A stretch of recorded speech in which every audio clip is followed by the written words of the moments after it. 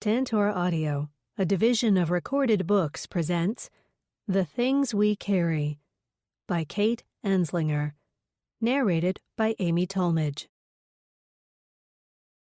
1. After, April 2021. Lauren. My eyes tear open with a start. Buzz, buzz, buzz. I slap a hand on the nightstand, my palm landing on the dancing phone with impressive aim. 12:30 a.m. The time glows on the screen, teasing my thoughts. Like any mother of two teenage daughters, I'm thrown into the worst-case scenarios, and a parade of tragic moments march through my head like soldiers in formation. Rape, drugs, alcohol, accident. 30 minutes past Lily's curfew. Maybe she's stranded somewhere and needs a ride. She is the only one of her friends who doesn't sample sips of alcohol at the high school parties, or so she says. The truth is, I believe her. She's always been so disciplined, so self-aware and organized, the straight-laced kid who sifts through the popular circles thanks to her good looks and outgoing personality. With one press of the green circle, a crackle comes through the receiver, followed by the stern vocal cords of a man, the voice of an authority. Mrs. Rivers. The title before my name catapults me upright, the quick movement sending 1,000 bubbles to my brain, followed by a wave of nausea. Yes, that's me. I push the words into the phone. Ryan, with lips parted, snores peacefully beside me, a sleeping trait that I'd grown used to in nearly 20 years of marriage. Tap, tap, tap. The wind outside pushes the branches against the glass in rapid succession. I focus on the sound, its soothing repetition easing the fear that's swelling inside me, as the next words hit my ear with blunt force.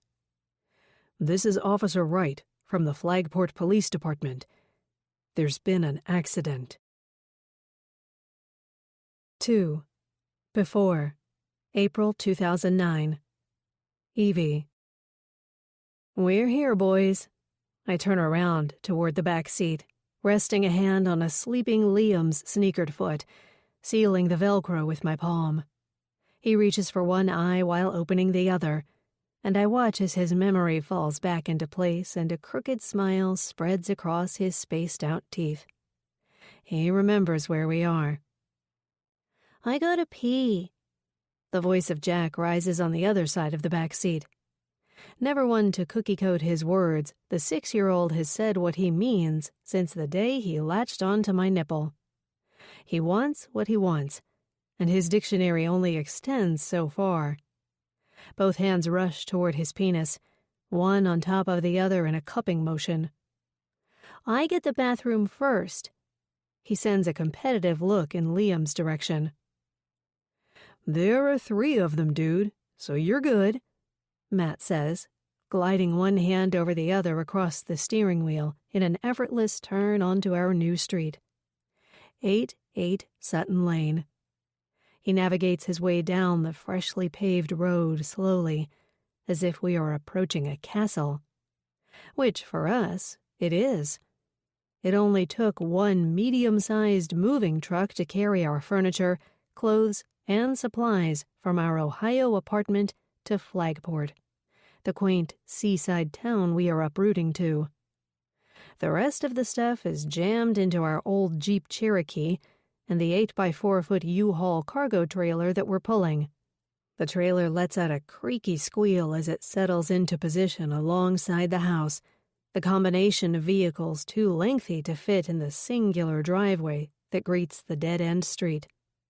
Henry, our aging golden retriever, pulls himself into a sitting position, ears erect, head tilted to the side, and 2 curious gems for eyes. It's better than I remember, I say, taking in the lilac trees that frame the front staircase of the house, the white mailbox that matches the white window boxes and shutters. Even though the beach is a half a mile down the road, the weathered gray shingles make me feel as if the house is perched on a cliff overlooking the ocean. While this is probably the smallest, most modest-looking home in Flagport, it is a mansion compared to where we were before. Matt rests a palm on my thigh, agreeing to my statement. As soon as the SUV stops, the four of us, along with random belongings and our golden retriever, fall out as if we are clowns emerging from a tiny car. It takes less than 30 seconds for a parade of trucks and Teenage Mutant Ninja Turtles to line the walkway that greets the side door that we've already decided will be our main entrance. The front door, in my opinion, isn't an option, as it faces Sutton Lane, and the side entrance is technically on the private way that is home to only a handful of houses. Who uses front doors anyway? Jack races to the entryway as Liam toddles behind. They stop at a pile of rocks and go to work lifting the rocks and moving them into a separate pile, like two mini construction workers managing a project. Jack, having forgotten that he had to pee just seconds ago, leads the excavation, and Liam follows, only half listening to his brother's directions.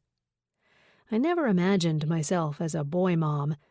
As an only child, I was raised alongside the girlfriends I collected at every military base my father's career moved us to, as if we had to stick together amid the overly male-populated military culture. Our entertainment was reliant on Barbie dolls, Cabbage Patch Kids, and the color pink.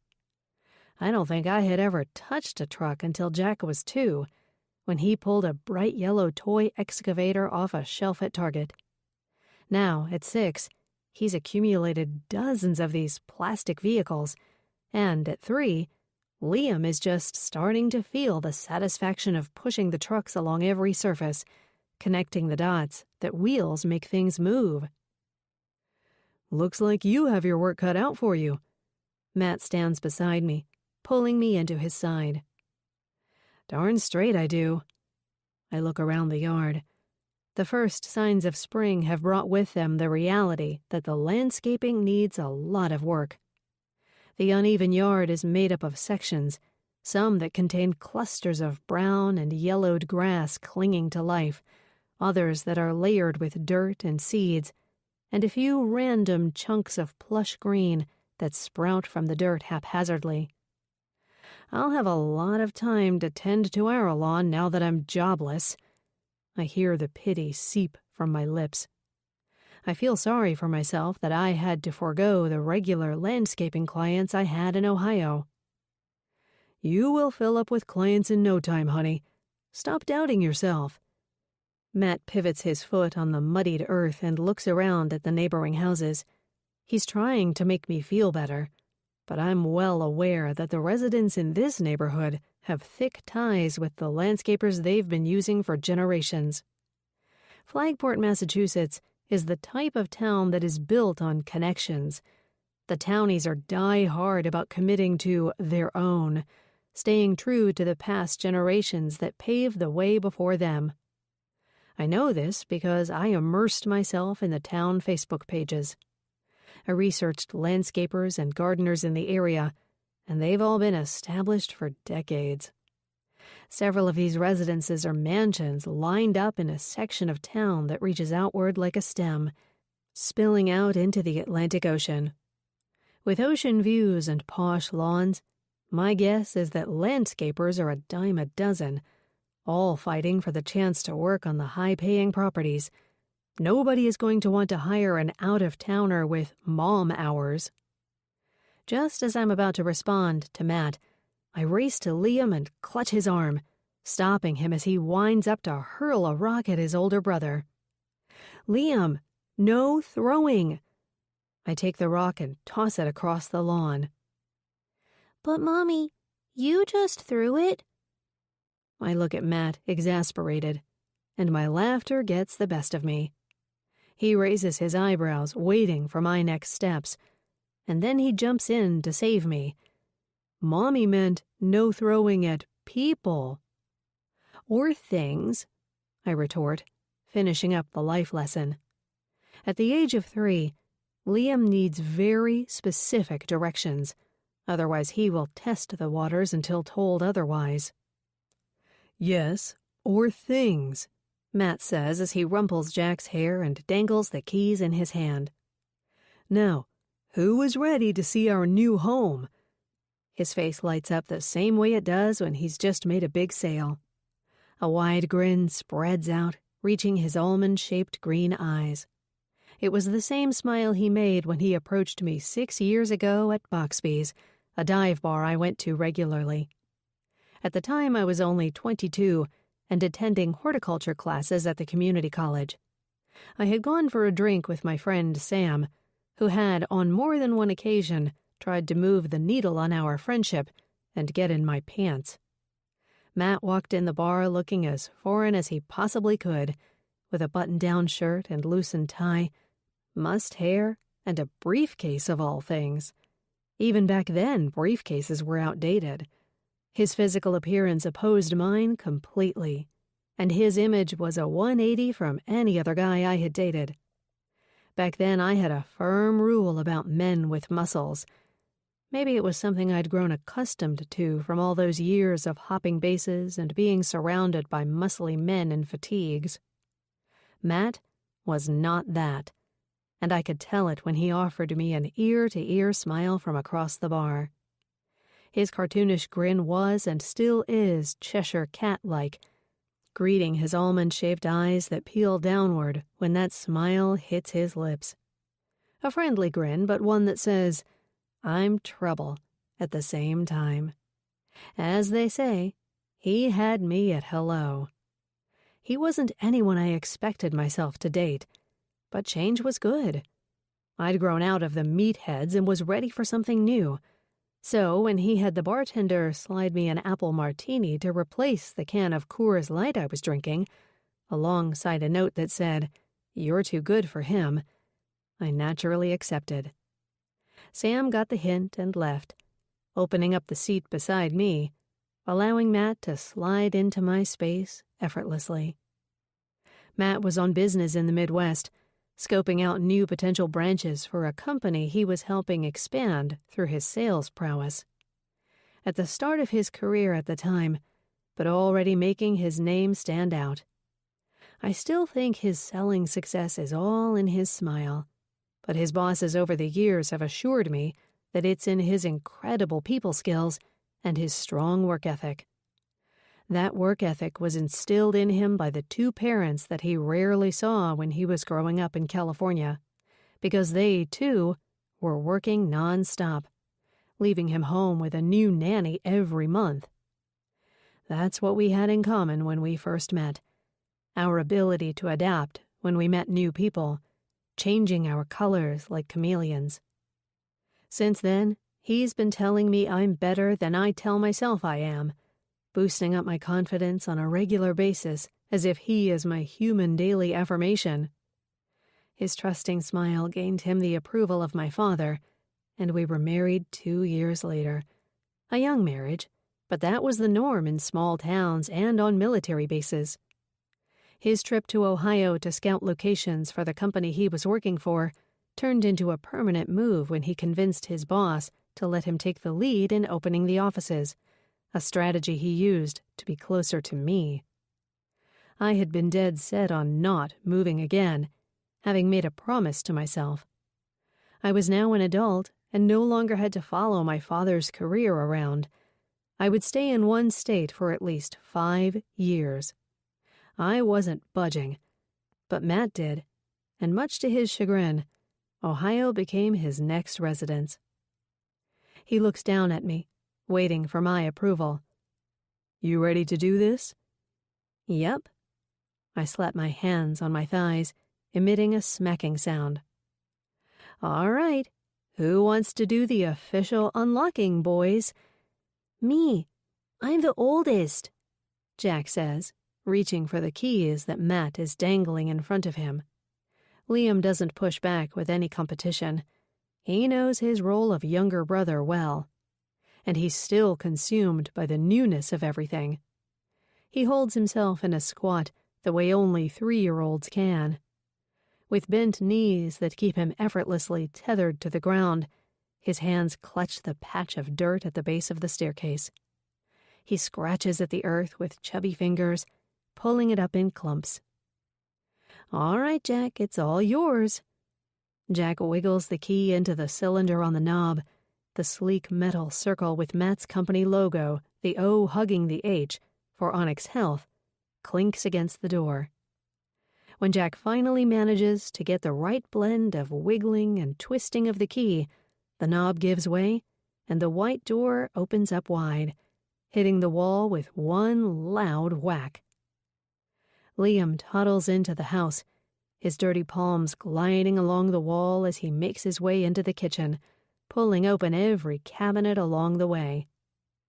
The house will need some updates, but thankfully they're mostly cosmetic. It seems bigger in here now. I rest my palm on the dark granite island anchored at the center of the large kitchen. This room is the reason why we bought the house. Unlike my own childhood, I wanted to make sure my family was sitting at the same dinner table every night. It was mostly my mom and I, while Dad was deployed or working late. It probably helps that the gaudy furniture is all moved out. Matt lets the backpack he's carrying slide off his shoulder and onto the tiled floor. In 2 strides, he's embracing me, pulling me into his chest. "Welcome home, Mrs. Sullivan." By the time we wrap up unpacking for the day, it's early evening and the temperature has dipped, but Matt is still sweating from the repetitive hefting of boxes. "Is that it?" I ask, looking into the empty trailer. "Is that it?" Matt holds his arms up, showing off 2 circles of sweat beneath his armpits. "Okay, so maybe you had the heavy lifting, but my job was no cakewalk." I cross my arms and sit on the bumper of the trailer, giving myself a minute to take in our new surroundings, while the boys make a fort out of empty boxes on the grass. On the opposite side of the street, the trees serve as a privacy fence for the neighbor's yard. The only thing I can see is a string of lights that hang from a pergola, which I'm assuming is a patio area. A little girl's voice pierces the air, words strung together and softened like a song. And as if on cue, Jack catapults off the grass and darts across the street. "Jack!" I march across the street after him, continuing my rant as I go. "You can't just run across the street. What have we said about looking both ways?" I place my hands on his shoulders and spin him toward me like a puppet. This isn't the first time I've had to physically move him to teach him how to do something. His body is limp as I go through the motions. I can tell his mind is elsewhere. The little girl's voice is getting closer, and I watch as his eyes move, left to right, up and down, his thoughts following closely behind. Gripping his bony shoulders, I start to direct him back across the street when the little girl appears like an apparition between 2 arborvitaes. "Hi, I'm Lily." Jack turns back, detaching himself from my grip. As his mother, I know every detail of his life, including the fact that he has known what he wanted since the day he was born. When he was learning to walk, I would watch him persist, pulling himself up off the floor like it was a sport. The boy is naturally determined, dead set on what he wants, and at this moment, he wants to meet this little girl, a new friend for him to add to the collection that he left behind in Ohio. He takes 2 more steps. The lace of one untied shoe trails behind him, and for a second I pray that he doesn't trip, the side of me that is still scarred from my own self-conscious childhood. I was never the cool kid, but I'm certain that Jack will be. I'm even certain that he'll have no problems recovering even if he did fall. Like Matt, he'd probably have some charming quip that would bounce him back from any embarrassment he did feel. Living with these 2 is like being a wallflower watching the popular kids dance effortlessly on the dance floor. "Hi, I'm Jack." They stand inches apart, assessing one another until the sound of a screen door slams shut. "Lily, what are you doing?" Lily rocks back and forth, pushing aside a curtain of dirty blonde hair that conceals one cat-shaped blue eye. "I'm over here, Mama, with Jack." She says the words as if the two have been best friends for a lifetime. Jack kicks at the dirt beneath the tree, loosening a chunk of earth. He bends down and holds up a shiny piece of rock in front of Lily. "This is Micah. It's good luck." "It is? Is it magic?" Jack holds the piece of earth out to her. I wonder if he'll be this smooth with the ladies when he's in college. "Lily, it's almost time for dinner." A woman with a chubby tot on her hip steps forward, standing behind Lily. She looks around, startled by our presence. Oh my goodness. I'm so sorry. I didn't know you were really talking to someone." She rests a careful hand on the back of Lily's head. She pushes herself up onto the tips of her toes, craning her neck behind us. "Oh, you must be the new neighbors. Welcome. I'm so sorry." She cups a hand around her mouth and whispers, "Sorry, it's just Lily has been having some chats with imaginary friends, and I didn't realize she was actually talking to real-life humans this time." She winks a blue eye that is as feline-looking as her daughter's. "I'm Lauren Rivers. It's so nice to meet you. We've certainly been looking forward to having some other kiddos in the neighborhood, haven't we, Lil?" Before I can respond, Jack follows Lily into the trees, and the two of them wander off before I can stop him. "I'm Evie. It's nice to meet you." I watch over her shoulder as Jack slips easily into the role of a puppy dog on all fours, while Lily pretends to lead him around. If this is any premonition of his future relationships, I'm going to have to look out for him. "Sorry, she has a tendency to take over. I guess that's part of being the oldest sibling." She adjusts the toddler on her hip and pushes a sweep of pale blonde hair out of the child's face. "This is her little sister, Piper." Right away, I'm drawn to the little girl. She stares at me with round blue eyes accented by eyebrows that are several shades darker than her hair color. I decide that her blonde hair will be left behind and she'll be a brunette in just a few years.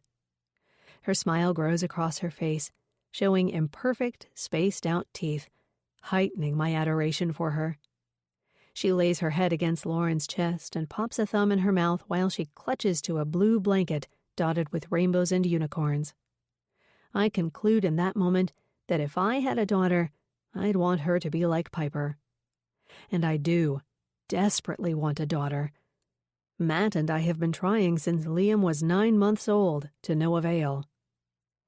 "Well, Piper, I have a little boy who might want to play with you sometime," I say. "Wait, you have another one?" Lauren asks, looking around as if I'm hiding candy. "Yes, and he's just about your age, Piper. Liam turned 3 last month." "Did you hear that, baby girl?" Lauren rests her nose on her daughter's temple. "How would you like a little friend to play with?" Right away, Piper grins. She's never really had a friend to play with. I guess Lily is always the one with the social life, and poor little Piper just tags along, so this will be good for her. Lauren looks around as if searching for someone else. "I'm sure you are exhausted from all the unpacking. Want to come over for a bit?" She adjusts Piper on her hip. I'm surprised by the invitation. Maybe people are nice here. I look around, feeling the pull across the street. I should be helping Matt unpack, or at least keeping Liam in line while boxes get shuffled around. But I decide in that moment that this move is his doing, so he can bear the brunt of it for a few minutes. Their house is on the other side of the small dead-end terrace that we share, an extension of Sutton Lane. Sure, I could use a break. Lauren turns and I follow, the sound of Lily and Jack's voices getting closer. We pass through a wide cobblestone driveway, the neutral color rocks rising and falling in a way that makes it feel as if we're walking across a Parisian street. The driveway is greeted by a pergola that is viewable from our driveway, the lights strung in a way that looks perfectly haphazard, dipping in one giant crisscross in the center, the cords miraculously all hidden from view, unlike the tangles and knots of the wires that held our modest light setup in the miniature garden area of our apartment. It had to be a top-notch electrician involved. The pergola is greeted by matching cobblestone steps that wind down and give way to a plush green lawn, where Jack and Lily are currently kicking their shoes off and climbing into a bounce house. A zipline cord runs the length of the posh yard, cutting through the center and ending at a landing pad made of an assortment of mats. The entire yard is marked by entertainment. A smaller bounce house sits in another corner of the yard, and a rectangular sandbox, framed by low, colorful wooden benches, is in another corner. 4 cobblestone pathways lead up to the sandbox from each corner of the yard. Along the pathways are child-sized benches and chairs. "This yard is a child's paradise," I say as I follow Lauren to a patio that overlooks it all, complete with an outdoor kitchen, a bar that backs up to the rear of the house, and no shortage of sections to sit and socialize. The theme is gray and white. 4 white Adirondack chairs circle a silver gas fire pit on the lawn, the perfect setting for a gathering in the cooler months. Outside the kitchen, a patio sectional that is bigger than the one in my living room circles a stone table, 2 outdoor heaters standing erect on each end. It's hard not to gawk. The place is beautiful, straight out of a home and garden magazine. And I take it this is the adult's paradise. Lauren lets out a laugh that I notice doesn't meet her eyes when she looks back at me. "This is all my husband's doing. I can't take credit for this one." "Did he design and build it?" She laughs again as she slips down into a patio chair and places Piper on a seashell-patterned outdoor carpet that sits beneath the coffee table and expands beyond the set. Shades of blue, green, and gray swirl together, punched with white seashells that enhance the other white furniture and decor. "Oh God, no. He has friends in the building business and put them to work. It was a huge pain in the rear, though. I mean, our yard was hardly usable for months." I look around the expansive chunk of land and then upward toward the house which towers over us. My gaze takes in another set of lights, seemingly strung from nowhere, creating the perfect party atmosphere. I force myself to lift my chin, closing my jaw. Surely she hears just how gorgeous this yard is all the time. "I'm guessing you spend a lot of time back here." "The kids do, and when we have parties, of course, we always spill out of the house and back here." "I can imagine. I don't think I'd ever be inside if I lived here." Lauren leans forward and gently tucks one of Piper's loose blonde strands behind her tiny ear. "So where are you guys from, anyways?" "Ohio. Well, that's where we lived before here, anyways. Matt is from California originally. I'm from, well, everywhere. Military brat." She nods, but I'm not sure she understands the meaning behind the term. "Are your parents in Ohio still?" "Yep. And then I do what I'm best at. I transfer the spotlight back on her." "What about your parents? Where are they?" "Oh, still in town. Die-hard flaggers." She rolls her eyes, but I'm guessing that's the term she's adopted for herself as well, because she's still here. It's then that I pick up on her perfectly aligned white teeth, the lips a tad too plump for the structure of her face. She's had work done, but not in a way that is overly done and laughable. Instead, it's classy, like her laugh, carefully managed like the skinny jeans that mold to her body and land just above her ankle bone in a way that would make me argue that they were made just for her. I wonder if she has her jeans tailored. Her pale green cotton shirt falls effortlessly off a tan shoulder, revealing a collarbone that is decorated with a shiny silver chain, a collection of birthstones lined up on her bronzed skin. Based on her daughter's pale skin tone, it's unlikely that her tan is natural, But again, it's done in a way that looks unflawed. Her wrists aren't marked by excess sunless tanner. There are no questionable unblended areas, nor are there any shades of orange peeking through, like the over-the-counter tanners my pale friends have used in the past. Thank God my skin maintains a creamy bronze sheen in the summer months and holds on to the sun exposure I get from landscaping. "Evie!" Matt's voice marks the air between me and Lauren, calling out to me like I'm a lost puppy dog. Shit, he caught me taking a break. I cover my mouth immediately, reminded by Piper's innocence. I'm so sorry, I've got a thing with swearing. I never realized how bad I was until I had children. I'm immediately ashamed. I jump to the assumption that Lauren doesn't swear. Rich people don't swear. They carry themselves with poise and spin etiquette in the conversation any chance they get. Don't apologize on my behalf. Her daddy's got a trucker's mouth, so she's heard worse.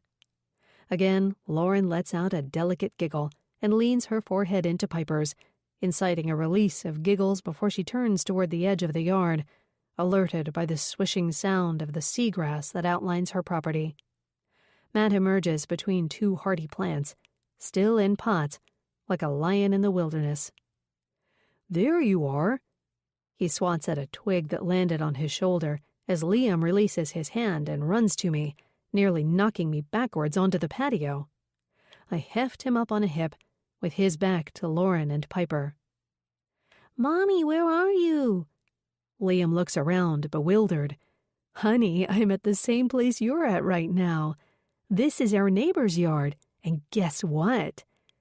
His eyes expand into two saucers. "What?" "They have a daughter your age. This is Piper." I angle my body so he is facing the strangers standing behind him. He burrows into my chest, but keeps one eye peeking out toward them, curious but cautious. "Wow, this yard is beautiful," Matt announces, stepping forward. He keeps his hands low on his hips and takes in the view, accompanying it with a low whistle of approval. I'm never embarrassed by my husband, but at this moment, I feel my face growing hot. Based on the casual way Lauren has spoken of her model yard, I imagine this was just considered a minor upgrade. Yet Matt is whistling like a brand new car just pulled up in front of him, making a big deal out of it. And some warped side of me is silently scolding him, as if his whistles will peel down a layer of our own family's finances. "I'm Lauren." She steps forward and extends a hand, releasing her grip from Piper's bum. Again, I feel like an idiot for failing to introduce them. "Oh, hey, sorry." He accepts her hand and shakes it firmly while making sure to acknowledge how adorable Piper is. "Thank you. It's nice meeting you. I was just telling Evie how nice it will be to have neighbors with little ones. Did you move here for work?" "Yes, it's my fault." Matt shrugs his shoulders and displays a guilty expression on his face. "What is it you do, Matt?" "I work for Onyx Health. It's a startup that designed an app used for fitness facilities and personal use, so I'll be tackling the sales in the Northeast region." "Wow." Lauren's blue eyes grow wide, the first signs of excitement arriving on her face since I'd met her moments before. "Well, I'd love to hear more, and I'm sure my husband Ryan would as well. We're always interested in learning about new products and investment opportunities." Matt's face lights up at the sound of investment opportunities. Having been in the startup world for the past few years, he's seen the good and bad in funding, and it was always a good sign when someone with money wanted to take a chance on a product. I can see the potential churning in his thoughts. "Absolutely. I'm pretty sure our CEO has some future prototypes up his sleeve, too. I'd love to talk to you about them and gauge your interest." "Daddy!" Jack comes barreling up the lawn with Lily in his wake. Without slowing down, he crashes into Matt. "Did you see this yard, Dad? They have a zip line." "I did, dude. It's awesome." Matt transitions into boy dad mode, acting as if he is one of them and slipping back to his own youth with ease. We should probably get back to unpacking, though. I turned toward Lauren. I'm sorry for completely crashing your yard here. It was so nice meeting you. Oh gosh, our house is like a revolving door, so never worry about crashing anything over here. Lily's playdate schedule is busier than my social calendar, so we're pretty used to having kids here non-stop. With a lift of her voice, she addresses Jack and Liam. And boys, I gotta say, we have a pretty darn good snack cabinet inside. I'm sure my girls would love to have you boys over for a playdate and picnic sometime. Jack bounces up and down like a jumping bean as Liam follows his lead. Can we, Mommy, please? Both boys' voices dance together in begs and pleads. I'm sure we can schedule something, guys. I start to herd them toward the seagrass path Matt came through. How about tonight? Lauren stops me in my tracks. For a playdate? For a cocktail hour / playdate / get-to-know-your-neighbors gathering, Lauren says matter-of-factly, with raised eyebrows as she sets Piper down on the patio. Before I can respond, Matt says, Sure. I'm certain he still has the idea of potential investors swirling through his mind. Yes! Jack pulls his elbow into his side in a satisfactory win. Say, Lauren looks down at her watch, 6:30? Ryan will be home by then and I'll have these two fed. I look around at my 3 agreeing boys. Sounds great. The trek from the patio to the edge of the property makes me realize just how colossal their yard really is. Blades of grass reach up and tickle the bare skin that peeks out from my casual sneakers, my footprint cushioned by the hardy lawn. As the 4 of us push ourselves through the small path between the seagrass plants, Lauren's voice reaches us. Sorry about those plants. We have a landscaper who is supposed to put them in for us. At the word landscaper, Matt introduces me all over again. You've got a great landscaper right here. He motions to me. Evie makes her livelihood talking to plants and placing them perfectly. You're a landscaper? Lauren's eyes light up. Oh my, did you move in at the right time? We've got some good ones in town, but they're mostly on their way out, if you know what I mean. Let's talk more about this tonight. I could potentially have an entire client list for you in no time. 3. Before, April 2009. Lauren. I watch as our new neighbors cut through the seagrass and make their way back to the other side of the private terrace. They look like the perfect little family of 4. I liked Evie immediately. She isn't like my other friends. She seems unbothered by materialistic things. I could tell by her Target top that she either isn't interested or can't afford the pricey boutiques that line the main streets of Flagport. I don't think Evie will be purchasing a $100 cotton tee from Flair anytime in the near future. Evie Sullivan and her family aren't the norm here, and I knew it the second her house sign flipped from on sale to sold. I knew it when I learned it wasn't an investor who scooped up the property for a flip, and instead it was a couple who put a minimal down payment on the home. Having decades of life experience in this town and a family history that dates back over a century, I'm privy to things a newcomer will never have access to. My cousin Bryn was the real estate agent who sold the home and kept me in the know on every step of the Sullivans' move. I hate to admit that I took advantage of her newness to the real estate industry, and I pushed for more details about the family who would be sharing a street with us. From Matt's career trajectory to the fact that their youngest son saw a behavior therapist briefly at the age of 2, I have grips on the little details it would take a normal person years to pull together. Matt grew up in California, skipped college, and Evie spent her childhood traveling the United States, living in Army base housing for 2-year stints. Fort Rucker, Alabama, Fort Benning, Georgia, Fort Leonard Wood, Missouri, Fort Hamilton, New York, Fort Sill, Oklahoma, Fort Irwin, California. And then there was Ohio, but I couldn't seem to find an army base there. At the age of 28, this girl's residential resume makes mine look incredibly boring. Movement, even when it's forced upon a person, makes them seem mysterious, as if they can pack up and leave a life behind at the drop of a dime.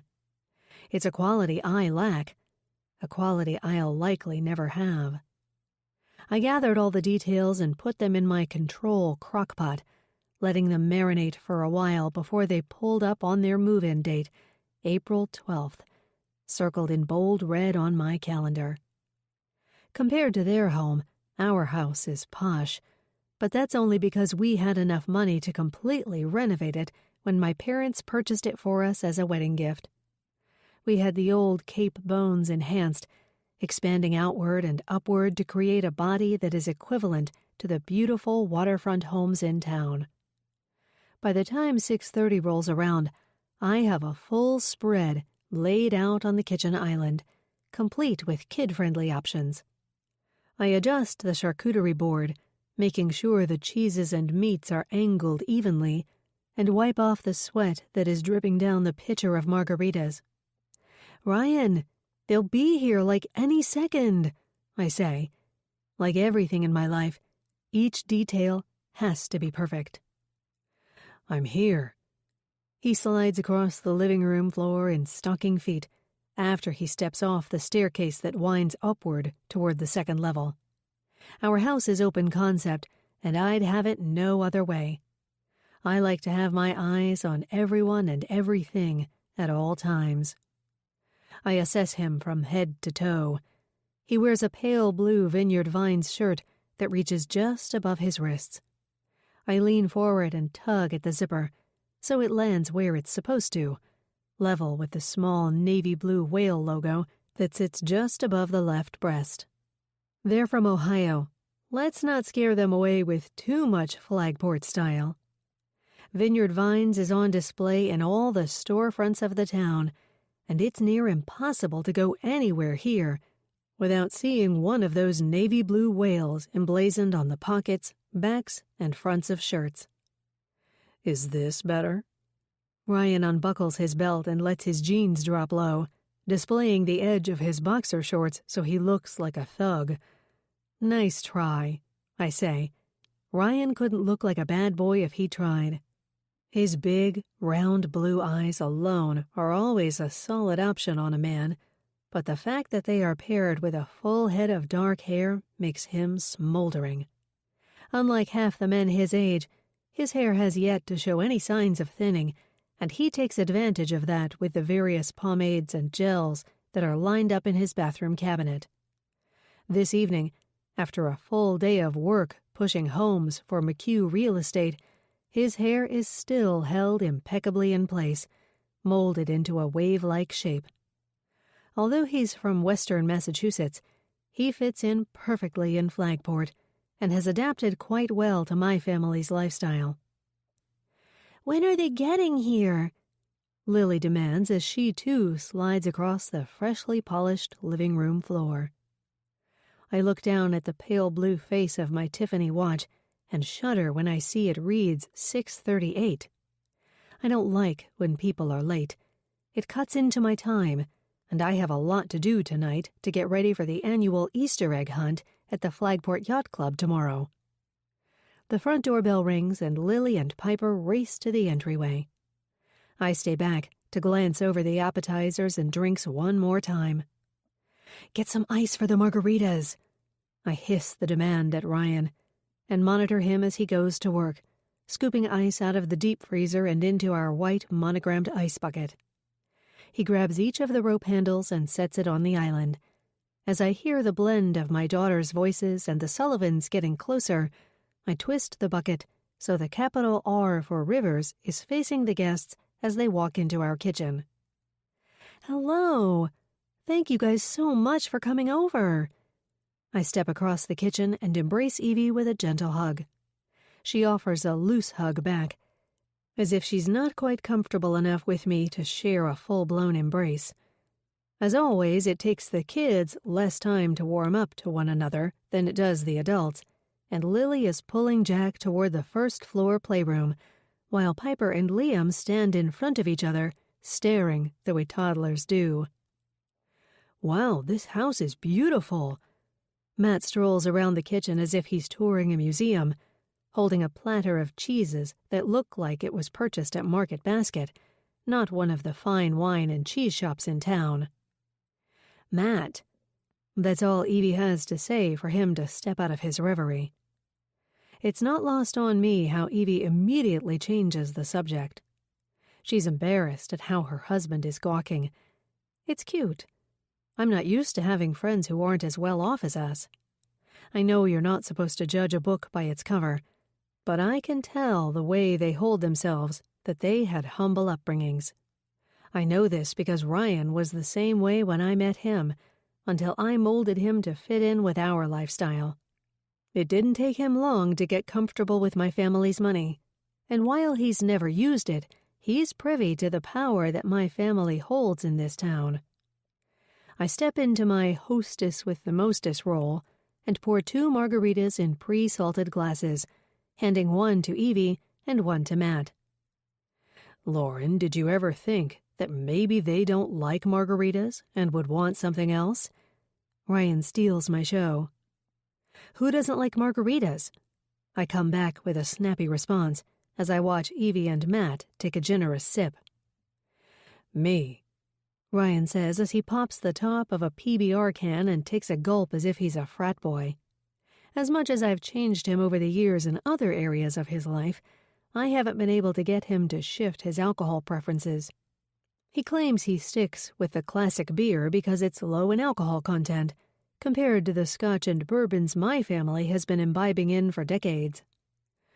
"No judgments here." Matt raises his glass to Ryan's PBR. I can tell they are going to be fast friends.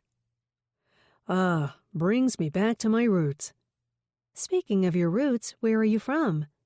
I pour my own margarita and gesture for them to sit at the massive island surrounded by white bar stools. I lean in, resting my chin on a fist, doing my best to act like I don't know their life story. "I was born and raised in California and landed in Ohio of all places when I locked eyes with this beauty." He leans toward Evie, who rolls her eyes. I ask more questions and pick up more tidbits that I didn't have access to on my internet searches and real estate connections. Like the way Matt still seems smitten by Evie after 6 years of marriage. How he bolsters her up every chance he gets with compliments and displays of affection as if it's his job to boost her confidence. Like the way she seems to feel uncomfortable and out of place, as if she's a fish out of water. I assumed she made fast friends since she traveled a lot, but there are a lot of layers that seem to shield her, like she has something to hide. 4. After. April 2021. Lauren. Ryan pushes through the emergency room doors with so much force that the accumulated snow flurries lift off the pavement and dance in the air like a newly shaken snow globe. "Piper, move!" For the 3rd time since we got the phone call, I've had to yell at my younger daughter. Like always, Piper is taking this urgent situation and moving at a snail's pace, showing no sense of purpose. It's been the way she has moved through life since the day she was born, never with determination, but instead with a turtle-like gait, her free-spirited head tipped back, looking up at the sky, unaware of anything going on around her. She's a dreamer to a fault. Over the years, my impatience has run thin with the young girl's wandering ways, but luckily, Ryan has found a way to stay in stride with her offbeat outlook on life. He slows his stride and falls back. "You go. I'll catch up." Her brooding expression loosens up, freeing up a crooked smile as he grabs her hand, tugging her forward. Daddy can do no wrong. It was as if he single-handedly raised Piper, and I single-handedly raised Lily. The differences between the girls split in half like a river cutting through 2 towns. The rapid waters are me and Ryan, somehow molding ourselves to fit our daughter's opposing personalities. I had only been in the hospital at this hour one other time in my life. The waiting room is unexpectedly busy. A child coughing into his mother's chest, a weary 20-something man, and a family of 4 in quiet deliberation, an aura of worry wrapped around their tight circle. The woman behind the desk bites down on a granola bar, holding it in place between her teeth as she straightens out a handful of files on her desk. How can she be so calm while there is a young girl somewhere in this hospital who has been in a car accident? I want to scream at the woman, shake her until she tells me what happened to Lily. Hello? I pull my shoulders back, put on a presentable face like my parents taught me so many years ago. Always look confident, no matter how you feel inside. The woman looks up, the granola bar still held tightly between her teeth. No apologetic smile, no nerves fluttering around causing her to drop the folders. She raises her eyebrows, questioning my presence. She obviously doesn't know who I am. My daughter, Lily Rivers, is in the emergency room. I just got a call. Can you please tell me what's going on? Catherine.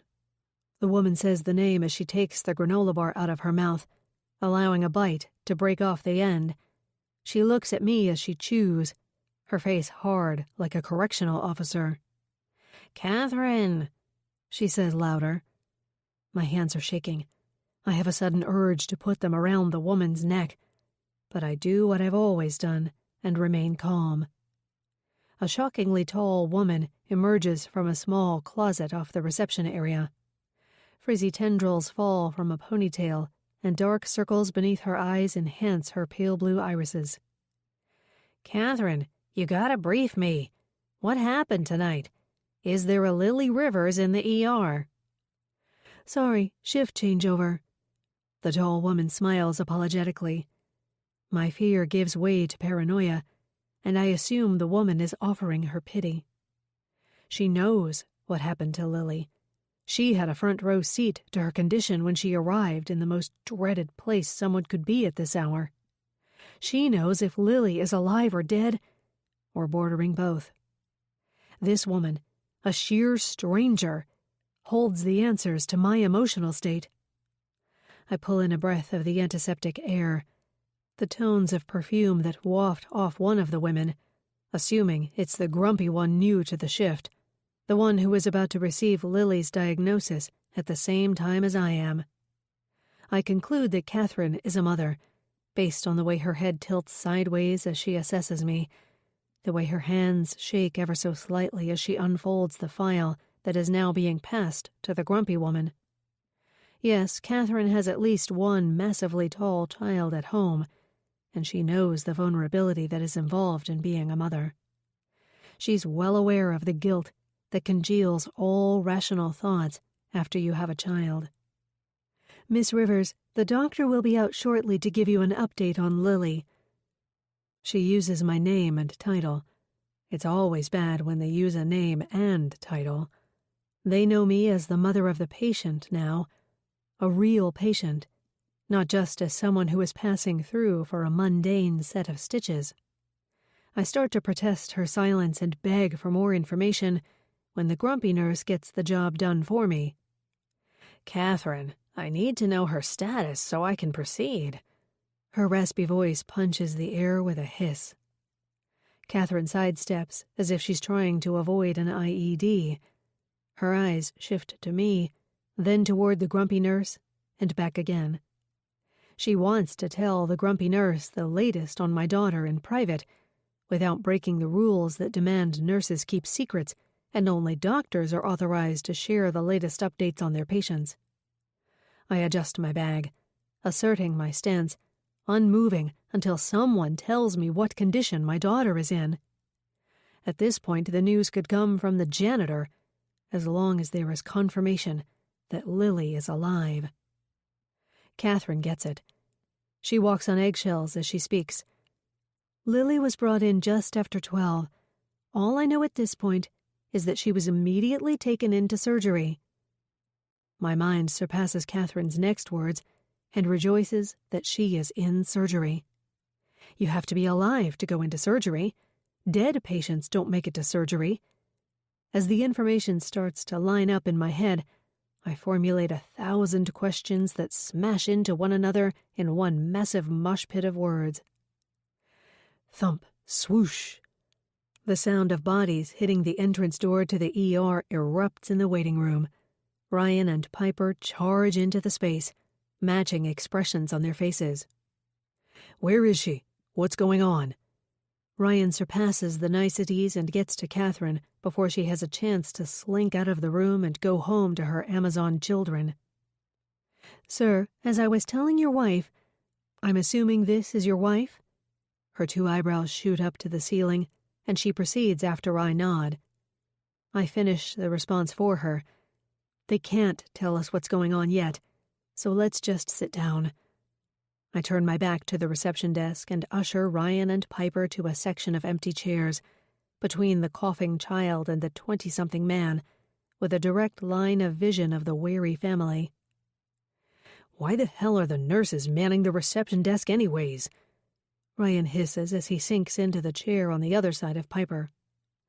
I know exactly why. It's the same reason why there were no receptionists the last time I was in the emergency room at this hour. They are understaffed. They are always understaffed in this department. I share my insight and reach for Piper's hand. It's sweating, despite the cold temperature in the waiting area caused by the drafts that have been sneaking in every time the doors open. Another burst of air thrusts into the room, surrounding the 3 of us like a cloak. A wave of frustration passes over me. The cold air feels good, and I'm annoyed with myself for thinking about my own comfort in a moment like this. And then, just like that, my frustration is replaced with surprise. Standing in front of me is our neighbor, Matt Sullivan, and his 2 sons, Jack and Liam, the neighbors who have become our closest friends over the years. Matt! I stand and start toward him, readying myself to fall into a consoling hug, grateful that they showed up for what might be the most tragic moment of our lives. He wipes at a red-rimmed eye and darts toward the reception desk. Matt, we already talked to them. They don't have any information yet, I say, as I look around the room for his wife, my best friend, Evie. Ryan stands behind me now, his breath producing a hot blast of air on the back of my neck, counteracting the cold gust that is still circulating in the room. Matt ignores me and proceeds to question the grumpy nurse. I just got a call that my wife, Evie Sullivan, has been in an accident. 5. Before, March 2010. Evie. We've only been living in Flagport just over a year, but we've already been to a dozen gatherings at the Rivers house. Sometimes I think that our home mortgage came with a built-in social life. Lauren and Ryan have welcomed us to every event they've hosted, and so far, we've only declined 1 invite. That was when Liam wasn't feeling well, and I was too worried about spreading germs to their guests. Sometimes their invites came in passing, while Matt and Ryan were conversing at the mailboxes, and other times they came tucked in nicely embellished envelopes, annotating the official start and end time of the party, along with a preferred dress code. These were usually the ones that the kids weren't invited to. At first, my insecurity saw past these invitations, and I assumed they were only asking us because we lived across the street. After all, how could they not invite us when they had a 5-person band and a dance floor that had to be delivered by a truck that was parked in front of our house? Of course they invited us. It would be incredibly rude not to. I would rattle off the various scenarios that forced them to share their party with us to Matt, allowing my self-doubt to sneak in. Surely it wasn't because they actually liked us. But they really did like us. I could see it in the way they opened their circle of friends, sharing phone numbers of the boy moms and dads so we could set up play dates, bringing over extras on the occasions when they had a chef muster up meals in their cutting-edge kitchen. And then there was the time when they offered to feed Liam's new goldfish while we went to Ohio for a quick weekend to visit my mom. I never once saw them emit the signs of uninterested neighbor. I never caught them racing to their silver Land Rover SUV, ducking heads to avoid us. Even in their most rushed family outings, they took the time to engage in small talk if we happened to be in the driveway, which was perpendicular to theirs on the opposite side of the street. Over the months, our individual driveways have turned into meeting spots for our children. The 4 kids gathered together, concocting plans for sunny afternoons. Liam and Piper always trailing behind Lily and Jack like minions during long play dates that would inevitably end with the 4 of us clinking glasses at an impromptu backyard happy hour. Our weekdays, weekends, and social highlights had included them more times than not. Their event attendees consisted of parents who had the same aged children as ours and a few single stragglers from Lauren's childhood. Flaggers is what they called them. If you were born and raised in the town, you were considered a flagger. If not, there was no hope of you becoming a flagger. The title would only hit your family if a future generation was actually born into the town. If Jack and Liam decided to stay here, their kids would officially be flaggers. Until then, we would be known as outsiders, although I've never felt more like an insider in my entire life.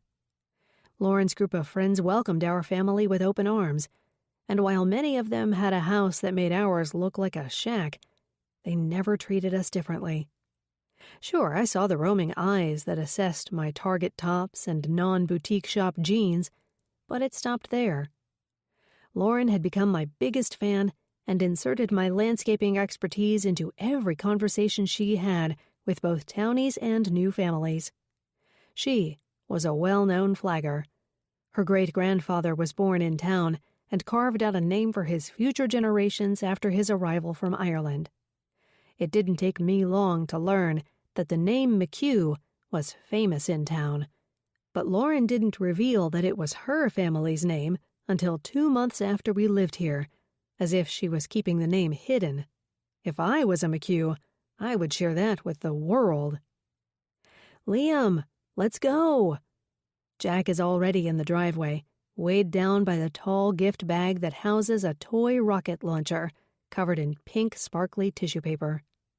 He claimed that Lily wanted it more than anything for her 8th birthday, and he would know, since he'd been with the girl nearly every day since we moved to 88 Sutton Lane. Matt joins me at the small side porch that greets our driveway, echoing my beckoning for Liam. Liam, get down here now. With lips pinched together, Matt shakes his head at me. That kid is gonna be the death of me. Liam doesn't listen, but I always have to remind myself that he's still only 4, a stage when boys have 0 attention span and get distracted by moving bugs and roaring engines. It's hard for both of us, since Jack came out of the womb with a fondness for sleep, a natural ability to take in his surroundings and assess before making a move. Liam was a walking tornado, spinning into every room with 0 control, his emotions lifting up and outward with no warning. At only 3, he was getting a reputation for dropping word groupings that were off the wall and described as bizarre by his daycare teacher. He certainly says what's on his mind, Miss Sophie had said, crediting his outbursts to a creative imagination. I held on to her assessment of his artistic wildness and pictured him being a famous innovator one day, but Matt's patience was thinning. Here. I turned to see Liam holding something wrapped in toilet paper and coloring book pages, and just like that, my frustration gives way to pure love, and I'm swept away by his big heart. Oh, buddy, what is that? I kneel down in front of him, analyzing the mystery package. He places it in my open palms, and I feel a mishmash of shapes beneath the paper. The object is hard and rounded on the edges. Can I take a peek? Yes. Liam reaches over and starts to peel up one corner, a section that is covered in one of Spider-Man's web shooters. I take over and hold the piece of furry tape up so I can see more. That is when I learn what my son has wrapped. I drop the package, the sound of bone hitting the decking, and press a palm to my mouth, looking over at Matt for help. What is it? He crouches down beside Liam, who is now lifting the package up to his chest like it's his most prized possession. It's some type of bone, I tell Matt, trying my best not to make a big deal out of it, hearing the pediatrician's voice in my head. Try not to make a big deal when Liam does things that we don't consider normal. It will only shine a light on it and make him insecure, or worse, drive him to seek more attention. Matt, now eye level with Liam, tries to grab the package out of his hands, but he's stopped when Liam pulls it to his chest and turns, running down the steps and across the street toward the Rivers house. Get him, I whisper-yell to Matt. If Liam shows up to their house with what could quite possibly be the bone of a dead dog, I'll be mortified. Jack drops the gift bag in the driveway and stops Liam before he gets to the seagrass that borders their lawn. The seagrass that I placed and accented with banana plants and jewel-toned dahlias when Lauren hired me to take over her old landscaper's duties.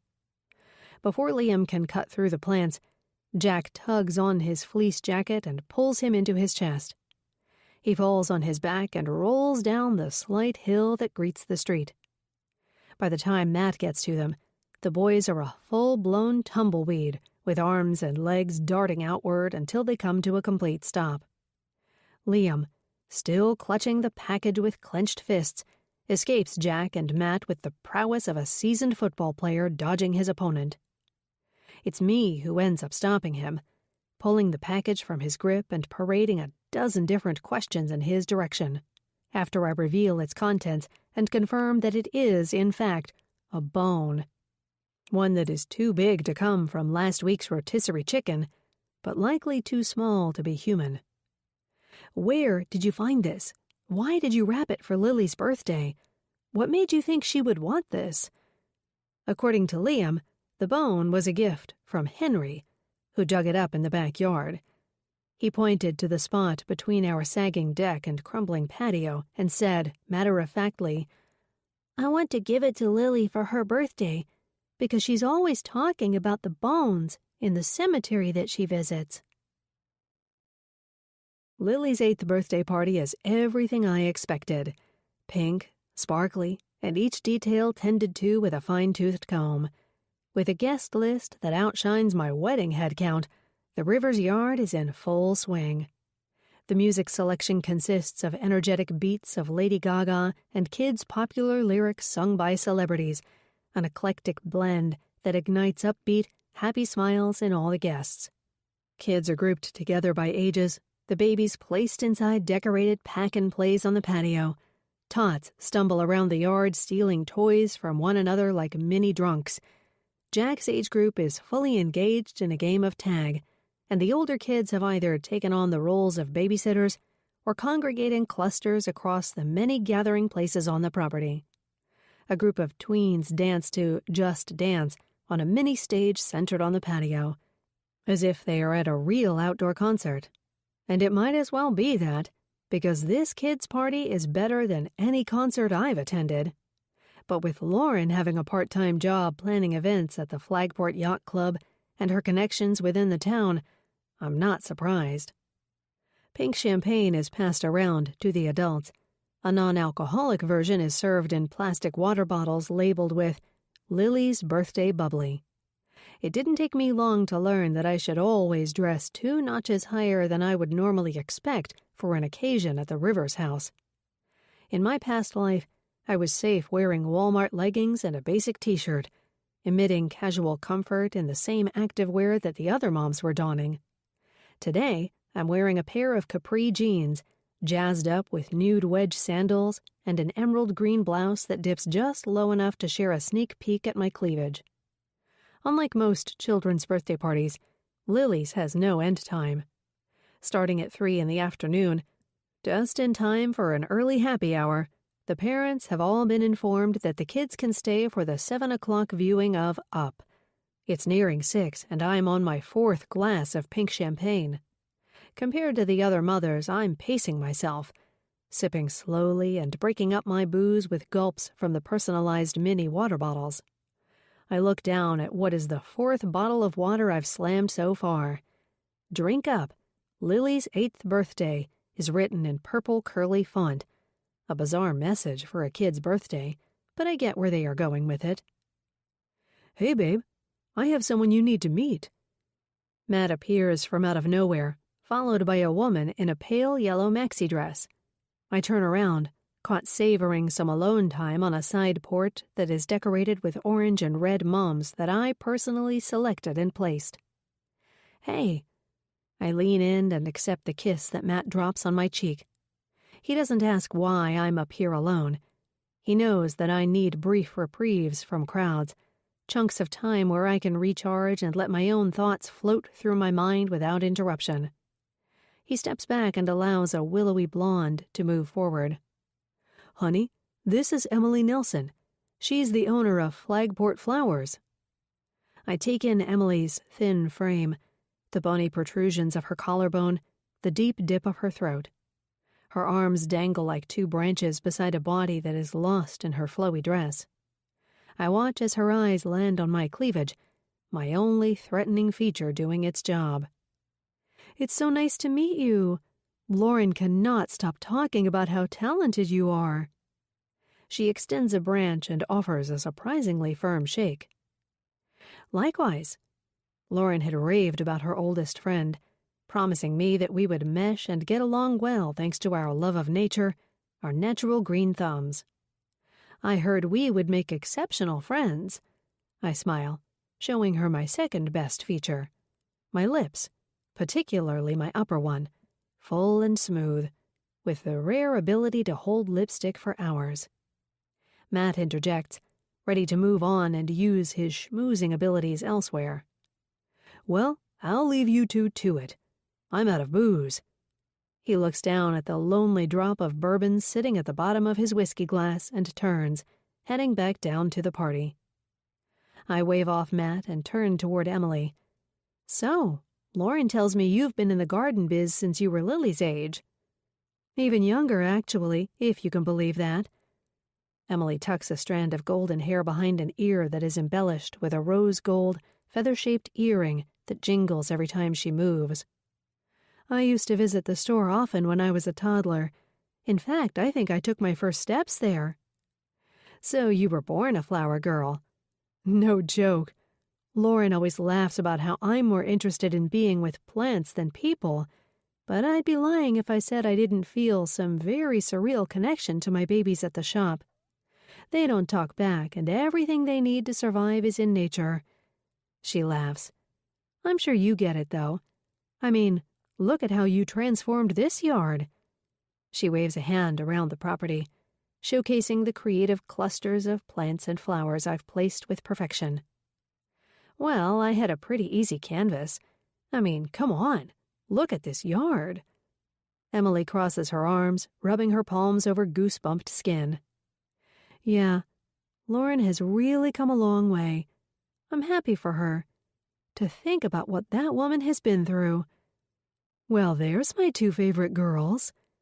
Lauren appears from one of the many pathways that spill from the yard to the driveway and the patio. But I'm still stuck on Emily's last words. What exactly has Lauren been through? 6. Before, October 2010. Lauren. Halfway through Lily's birthday party, I start to feel the tugging on my emotions. I shouldn't be here celebrating my daughter's birthday, getting tipsy with friends as we launch into another year of life for the child who made me a mother. I don't deserve this, but I play the role I was born into. I'm a McHugh, and that is something that will never change, much like the emotions and regrets that swirl inside my head every morning I wake up and tickle my brain every night as I try to get to sleep. I climb the stairs to the top deck where I can hear the low voices of Emily, my oldest friend, and Evie, my newest friend. I need to get to them before too much slips from Emily's lips. She's never known the full story, but I can't let her spill even a morsel of that memory from so many years ago. Evie is too good of a person to allow it to slide if she finds out the truth. She's spent her life under the protective wing of patriotic parents who followed the rules. I know this because I stared at her in awe when she recited some of the facts about her childhood. Her family lived in base housing, which consisted of 2 bedrooms in a ranch-style home that was decorated with Walmart furniture because they were never any place long enough to warrant moving quality furniture. Her father's dedication to the country spilled into how she was raised, and he and her mother steeped respect in Evie from a young age. You never lie, cheat, or steal, and you always show integrity in who you are. Those were her exact words. When I reach the middle of the steps, I hear Emily mentioning how I've come a long way, and I immediately take action. I'm tipsy but not drunk. I never allow myself to be drunk, but I can put on an act and make everyone think that I've loosened my leash on life for today. Just for today.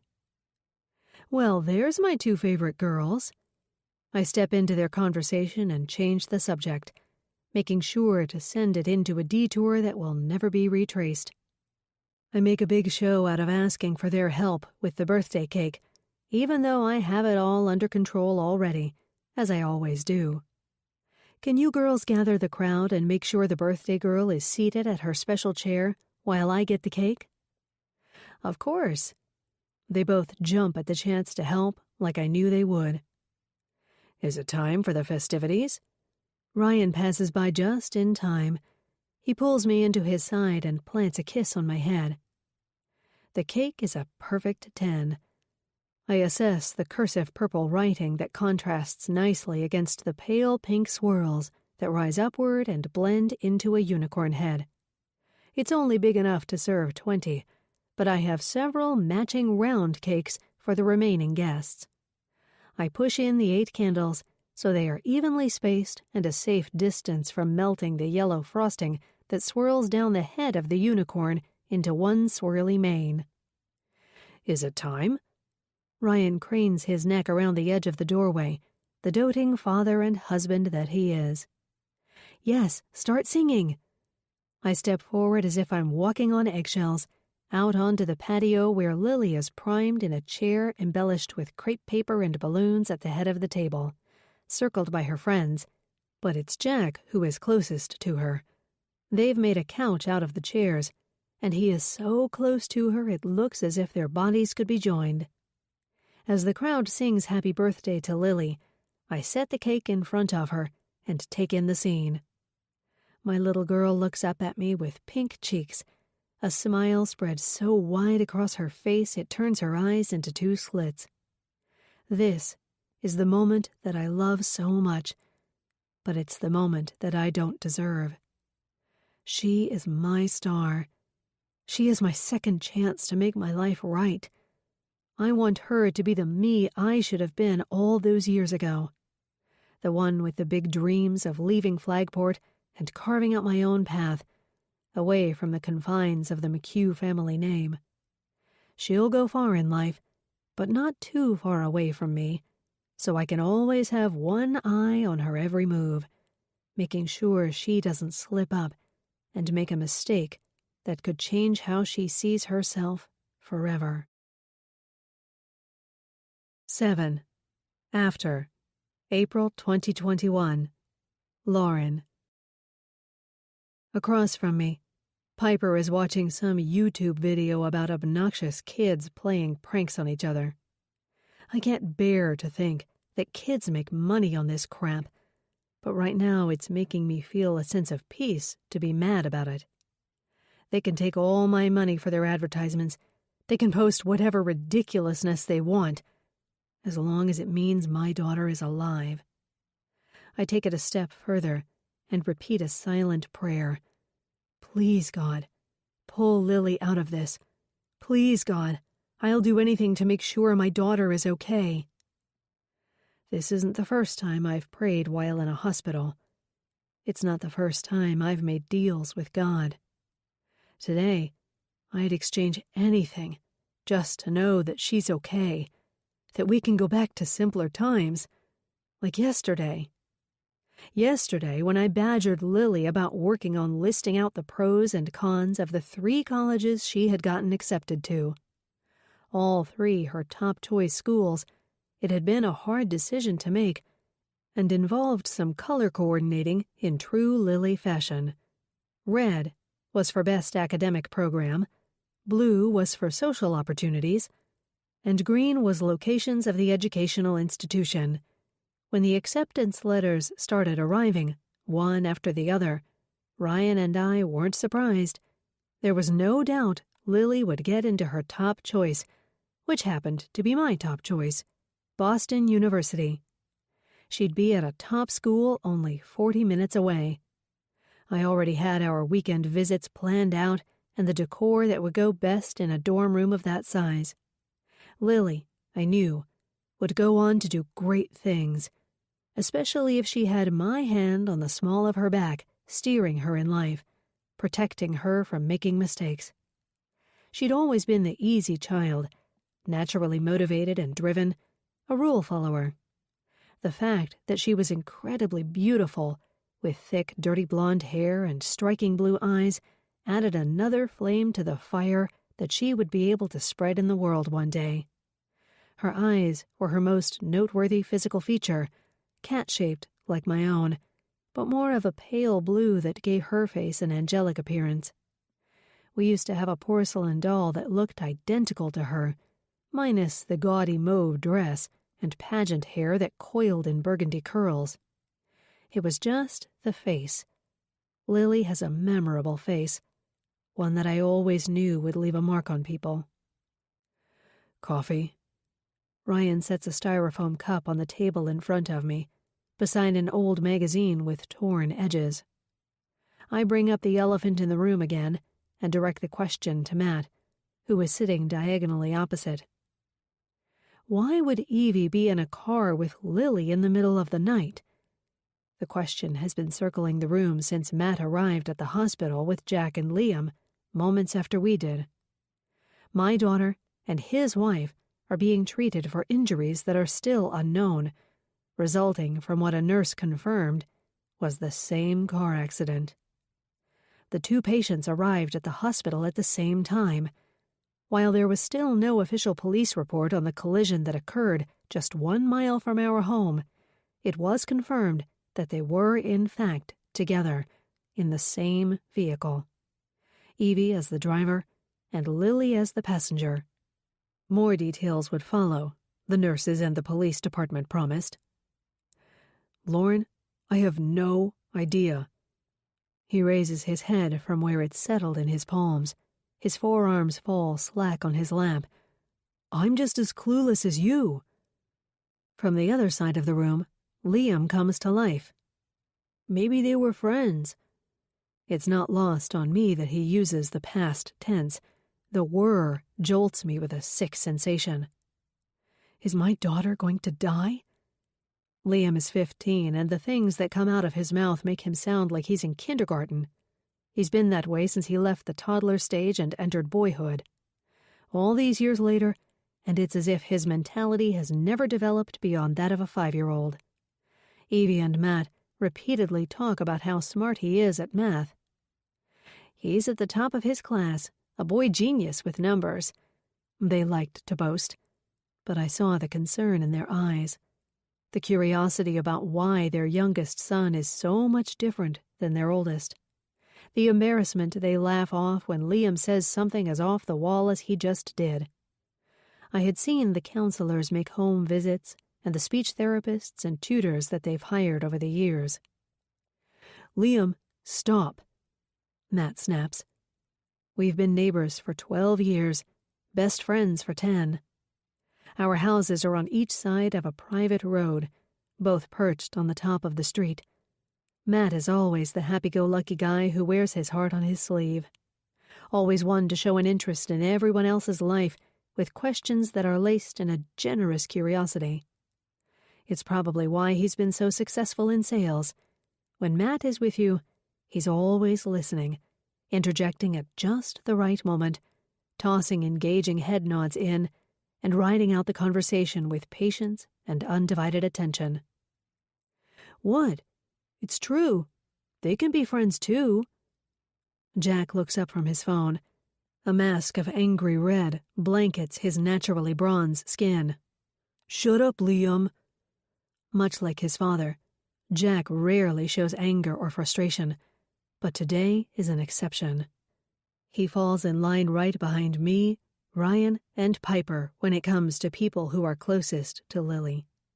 The two have been best friends since they met, and managed to maintain their friendship through elementary school, the awkward junior high years, and now, as seniors in high school, they are as tight as ever. But apparently not as tight as we thought, considering he wasn't the one driving Lily home last night. The two of them have served as each other's shoulder to cry on when inevitable teenage breakups surfaced. They were a team, and now his favorite teammate and his mother are in the hospital with diagnoses that we have yet to receive. A nurse wearing Red Sox scrubs pushes the door open. The fact that it's opening day for the team is completely lost on me, but that explains the news show that has been interviewing players on a constant loop on the television hung on the wall. We are close to Boston. That would make sense. Mrs. Rivers? The nurse looks through black-rimmed glasses as she pulls down her mask. Ryan grips my hand and glides up to a standing position beside me. A silent agreement fills the air between us. We are in this together. Piper arrives on the other side of me, closing in on our threesome. I let my gaze fall toward Matt, who is now standing, waiting for his name to be called. Is this about the accident? My wife was in the accident too. He runs a hand down his face and itches his chin, a nervous tick. The nurse looks down at a clipboard, lifts a sheet, and nods. I only have the information on Lily Rivers right now. I'm sorry, sir. Ryan steps forward, sensing the woman's confusion. 2 separate families in the waiting room. 1 major accident. What are the chances the patients were together? Knowing a little bit about how a hospital operates, I know that she may not have been here when the intake forms were filled out. That nurse may be long gone, sleeping off her midnight shift and having nightmares about the accident victims she treated the night prior. Ma'am, nurse... Ryan searches for a name tag. Jane McGinnis.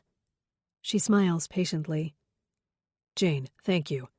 This is probably really confusing, but we're neighbors. Ryan waves a hand around the room, covering the section of the waiting room that they have taken over as their own. Matt Sullivan is Evie's husband, and she was in the accident with our daughter Lily.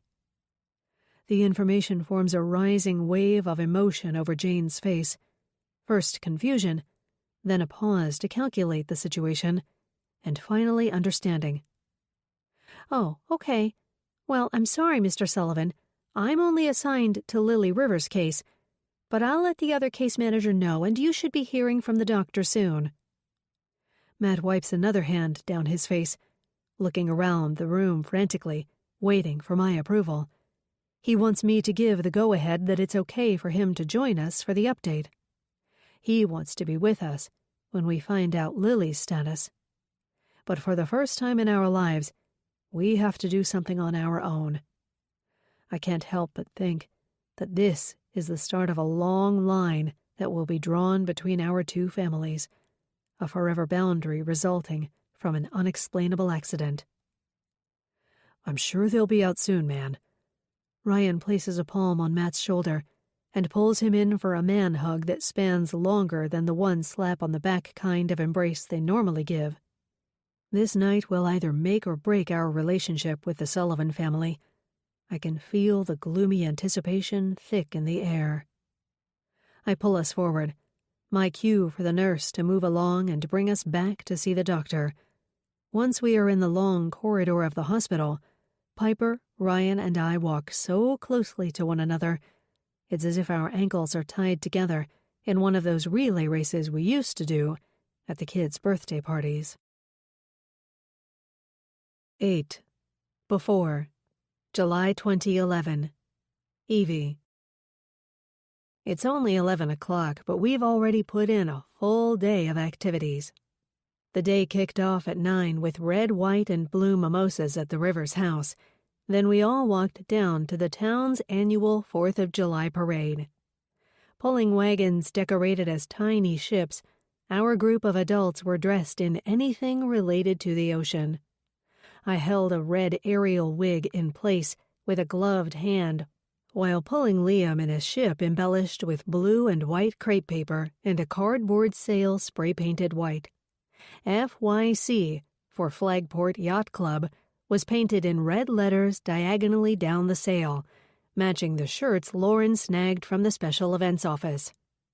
Lily and Jack marched ahead with a gaggle of other children, all wearing sailor caps and holding a mishmash of props, including fish poles, nets, lobster stuffed animals, and the infamous sea creatures from The Little Mermaid.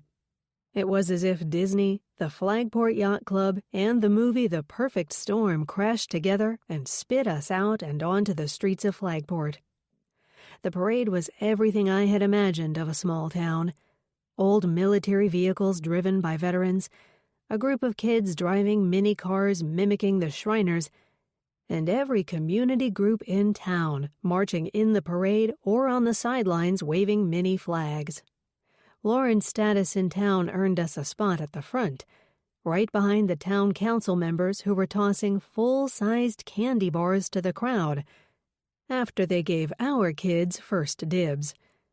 You'd think we'd been living here for decades. Matt leaned into me as he walked, smiled, and tossed candy towards the sidewalks that wound through town. We'd only been in Flagport for just over 2 years, but we were already blended in with the flaggers thanks to the neighborhood we landed in. I wonder where we would be right now if we opted for that house on Peach Avenue. The one with all the old people? He joked and nodded toward the intersection we were headed toward. We'd probably be in the back of that Humvee with the World War II vets. True story. I thought about how close our little families had gotten over the past year. Not a day went by that we didn't talk. The Rivers and the Sullivans. It was when we spent all day on a group text during last winter's storm that I knew we were more than just neighbors. We weren't just talking because we were conveniently placed or passed each other by while taking out the trash. We were talking because we enjoyed each other's company, were at the same stages in life, and had similar senses of humor. Although I'd learned in that short amount of time that Lauren valued perfection a lot more than I did, always making sure everything had to look perfect, and at times I thought she was a little too involved in Lily's life. The girl was only 8, but seemed to have everything planned out for her, from the clothes she wore to her detailed schedule, every hour accounted for and filled with a sport, a task, or an activity. Lily, the good girl that she was, went along with everything her mother said, but part of me worried that maybe it was because she didn't know any better, and one day it would come back to haunt Lauren if she kept up the tight grip she had on the child. I know a thing or two about being controlled by a parent on some level. Now, as we walked up the hill to the top of the street where our 2 houses sat like guards of the private road between them, I was already exhausted. The early mimosas and the full sun forecast provided nothing for my energy levels, but I was looking forward to the rest of the day's activities. Anything planned by Lauren was a success and was bound to wake me up. "What can I help you with?" I asked between gasps as we reached the edge of our driveway. "Honestly, everything is taken care of," Lauren says, not the slightest bit out of breath. She is a solid 15 pounds lighter than me. her arm muscles evidence of the daily hours she spends on her Peloton and her weekly Pilates classes at the posh boutique gym in town. You always say that. That's because she stays up until 1 a.m. the night before she plans these shindigs, making sure everything is in place, Ryan adds as he catches the end of our conversation. For your information, I was up because Piper wet her bed and I needed to make sure her sheets were changed and she was sleeping in the right position so she didn't do it again. Is there a certain position that prevents bedwetting? Matt interjects, naturally curious and showing his gullible side. Ryan pulls Lauren into his underarm, swaying side to side with her. According to Lauren, there is, he teases, looking down at her rolling eyes. According to Lauren, there is a sleeping position, a rule, and a time and place for everything with our children. Enough. You spend all day with them and then tell me how my rules are holding up, she demands. I didn't know you were so type A, I chime in, adding to the teasing. Only when it comes to the kids. Ryan raises a finger, correcting my reference as Lauren pulls his arm out from around her. I notice a faraway glance to her eyes as we stand in a circle between our homes. You're looking at future Helicopter Mom of the Year award right here. Lauren is unfazed by the ridicule and straightens her posture out. Someone's got to take control around here, she says. Jack tugs on my hand.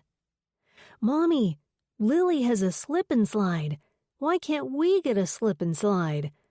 Speaking of, Evie, why don't you help me set up the slip and slide? That's something I haven't done yet. My pleasure, as long as that means we don't need to get one. I laugh as I look down at Jack, who is now grinning ear to ear. Our yard is your yard, Jackie. Lauren reaches for Jack's hand and grips Lily's hand with her other, and the three of them lead us to their backyard. The Rivers are expecting 80 people throughout the day, some staying all day, others stopping by between other events, and then a group of late arrivals would come just for the fireworks. We aren't oceanfront in our neighborhood, but the Rivers have a second-level deck that overlooks the town and offers a view of the fireworks just as they are at their peak explosion in the sky.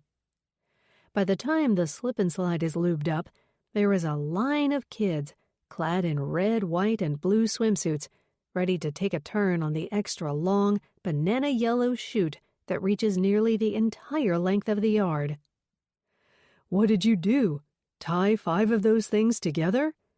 Matt arrives behind where Lauren and I are standing, amid several other moms. Just 2. Lauren looks ahead, hands on her hips, proud of her work. I promised Ryan I'd only duct tape 2 together this year. She turns to me and winks, and I can't help but melt at the sense of belonging I feel. I look around the yard, taking in the social circle that we've been dropped into, and I'm happy. I'm happy my children will have friends within walking distance to grow up with. My childhood as a military brat didn't allow for long-term friendships. Everyone was moving and shifting directions at a nonstop pace. So when I see my kids building their own friendships in our neighborhood, I'm beyond happy. They will have what I never did. And if the last year and a half has shown me anything, maybe it's not too late for me to find the friendships I missed out on.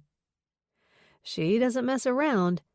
I elbow Lauren and laugh, just as someone tugs on her other elbow and hands her a cocktail.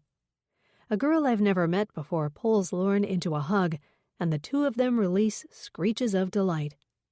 It's clearly a surprise visit, based on how Lauren is giving her a friendly interrogation about when she arrived and all the details surrounding her flight. I notice a resemblance, and it takes me 30 seconds to realize it's Lauren's sister, the one who moved to New York after she graduated high school. The girl's hair is the same texture, but with fatter streaks of blonde, opposed to Lauren's more natural dirty blonde tones. It's shorter and cut into long layers that land at her chin and fall back into her face after she pushes it behind ears that hold tiny turquoise balls. She grabs Lauren's shoulders, assessing her from head to toe, like two long-lost friends. It occurs to me that I haven't heard of a visit in the 2 years we've been living here, and I've been pretty privy to the River's life highlights, always allowed in on their calendar of events, whether I'm attending them or simply learning of them. A visit from a sister was never mentioned. I stand there like the outsider that I am. Having a sibling is something I always wanted. As I watch Lauren and her sister rehash their lost time together and catch up in a way that only siblings can, with inside jokes and covert language, it's clear to me what I'd been missing out on my entire life. A built-in friendship, a safe space to talk about a shared past, while keeping a pulse on the present with the joint effort of 2 colleagues adhering to the same mission statement. As if on command, Lauren's dad enters the yard. He's a man that can't be missed, with the height of a giant. I was introduced to him as Michael McHugh, and directed not to call him Mr. or Sir when I first met him. Much like Lauren, her dad made me feel welcome, with his natural curiosity about what landed us in Flagport, accompanied by warm eye contact and attention to detail. Every time since then, he's greeted me like an old friend, checking in on my sons by name and priming our conversations about my landscaping business and Matt's sales work. The 2 girls turned toward Michael, and I noticed that Lauren's sister got his height, as she stands at least a half a foot taller. "Well, looks like the band is back together." His baritone voice cuts through Bruce Springsteen's Born in the USA lyrics. "Hi, Dad." Lauren's sister leans into her father, embraced by his bear hug. "What's this?" He points to the luggage that sits upright at her feet. "Well, I thought I could stay here tonight." She turns toward Lauren. "Of course, if it's okay with you, maybe we can have some late-night sister bonding." Lauren's eyes expand into 2 saucers, and they sink into a level of confusion I've never seen in her before. "Of course. You never have to ask." "Yeah, but she has to ask me." Michael winks. "I'll allow you to leave me for 1 night, but I want you sleeping under my roof for the remainder of your trip. There is nothing I love more than having my girls back in our home." He pats her on the shoulder and pulls her into his side, before he leans over and drops a kiss on her head. "It's been too long, kiddo, but I'll let you girls catch up." Michael turns toward me on his way to the bar. "Well, hello there, Ohio. Megan, have you met our new friend? This is Evie." Lauren steps forward, taking over the introduction. "Evie, this is my little sister Megan, and Meg, this is my friend Evie from across the street." "Friend?" Michael bellows. "The Sullivans are practically family now." He pulls me into a side hug and scans the property for Matt, who is fully immersed in timing the kids as they race down the slip and slide in what appears to be a contest. "Where's that good-looking husband of yours?" Just as I point in Matt's direction, Lily races up the yard, wet strings of hair whipping left and right, held at the top by the swimming goggles that are pushed onto her head. She jumps up and into Megan's arms, wrapping herself around the woman like she's climbing a fire pole. "Lily Lamb!" Megan spins her around, unfazed by the wetness that presses against her from the striped one-piece patriotic swimsuit. Megan sets her down and assesses her dripping body. "When did you get so big?" "I'm 8 now." "I know. Have you been getting my monthly presents?" "I'm pretty sure she's wearing one now," Lauren interjects as she plucks one of the straps on Lily's suit, letting it snap back into place. "And it looks beautiful on you." "Lily, your turn." She is summoned by Matt, who is at the bottom of the slick yellow slide, pointing to the timer on his watch. Ryan stands by, flagging her down with one hand and clutching a beer hugged by a red, Raging River's 4th of July koozie. Gotta go, Auntie Meg. She pulls her goggles down, spins around, and rockets down the hill, and, without pausing, belly flops onto the slide as effortlessly as an Olympic diver.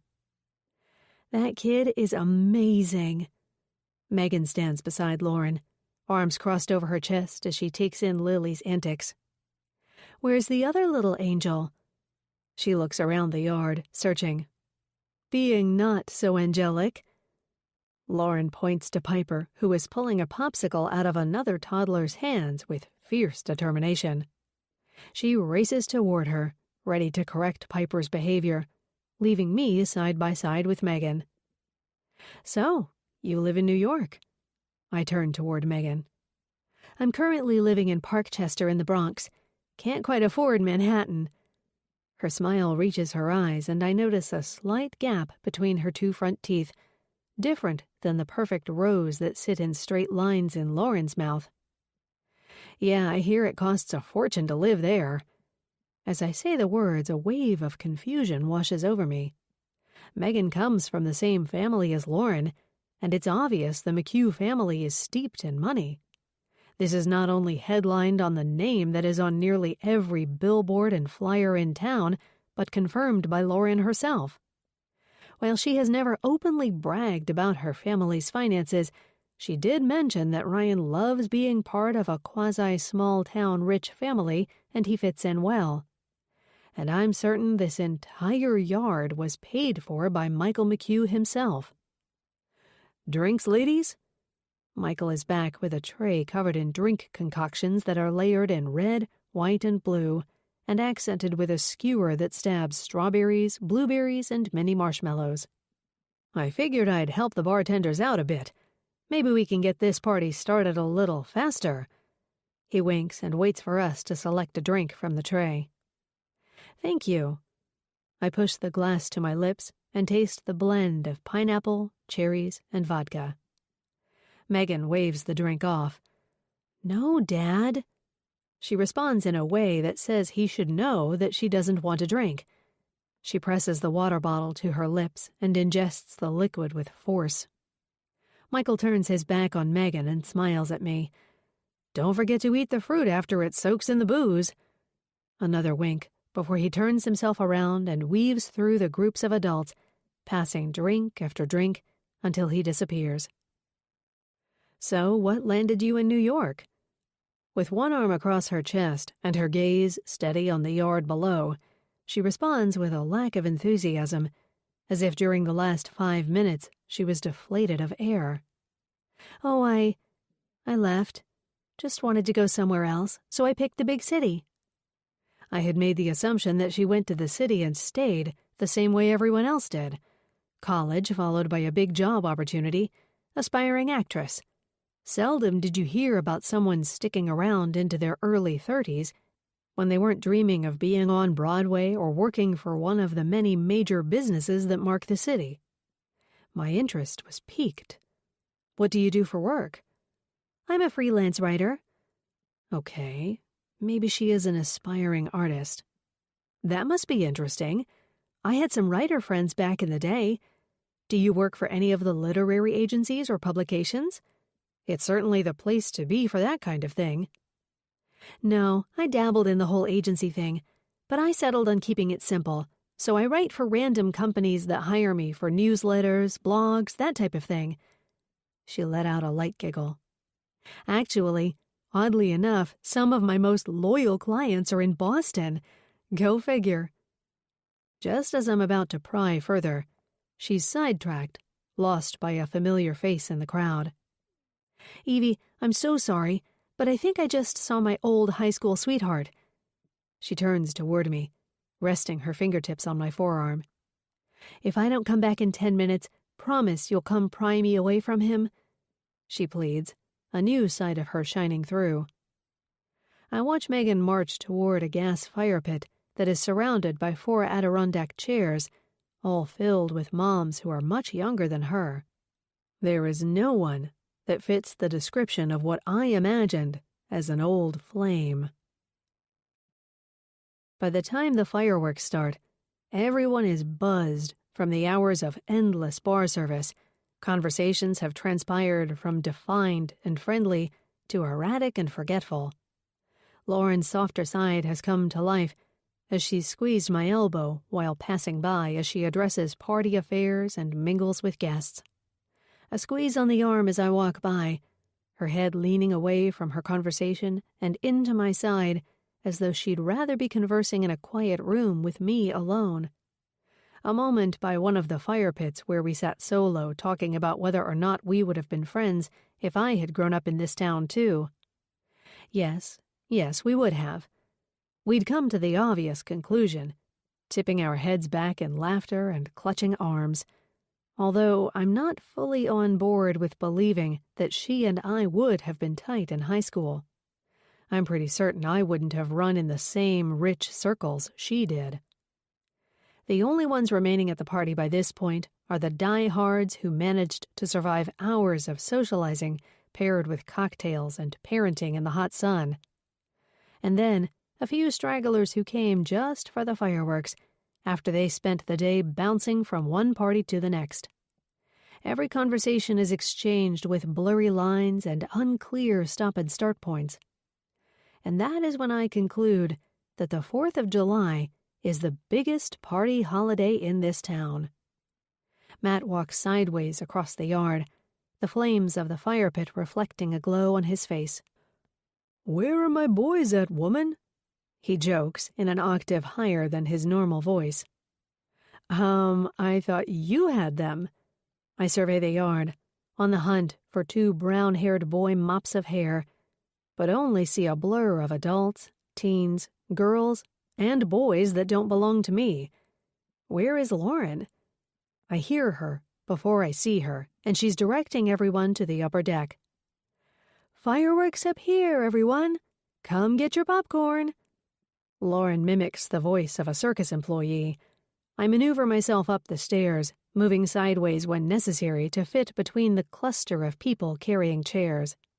By the time I get to the top, Lauren has blasted Fire and Rain by James Taylor, swaying sideways along with a group of other parents clutching their kids in front of them. Lily and Piper are nowhere to be seen, and I quickly concoct an image of them running out into the street unattended, or wandering into the woods that meet the end of the road. "Lauren!" I push myself between a beanbag filled with kids, outlined in kernels of popcorn, and an older couple dancing. "Have you seen Lily and Piper?" Something inside me knows that they are with my boys, the 4 of them having become inseparable. "Yeah, my mom's got them." She tilts her head to the side as if to say, "I got this. Don't doubt me." Matt, who had followed me up the stairs, is now lost in a conversation with Michael and a guy I've never met before. I head back down the stairs and walk through the open sliding doors that spill into their open-concept living room and kitchen. The interior of the house looks empty, everyone outside anxiously awaiting the firework display. I hear the tune of "Twinkle, Twinkle, Little Star" echoing through the house and walk through, following the sound until it gets louder. I step quietly on the white tiled floor, the scent of leftover hot dogs and pie hitting my nostrils as I pass by the colossal kitchen island that marks the middle of the kitchen. I tiptoe down the hallway, following the black and white photos that highlight the Rivers family over the years, the sound getting closer until I land in the entryway of Lily's room. Even though the girls have their own separate bedrooms, they each have double-size bunk beds in their rooms for sleepovers, which often happen nightly when Piper gets scared and sneaks into Lily's room. Now I witness a different use for the bunks.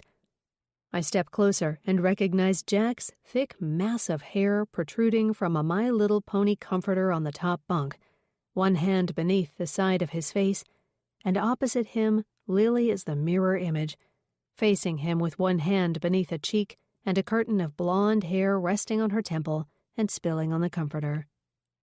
Lauren's mom sits in a pale green glider in one corner of the room, so still I almost miss her presence. "Aren't they precious?"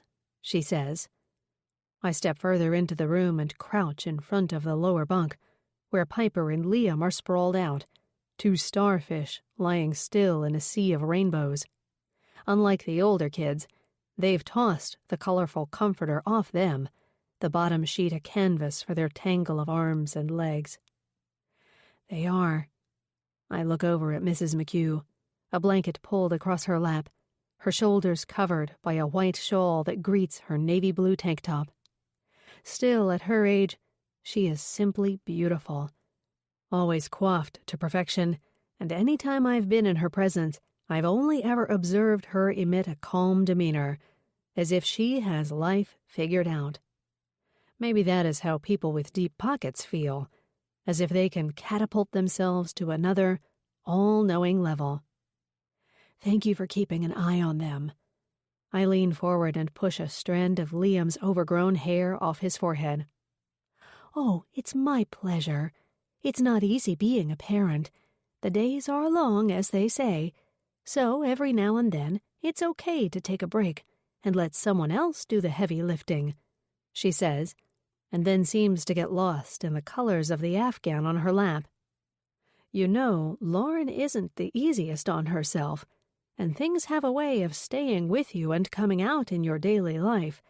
So any chance I get, I offer my babysitting services. I just hope that she takes enough breaks for herself, reflects on her life and how far she's come. Her words line up in my head in order, but they still don't make sense. Why did Lauren come so far? What is she referring to? I wonder for a moment if Mrs. McHugh has had one too many patriotic cocktails, but remember that she doesn't drink alcohol, a requirement from a medication she's on.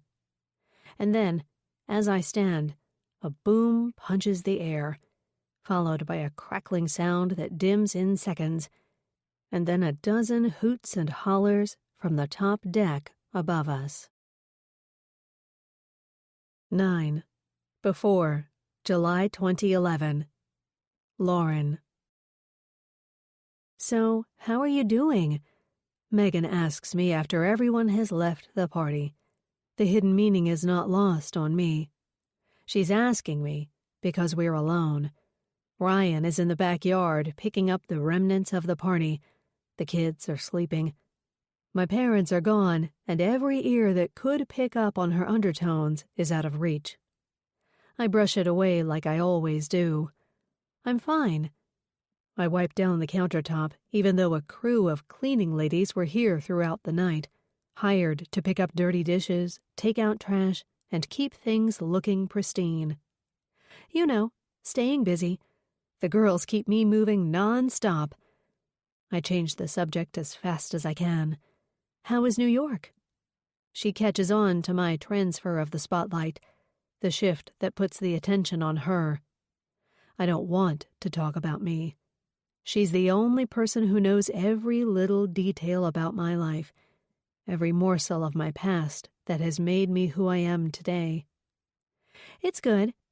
My apartment is tiny, but it fits. My life is pretty boring, but I like it that way. Of course, she likes it boring, because boring is everything the McHugh family is not. No, the McHughs take every opportunity they can to flash their success, although what lies beneath is often covered with niceties and kindness, the charming ways of the family name. You know, Mom and Dad would happily hand you some cash to get a bigger place, Megs. I broach the subject that has been broached 1,000 times before. I'm good. Now it's her turn to change the direction of the conversation. So, your new neighbors seem pretty nice. The Sullivans are great. A breath of fresh air, really. I could see that. She dips a tortilla chip in a bowl of what is now hardened queso and wrestles with the cheese until she has a solid layer on the chip.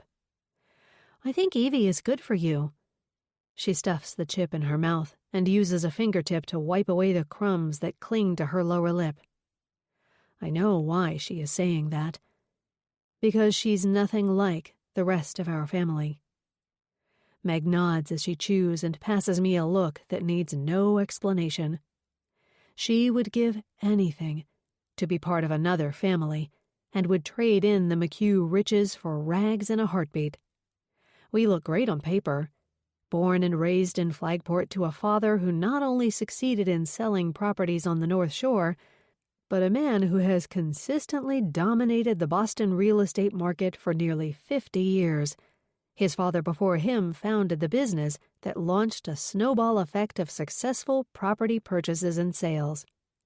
My mother fits the part of Flagport wife with her perfectly coiffed hair and attachment to every committee in town, her polished smile that she flashes with care and concern to the other affluent families in town, the way she is soft-spoken with a layer of confidence that projects the image she wants the world to see, that she is both kind and capable. She loves nothing more than being seen with my children, being gifted the opportunity to look like a doting grandmother, her patience bubbling to the surface as if she is actually acting the part of dedicated matriarch instead of actually living it. Because if everyone knew the real truth about what my mother and father are capable of, how they can turn on someone on a dime, they probably wouldn't be so damn respected, now would they? They are constantly doling out money for scholarships and fundraisers, nailing everything it takes to earn a stamp of approval in a place like this. And while Meg and I were raised in comfort and wealth, we weren't fed with silver spoons that made us appear entitled or pretentious. We were raised with values. We just had a lot of support for those values if one of them happened to slip here and there. We were never told no, but there were times when we were told not now, so we built up our patience muscle enough to be able to blend in with the rest of the world. So when are you heading back? Tomorrow, first thing. Meg aimlessly swirls the spoon in the big bowl of queso, her gaze trained on the thick yellow substance. Dad's not going to be happy about that. Well, I don't live to make Dad happy. The comment stings me. I know she didn't mean to direct it at me, but I feel it all the same. She sees my neck pull back and my eyebrows raise. I don't mean that you live to make him happy. I know what you mean, Meg. I slap my hands on the counter. You don't have to stay and do this dance, Lo. She drops my nickname into the conversation, just like she did any time she was trying to reason with me as a kid. I allow my bitterness to surface. I don't have to stay? I hiss, throwing my arms in the air. I don't have to stay here? You think I can just up and move my family away from the town we're settled in? You know, Meg, not everyone can just leave. Not everyone can tear themselves away from the surroundings where their best and worst memories were made. Maybe I wanted a family so I could try to right the wrongs in my life, to give back to my 2 children in a way I would have never been able to do if I up and left for New York on a whim because I was upset. Lo, that's not what I mean. I just hate to see you be their puppet. I turn away from the counter and dig through the cooler until my hand lands on the last water bottle, its label now peeling off, the personalized sticker now smudge-red letters. I'm mad because I know she is right. I shouldn't be here, giving my parents the satisfaction of having a daughter in town, especially one who attends all the events, hosts the parties, and dances from social circle to social circle, making all the right moves so no one questions why both of their children didn't pack up and move away all those years ago. Only one of us did. But the only way I could heal was to recreate the life I should have had. Now I have 2 daughters like they had, except I'm going to make sure they don't make a mistake that will stay with them for a lifetime. For me, this was the only way I could move on. By having a family and building a life to make up for the ones I ruined. Ryan pulls the sliding door open just as I say the word. Ruined what, honey? He smiles, thinking this is a fun-loving conversation, and I go along with it, because that is what I do. Oh, I feel like I ruined that queso. It's just not spicy enough. I take a swig of the water bottle as I catch Meg's gaze. her eyes searing into mine. I can see the thoughts spinning through her mind, her ideas about how I should tell Ryan about everything that happened in our past. To her, it would be an obvious conversation to have with your spouse, but we are very different. And then I watch her eyes soften and settle into the role she always does, even though she doesn't want to. Yeah, it could have been a tad spicier, sis. I thought it was delicious, honey. Ryan stabs a finger into the bowl of queso and chews the hardened cheese before he takes 2 long strides in my direction and rests his hands on my hips, planting a kiss on my lips. Get a room, Meg groans as she walks by us and heads to the guest room upstairs. 10. After. April 2021. Lauren. The antiseptic smell in the hospital corridor greets my emotions with a handful of memories. The birth of my 2 girls, each one the start of a hospital stay that consisted of bonding and settling into a brief stint of postpartum depression, followed by random bursts of joy. Lily, always one to calculate situations before stepping into them and think before she speaks, spent days debating her arrival date. She teased me with contractions that lasted 48 hours, just strong enough to send a wave across my waistline, but not close enough to launch into labor. When she finally did arrive, she was a sturdy newborn, with an immediate penchant for breast milk, tugging on my nipple with determination, and content to fall asleep on me with a full tummy afterwards. That first time I held Lily, I knew that there was nowhere else I wanted to be. And when she looked up at me and locked her gaze on my crying eyes, I was certain that this little girl would always know what she wanted in life. She was my one chance to make things right. Piper, on the other hand, made a much different impression. Like Lily, she came on her own terms, but when she did, she bolted into our lives like a hurricane, accurately forecasted, but with much more force than expected. Instead of the easy-breezy hospital entrance Lily demonstrated, Piper came fast and furious, her peak contractions hitting just as Ryan and I were stopped in the Boston tunnels where construction was well underway. A blur of orange cones and police officers directing traffic twisted through my vision as the contractions came full force. A call was made to the hospital. "I think I'm going to deliver this baby now. What do I do?" And then canceled when a lane opened up, pushing us through the tunnel at the same speed Piper was moving through the birth canal. With Lily, I chewed on ice chips and had time to settle on the hospital's TV channels, but with Piper, I had the help of a maintenance worker rubbing my back and guiding me up the elevator and into the birthing room, followed by a bout of vomit, just minutes before she came barreling into the world. "Mr. and Mrs. Rivers, you can have a seat here. Dr. Keene will be in shortly." Jane stands in front of a small, empty room, both hands stabbed into the front pockets of her scrub shirt. "Is there anything I can get you in the meantime?" she asks as we file into the room and take a seat on the mauve cushions anchored by wooden arms and legs. It all looks bland. Even the rainbow mural painted on the wall opposite where our party of 3 is sitting looks dull and colorless. I won't be able to see the pigmentation of blues and violets, greens and yellows, until I know that Lily is okay. "No, I think we're good," Ryan answers for us.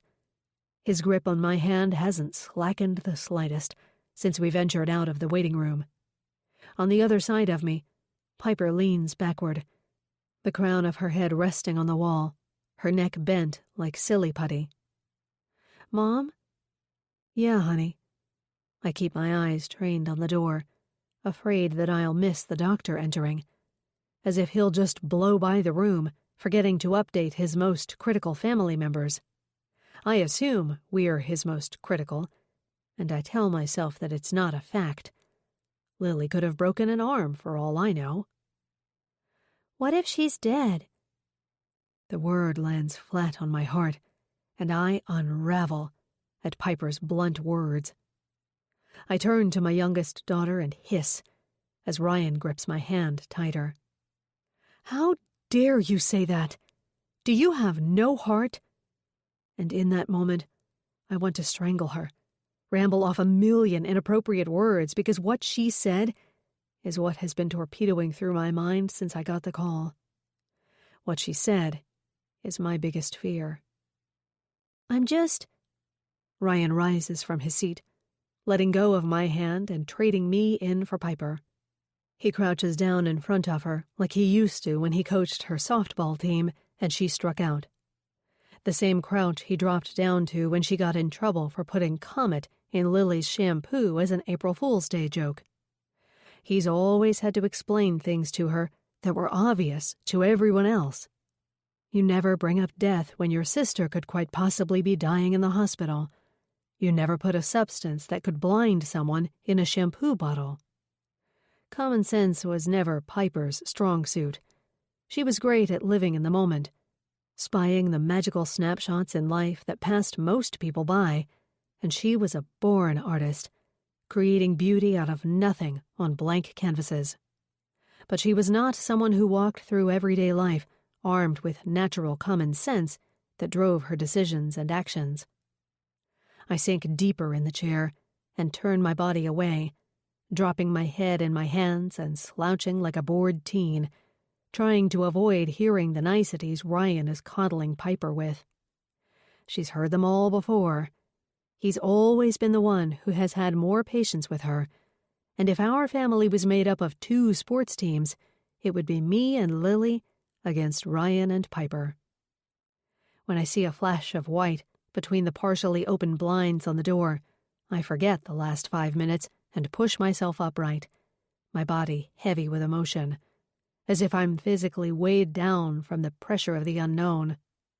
The doorknob twists with a click, and a middle-aged man appears in front of us. "Mr. and Mrs. Rivers?" He takes 2 steps forward and turns toward Piper. "Would you happen to be Lily's sister?" Yes, this is Piper." I rocket from my chair, readying my body for an emotional bullet. "Please, Mrs. Rivers, take a seat." He sits down, turning his chair so it's angled toward us. It's never good when they sit. Ryan is back at my side, gripping one hand, while my other one slides into Piper's. The 3 of us a newly defined team, the past slice of discomfort from Piper's question all but forgotten. "I'm Dr. Keene. I've been with Lily since she arrived last night. Please tell me you weren't with her when she died, too." He crosses one leg over the other, a gesture that only confident older men do. His black full head of hair is speckled with gray slivers, and his skin is tan with etched lines that extend from the outside of his eyes. He has the eyes of a golden retriever, deeply brown and pinched together on the edges. "I apologize for the wait. We're understaffed, as I'm sure you've noticed, and for whatever reason, last night was a record-breaking busy night in the ER. But I assure you, your daughter is in good hands." I'm overcome with a wave of confusion, unsure whether I'm lightheaded or if I just discovered that I'm dreaming in one of those rare events where you can wake yourself up if it's bad, or keep yourself in REM if it's a really good dream. I inhale with my entire body, squeezing Ryan and Piper's hands tighter as Dr. Keene continues. "When Lily arrived in the ER last night, she was still conscious. However, she experienced severe head trauma when the cars collided." He clears his throat as I push the picture of Lily being tossed around the inside of a vehicle out of my mind. "The impact caused swelling in her brain, and to ensure she remained stable, we had to put her into a medically induced coma." As soon as the words register, a wave of nausea crashes over me. I bend forward and dry heave.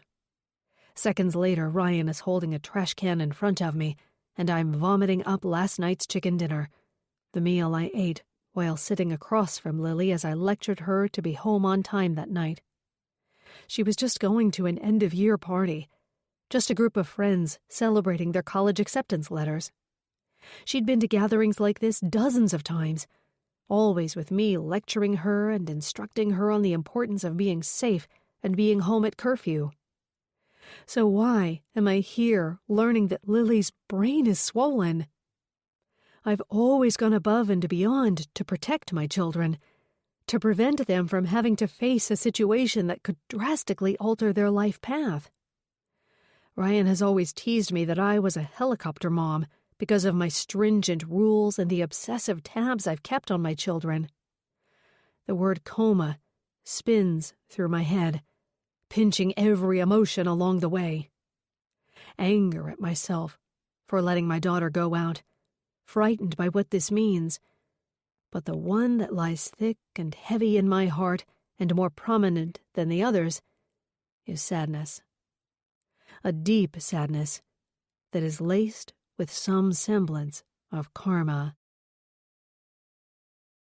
11. Before, September 2012. Evie. I always expected it to be a sad day when I sent my baby to first grade. I know that I had a tough time leaving Jack, my first baby, going off to a new school in a new town. But he carved his path in the hallways of Flagport Elementary School and had a handful of playdates lined up within the first week of school. For Liam, it's different. I'm less sad and more nervous, less melancholic and more fearful. He's the wild card in this family, the one who requires more structure, more rules, and overall, more attention. So when I meet Lauren at her front steps where we plan to take our annual first day of school photos with the 4 kids, I don't share the tears that are cascading down her cheeks. Instead, my emotions parade through my body differently. My hands twitch with nervous energy. My mouth is dry from the fear of the unknown. Will Liam act out in class? Will he make friends? Or will the other kids think he's weird? Will he say something inappropriate? No, I'm not sad. I'm scared. Why is this so hard for me? Lauren embraces me in a hug, then steps back and swats at her tears with one hand while gently dabbing her nose with a tissue in the other hand. I feel guilty for not shedding tears, but I'm afraid that if I do, it will throw Liam off course, and he will be pulled into my emotions. He, out of all kids, doesn't need any more emotions causing turmoil in his mind. First grade isn't like kindergarten. He's going to have more stringent rules and less free passes. It's a full day instead of a half day. It wasn't rare for me to be pulled aside at kindergarten pickup to be informed of a complaint, followed up by a passive-aggressive suggestion. He's been having trouble focusing. Does he spend a lot of time in front of the television? He was a little too aggressive with another boy in class. Is he watching shows that have violence? He doesn't seem as interested in the curriculum as the other kids. Have you been working on his letters and numbers at home? Because your baby is heading off to school, I answer Lauren. Then why aren't you crying? For a plethora of reasons, but I don't share the one that is front and center in my mind. I'm not a big crier, I say.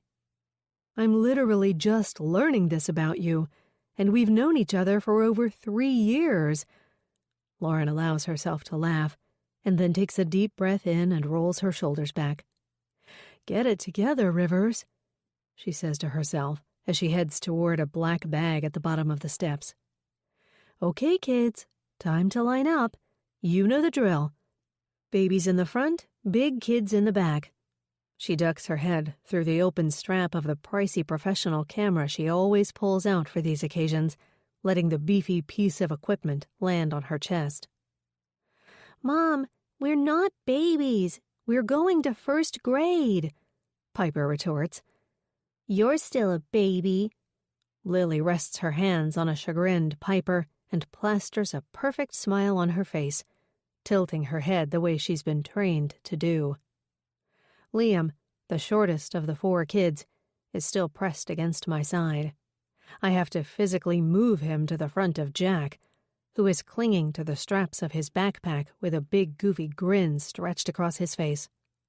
He looks like a silly schoolboy compared to perfect little Lily. Lily, I need you to tilt your head a little to the left more and then twist your neck so you are looking right at the lens. But lift your chin some more. Look proud. Lauren's demands on Lily are par for the course. She's always angling her and positioning her like she's a doll, making demands of her activity calendar and triple-checking her homework, as if she is some sort of wind-up doll. Truthfully, I'd always admired the attention she gives Lily. I wish my own mother had been that attentive to me. But there is something happening right before my very eyes. I watch as Piper shifts uncomfortably. She looks to her mother as if she's awaiting the same instruction that is being fired at Lily. Why doesn't Lauren focus the same attention on Piper as she does Lily? Is it because she is older? Per Lauren's suggestions, we get to the Flagport Elementary School early. It's always a zoo there on the first day, she says as we all pile into her SUV, another one of her suggestions. She navigates her way through the town, and we pass by the police department, a brick block that sits on the corner of one of the main roads of town and across the street from the baseball field, where Lauren told me she had her first kiss when she was 13. In what feels like a minute, the town has stripped itself of its summer sheen and is now dressed in a full-on business suit. Kids dot the sidewalks, all walking with more of a purpose than they had just 2 weeks ago when summer was in full swing. Brand new backpacks bouncing on their backs like loose turtle shells. Some hold tight to a parent's hand, while others move a few paces ahead on bikes and scooters maneuvering the bumpy, in some places crumbling, sidewalks. I watch as a kid with too much confidence races his scooter over the cracked cement that surrounds a tree. He flies over his handlebars and hits the pavement. "Wipe out!" Jack yells from the way back of the SUV, where he and Lily are sitting. They upgraded to the cool seats at some point this past summer, on their mission to get space from their younger siblings during our joined family trips to the beach. Lauren pulls up in front of the school, in a section of the driveway that isn't outlined with parking lines. As we all tumble out of the car, I notice that no one else is parked in this section. It's a prime spot, 5 feet in front of the bus parking and directly in front of the sidewalk that greets the row of first-grade classrooms. "Bye, Mom," Jack says as he heads down the sidewalk toward the 4th-grade classrooms. Lily starts to follow him, but is stopped by Lauren grabbing her arm. "Lily," she crouches down in front of her so she's eye level with the girl. "Remember what I said about using your manners, and make sure you raise your hand and answer questions when Mrs. Bowen asks, okay?" "Yes, Mom." Lily starts to turn but is stopped again by Lauren. "And make sure you eat all the fruit I packed you. Do not trade your lunch for sugary treats." "Yes, Mom." Lily lets out a long sigh and turns again, trailing behind Jack. Piper and Liam stand in front of me, and I can't help but notice how Lauren's neck cranes up and out like a giraffe as she follows Lily's every move until she blends in with the swarm of students entering the door that leads to the 4th-grade classrooms. 12. Before. September 2012. Lauren. Sometimes when I look in the mirror, all I see is Lily's face. She is a spitting image of me, with the same dramatic, cat-like eyes, the strong jawline. Even our hair matches, although mine costs a fortune to maintain the gentle streaks of blonde against the light brown backdrop that is currently falling forward in my face when I look back at myself in front of the mirror. The middle part I'm currently wearing provides 2 curtains for my eyes. I push them back, and my emotional wreckage becomes evident in the puffy bags that sit below my eyes, which are now 2 angry slits, a repercussion from my tears. I've never been a pretty crier. My Irish descent shows itself when I shed a single tear, forming bubbly puffs of red on my cheeks as if I'm allergic to something. In all the irony there is in the world, I'm pretty certain I'm allergic to myself. I dig the pads of my fingers into my shoulder, a habit I've incurred over the years, any time the pain acts up. It tends to grow painful when I'm in the midst of an emotional state, as if my inner energy drums up my painful past, resulting in a physical sensation. I remember how that cast felt on my arm and all the way up to my collarbone. It was so confining, but oddly enough, I remember liking it, because it made me feel trapped, and that was how I knew I deserved to feel. Deep down inside, I knew I should be in jail. Any other person would have gotten sent to the slammer. Sure, I was too young to actually go to a real jail, but even if I had been of age, I know I wouldn't have been put behind bars. It's one of the perks of being a McHugh, after all. As I watched Lily trail behind Jack today toward her new fourth-grade classroom, I was weighed down with the reality that she is getting older. And with that comes this idea that I'll need to put a tighter leash on her to keep her safe. Piper will be fine. I have no doubt about that. She's like her father, and she'll skate through life, swaying with every new friendship and job, adapting easily as if she is a chameleon changing color to fit in with their environment. But Lily, she'll need me to protect her and keep her safe. She'll try to please people much in the same way I have my entire life. She'll give up herself so she can blend in with others, and in that process, she'll lose who she really is and was meant to be. Great.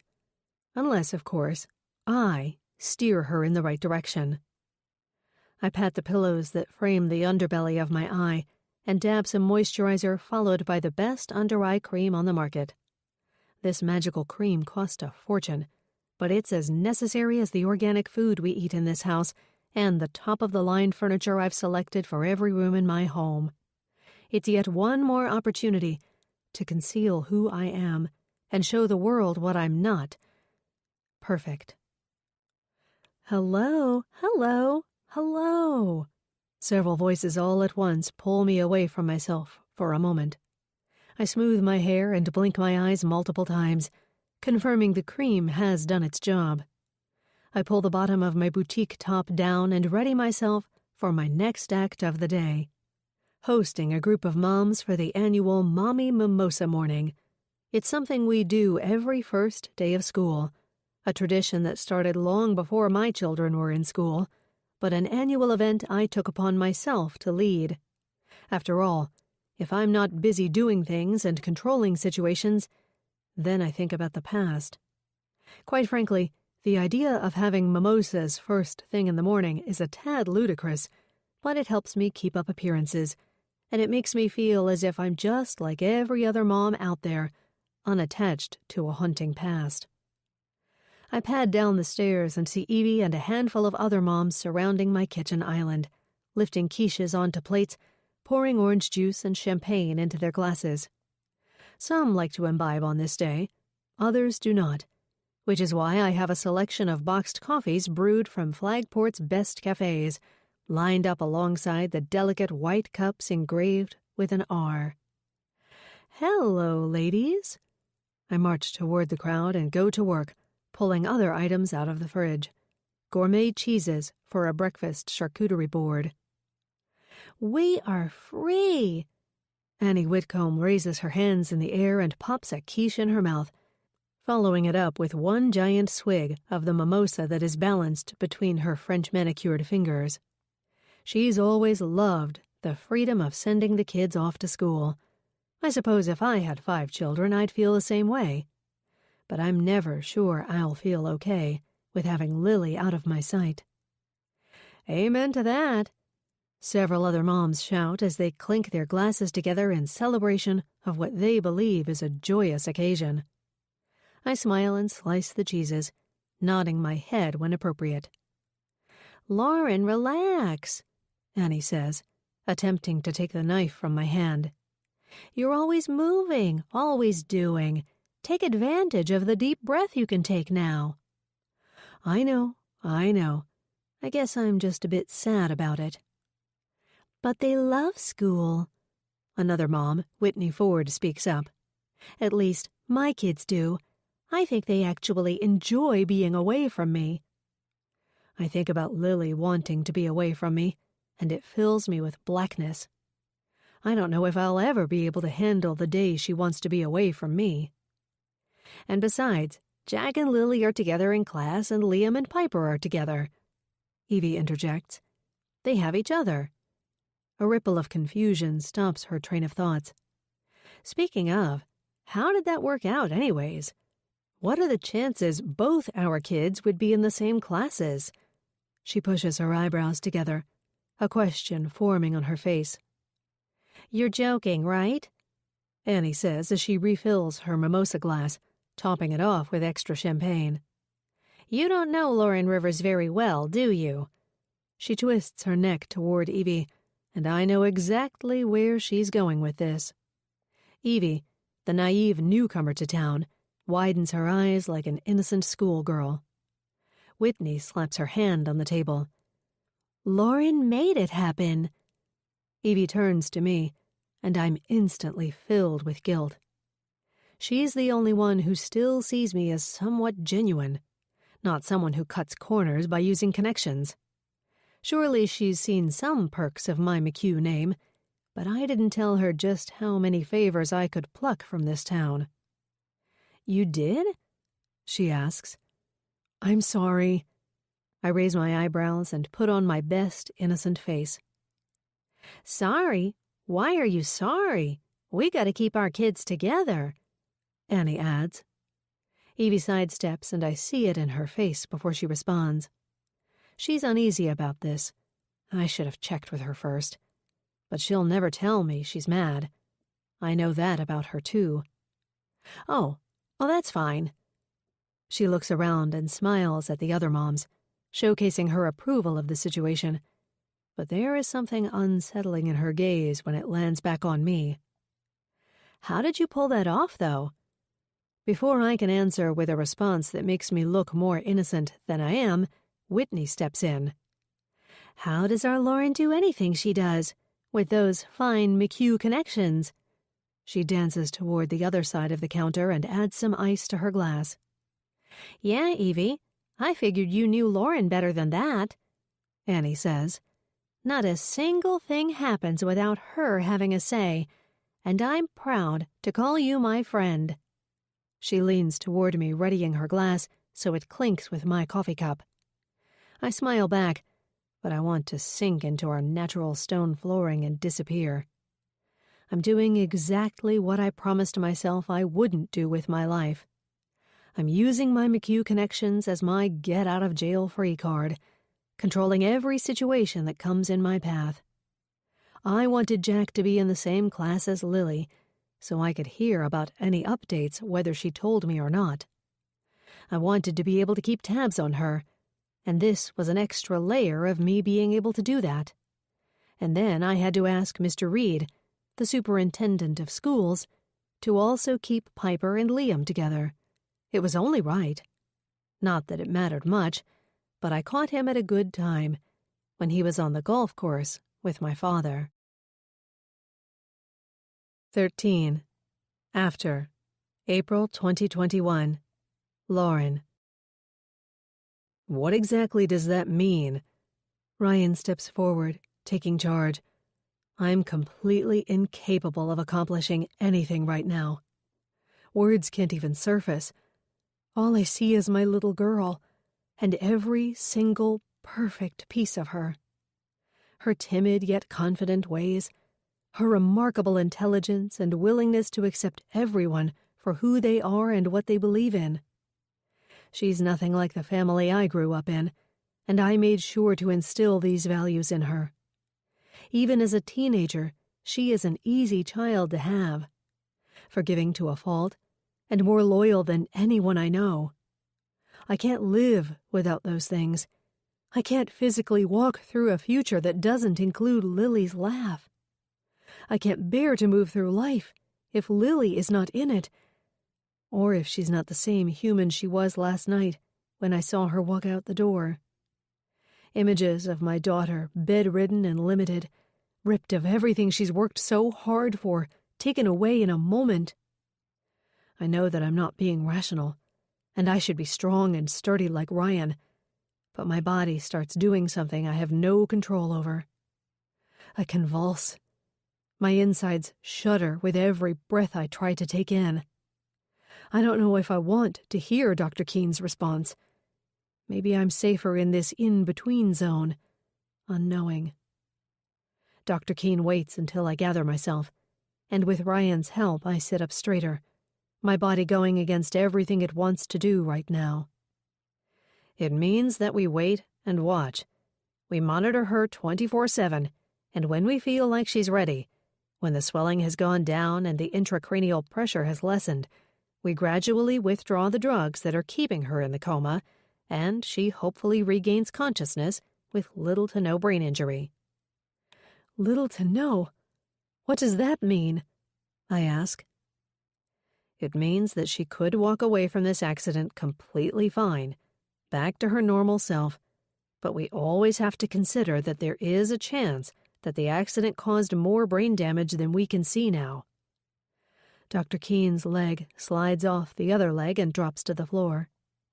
2 navy blue Brooks running sneakers peek out from beneath his baggy scrubs, and I'm reminded once again of what I'd be missing if Lily doesn't come out of this the same. Will she ever run again? Since she was 9 years old, she's been participating in fun runs, taking the sport more seriously when she got to high school and made varsity track and field as a freshman. She had planned to focus on her studies when she went to college in the fall, foregoing the sport, but she'd made sure to announce that she would always be a runner. It's the only thing that keeps me sane, Mom. So young, and she already understood what brought her joy, committing to never giving those things up. Anytime she was pinched with pain or stress, she would hit the streets running. When she wakes up, we'll be able to administer a series of tests on her to determine her mental and physical capabilities. He pauses, steepling his fingers together in his lap, and continues. Mr. and Mrs. Rivers, Lily is young and healthy, so you have that going for you. I know that it's easier said than done, but try to stay positive. And I assure you we have an amazing team in there watching over her. I'll keep you updated with every new detail we receive. The word accident repeats itself in my head. For the last several minutes, the only words I could register were brain injury, and I forgot the entire reason why we are here. What happened? Dr. Keen gives me a curious look, considering the question that lands between us out of order. It doesn't take him long to register what I mean. It was a 2-car accident. Based on the information we have so far from the police department, the car Lily was in was T-boned by another car in the middle of an intersection. I have no doubt that the blunt force of the car's impact is what caused Lily's head trauma. He says the word trauma, reminding me of the severity of my daughter's injury. The word trauma isn't used for broken bones, cracked ribs, and whiplash. What happened to the other passenger? The other driver? I ask. I want someone to blame, someone other than myself, for allowing her to leave the house at all last night. I'm her mother. I make the rules. This is my fault. I'm afraid I don't have that information. I'm Lily's doctor only. HIPAA laws don't allow me to share information on other patients even if I did know. It's just that our friend, our neighbor, is here too. He got a call his wife was in an accident. Ryan intervenes, knowing exactly what I'm trying to get at. Dr. Keen gives him an understanding look. 2 neighbors in the same accident, even though their families had no idea where they were. I'll try to get some information for you. Ryan gives my hand another squeeze. Thank you, Dr. Keen. When can we see her? Does right now sound good? His golden retriever eyes turn upward on the edges. Yes, please. Ryan sounds like a potential buyer following a realtor into a new house. He tugs me up to a standing position. Yes, honey, let's go see our dream home. The only difference is that this is more like a nightmare, and hesitance runs through me when I think about seeing Lily in this state. How will I react to her unmoving body? Piper stands on the other side of me and grips my hand, and the three of us walk down the antiseptic hallways once again, this time armed with more answers that may have aged us a decade. The route to the intensive care unit passes by the window that leads to the waiting room, and I catch a glimpse of Matt, his head in his hands, with Liam and Jack bookmarking him. I forget that he is in the same situation as us, except it's a wife and mother, not a child and sister. He is steps behind us, still not knowing what state Evie is in, and my heart goes out to him. But I have to look out for my family first. We follow Dr. Keene deeper into the dungeon of the ICU, his small talk with Piper marked by beeping machines and doctors being paged over the intercom. An older man walks in the opposite direction as us, with his arms around a woman, likely his wife, consoling her. He's holding on to the words the doctor beside them is spouting off, medical terms and diagnoses that likely meant nothing to this man until right now. Is it a daughter or a son they are here to visit? A sibling? Surely it's not a parent. If it is a child of theirs, at least they are older. Their child, likely a full-grown adult who has experienced life. My Lily has an entire life ahead of her. She has mistakes to make, lessons to learn, love to experience, fun memories to build. There are so many pieces of her that still need to be built and put together to make her whole. So many firsts that need to be had. When we get into the room, I focus on the nurse who is adjusting the IV bag. She changes the fluids out as if she is changing a trash bag, a simple, everyday task. The sucking and beating sound of the ventilator, breathing life into my effervescent, always very much alive daughter, infiltrates my insides and forms a boulder in my throat. But it's not the multitude of machines circling her bed that I notice. It's not her limp body that catches my attention. It's the gauze that is wrapped around her head, covering her long, dirty blonde hair that has fallen down her back and whipped in her face since she was a little girl. I step forward when my arms are tugged ahead by Piper's and Ryan's steps. Even when she's asleep, she's beautiful. It's a thought I first had when she was 2 years old, and her eyelashes had stretched and darkened, framing the same cat eye that I inherited from my own mother. When she slept, those lashes would rest delicately on her skin. Her lips would part like an open heart, just like they were doing right now. Except now, from where I stand, several feet away, I can tell her lips are cracked as they circle the ventilator tube, chapped from the stale hospital air, the dehydration her body is likely going through.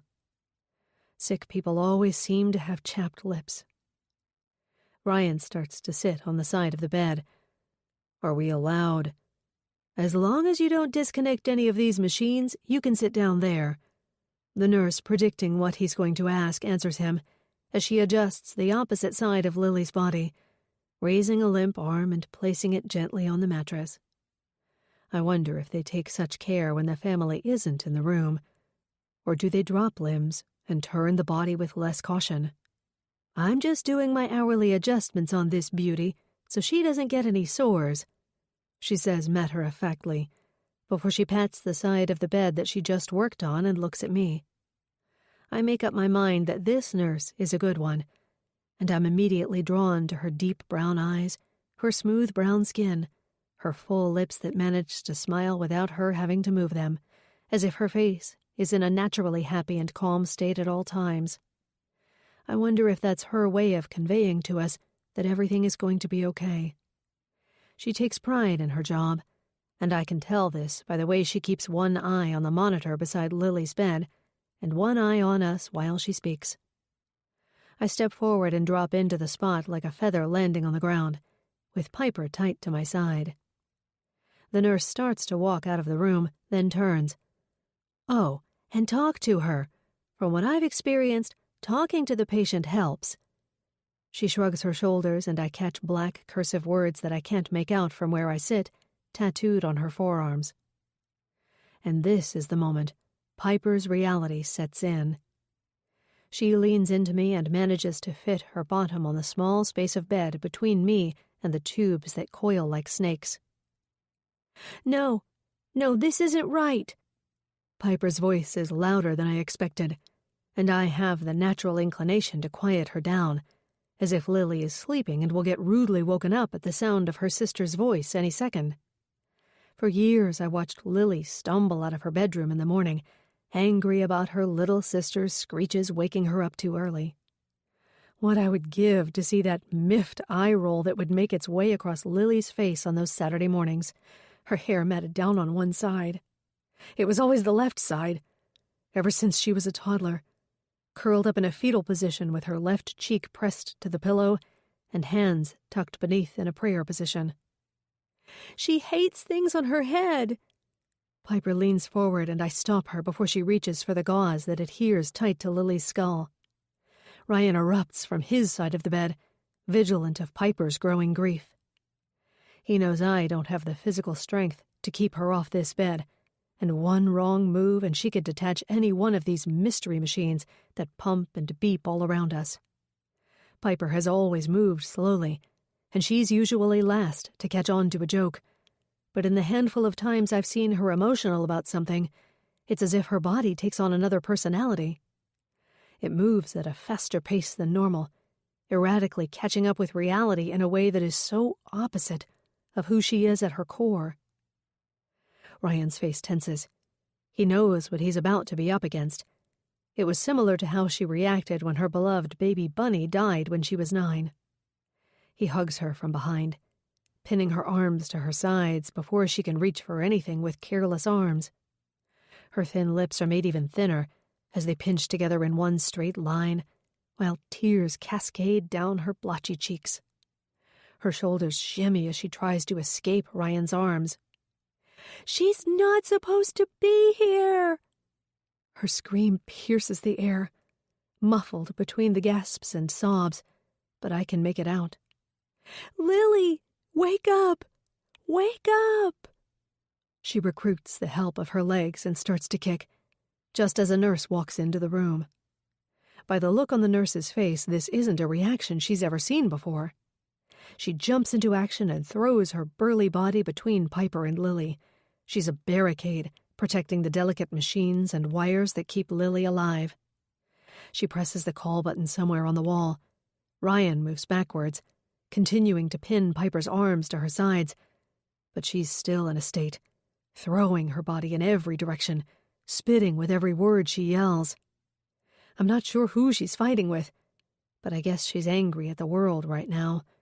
Angry at the sight of her older sister, who was always the protector, the ultimate fort-maker, the straight-A student, the admirable athlete. She thrusts her head back and hits Ryan in the nose, sending an immediate river of blood over his lips and down his neck, just in time for the security guards to come in and assist. He reaches for his nose and accepts a box of tissues from the burly nurse. I'm dreaming. This has to be the worst nightmare I've ever had. Wake up, Lauren. Wake up. There was only one other time in my life when I felt that the situation at hand simply couldn't be real. This only happens to people in movies, sad movies, that are made to evoke emotion. This can't be real life. Maybe that's why I'm frozen in place, still sitting on the side of the bed, unable to move, unable to help my husband with his bloody nose or calm my younger daughter down. I've lost every ounce of control, and I no longer know who I am. 14. Before, December 2013. Lauren. The Sullivans' front door is dressed up in a massive wreath, embellished with holly berries and poinsettia leaves. I expect nothing less from Evie. In the 4 years since we've known each other, every holiday has involved something handmade with flowers, plants, and succulents. The woman is the Martha Stewart of landscaping, constantly wowing our circle of friends with the elaborate centerpieces she manages to make with only a glue gun and flowers handpicked from her garden. Everything I have hired someone for in the past, Evie can seem to put together effortlessly. Sure, I can come up with fabulous ideas for memorable events, thinking up wild entertainment themes and seat placement, but Evie has this innate ability to recycle products and plants to create gorgeous pieces, most of which can be used more than once. The first time the Sullivans joined our group of friends for our annual Friendsgiving, Evie ended up giving the ladies a private lesson on how to make pumpkin centerpieces. While the men circled the fire pit and the kids roasted marshmallows in our backyard, Evie demonstrated how to carve a pumpkin and use it as a vase for an array of autumn-colored flowers. She handled the carving tool with such ease, it made the rest of us look as if they were slaughtering a chicken, which for many of us it was similar to that, a foreign act, a do-it-yourself project. Flagport women were experts on hiring help for every little task, from watching their children to paying bag boys at the grocery store, from lawn care to private chefs. "Why are we entering through their front door again?" Ryan asks, his two arms weighed down by 4 Christmas gifts. The question is an obvious one, as we typically use the side door that greets the driveway. "Because this is our first official time at their house for an event." I say the words matter-of-factly. Ryan raises one brow and it hovers above his round blue eye, a signature move he used to seduce me back when we first met. It started out as an expression that he unintentionally used to get me in the bedroom, but over the years it transformed into a new meaning. "Whatever you say, boss." The sound of the deadbolt clicking back and forth several times is followed by the pitter-pattering of footsteps on the other side of the door before it swings open. In the entryway, Jack and Liam bounce up and down like jumping beans. The Grinch faces on their matching pajamas peer at us with disapproval. "Yay! I knew it was you guys. You wore them," Liam says, referring to the matching pajamas that Lily and Piper are wearing. The two girls push me and Ryan aside and squeeze into the front door, ready to get the annual Christmas exchange started. I hold a platter of bacon-wrapped scallops with one hand and a bottle of Cabernet with the other. As I'm about to step up and into their living room, Matt appears from the kitchen, accepting the plate and wine, allowing my hands to free up so I can remove my long white peacoat. "Front door? Seriously? I thought we were better friends than that." He raises his eyebrows in sarcastic disapproval. "Her idea." Ryan points to me as he drops the bags by his feet and leans into Matt for a repurposed man hug that is free of the grip, pull, hug movement and replaced with a gentle shoulder bump. Both cautious so Matt doesn't disrupt the plate of appetizers. We both present Matt with a little jig to accompany our matching footy pajamas. Ryan pulls on his zipper, bringing it down just far enough to show off his hairy chest, and Matt blocks his eyes. "Dude, I've seen enough." The 4 kids are already on the floor at our feet, gathered around the gift bags and pulling out the paper. "Hey, stop it, you vultures. That's for later." I lift the bags up and march them over to the tree on the other side of the living room. After I set them down in the back of the tree, making sure the kids have to struggle to get to them, I find myself standing in front of the display, consumed by the ornaments. It always feels like getting a sneak peek into someone else's life, the ornaments from the past telling a story. My mother always had our house in pristine condition, and she never held on to the outdated ornaments. Instead, they were replaced every year by whatever was trendy. Some years it was all white bulbs, and others it was blues or strewn beads and popcorn. Looking at Evie's tree, I'm envious. I pinch the bottom of a ceramic frame clearly made by a child. At the bottom of the frame, red puffy paint spells out the year 1988. Being a tad younger than me, Evie must have been around 7 when she made this. The plastic that normally covers the photo is gone, but the picture is still tucked into the homemade frame. Evie sandwiched between her two parents in front of a Christmas tree. Surrounding that ornament are dozens of others that hold different memories. A piece of construction paper, yellowed on the edges, and made into a snowflake dated 1986, and then several made by Liam and Jack, marking every year of their lives. Seeing this makes me bubble with resentment. My mother never liked knickknacks. She didn't hang our art projects on the wall or clutter the fridge with our drawings. Everything had to look perfect for everyone besides the people who lived there. There was no place for scribbled paper on her gleaming countertops where she set rows of embellished martini glasses during her Flagport women's meetings. There was no place for our sloppy clay sculptures on the white doilies that dressed the table centered in the living room. The only photos that made the wall in my mother's home were those that were professionally done. A canvas painting of Meg and I, where we are wearing matching blue dresses, clung to the wall above the intricate fireplace. Meg and I always joked that we looked nothing like the painting. Instead, the massive portrait that took up several feet on the wall appeared to be showcasing two dolls, poised properly with tilted heads and perfected smiles.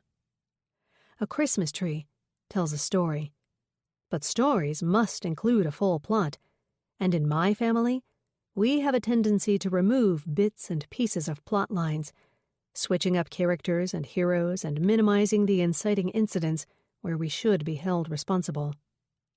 "Hey, stranger." Evie walks up behind me. "Merry Christmas."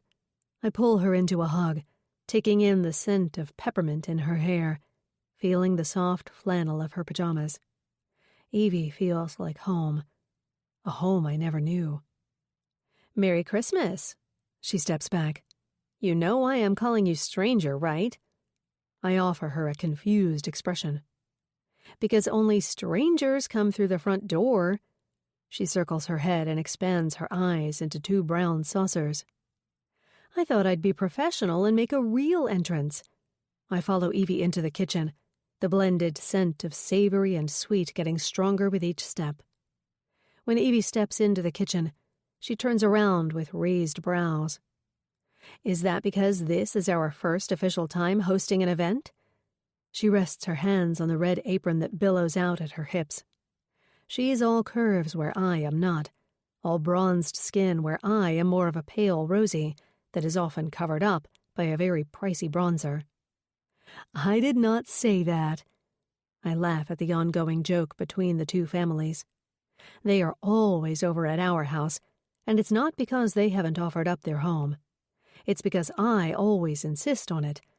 I love being in control of an event, and all the steps that go into preparing and putting on a show. They think it's me being friendly and giving, but it's really me having to have control. "What can I help you with?" "Absolutely nothing. You just sit down and have yourself one of my signature cocktails." Evie waves a red and green snowflake patterned hand towel in the direction of a large crock pot and a self-serve cooler. "Oh, what do we have here?" I sashay over to the counter. I lift the lid on the crock pot and inhale, taking in the scent of cinnamon and apples. Gosh, I can practically taste it. I use a nearby ladle to fill a glass mug. I would have had this themed and labeled accordingly, but that is why Evie and I balance one another out. "Is it too strong?" I take a sip, letting the rum hit my palate, burning my throat as it goes down. "Not too strong for me." Evie fills her own glass with the concoction in the cooler, a Manhattan mix of some sort. "Did your family serve this for the holidays growing up?" I ask. Sometimes I think I know nothing about Evie's background. The mystery of her not being from Flagport serves as an added layer of intrigue. Ryan has often accused me of being the biggest presence in a room, and I make it a point to put the spotlight on Evie for once, even if it's just the two of us in the room. It's not by choice that I take up space. According to Ryan, my family just takes up more space than anyone else. It's not that you talk a lot. It's just that people are intimidated by your name, and they let you lead. My dad would always make Manhattans. He wasn't a big drinker, but he loved a Manhattan around the holidays. And since we were always living in different places, we had to change up the type of whiskey we used, Evie says. So when we were in the South, well, there were a lot better options of whiskey than, say, when we were in California. She winks. He even made me virgin Manhattans so I could clink glasses with him and Mom. That's so nice. Your dad sounds like a great guy, I say as I picture a young Evie celebrating with her two loving parents in the comfort of a home that isn't tainted by money and prestige. Yeah. Evie holds my gaze longer than normal, pausing as if she is dreaming about being back in her memories. I let out an exhale, which brings her back to the present. I'm sure my holidays were nothing compared to yours growing up. Evie passes me a genuine smile, unlike the envious ones many of my other friends share. I just love your family so much. She leans against the counter, her new highlights shimmering against her natural brunette hair beneath the overhead lights. Again, she turns the conversation over to my family and life. Over 4 years into our friendship, and I know little about Evie's background, besides her ability to transform yards into beautiful works of art and her parenting skills. And, of course, her loyalty. She's been utterly loyal to me, in a way I probably don't deserve. It's what makes her stand out from my other friends. She could give or take my name and money, but the others, well, I know they use me. I'm okay with that. I suppose it's the least I could do. Mom, Liam is opening the presents! Jack's voice slices through the room. Oh, crap. Evie sets down her drink and marches into the living room. Ryan and Matt are sitting on the couch with pints of beer in their grips, unaware of what is going on only 10 feet in front of them. Liam! Evie drops to her knees, gathering up the green and red tissue paper that Liam has pulled out of the bags we brought. Seconds before she reaches his arm, he removes the inside of the gift that was wrapped for Jack. A piggy bank in the shape of a basketball I had specially personalized for him. It only takes another 3 seconds for Liam to lift it over his head, and with the anger of a manic monkey, he slams it on the hardwood floor. Pieces of sharp orange ceramic slide in different directions, spinning and settling into place in slow motion. It's as if we are watching an accident unfold. Matt rockets up from the chair, lifting Liam with one arm and swinging him up to a standing position. Get in your room, now! Each word coming out as sharp as the edges of the broken pieces that now sit stagnant. Tiny crumbles stick to the gift cards I added to the piggy bank before I wrapped it. Without showing an ounce of remorse, Liam stomps up the stairs and marks the next moment with one loud slam of his door. Oh my gosh, I'm so sorry. Evie shrinks to the ground, gathering up the pieces and putting them in the front pockets of her apron. She looks up at me. I'm so sorry. Then her attention turns to Jack. His lower lip quivers, his tan skin now a blotchy red, as one tear escapes his eye. It's okay, Jackie. We'll get you another one. Lily, sweet, perfect Lily says, as she takes his hand in hers. I bend down, setting my drink on the nearby coffee table, and help Evie gather the pieces. I seldom get mad, but in this moment, I'm real mad. This isn't the first time Liam has acted like an out-of-control toddler. Even at 2 years old, both of my girls were better behaved than he is at 7. I breathe in, reminding myself this mess is not Evie's fault, and there are 6 other people here who are innocent. But that child is a monster. I am well aware that we don't get to choose what blend of DNA our offspring gets, but this moment solidifies any questions I've ever had about something being off about Liam. I force a smile on my lips. Oh goodness, it's okay. No worries. And I wave a hand in front of me, like it was no big deal at all. 15. Before, December 2013. Evie. After 3 more Manhattans, I'm at my peak buzz, and I've numbed some of the anger I feel toward Liam. When he smashed the piggy bank on the floor, I was beyond embarrassed. Something like this would have never happened in Lauren's house. Her daughters are well-behaved, well-mannered, and seemingly perfect all around. The kids are snuggled in one of the beds upstairs, watching Rudolph, while the adults are sprawled around the massive sectional that takes up our entire living room. I glide my fingers along the silver chain necklace that Lauren gave me. It has one simple wave charm and matches the one that dangles from her neck.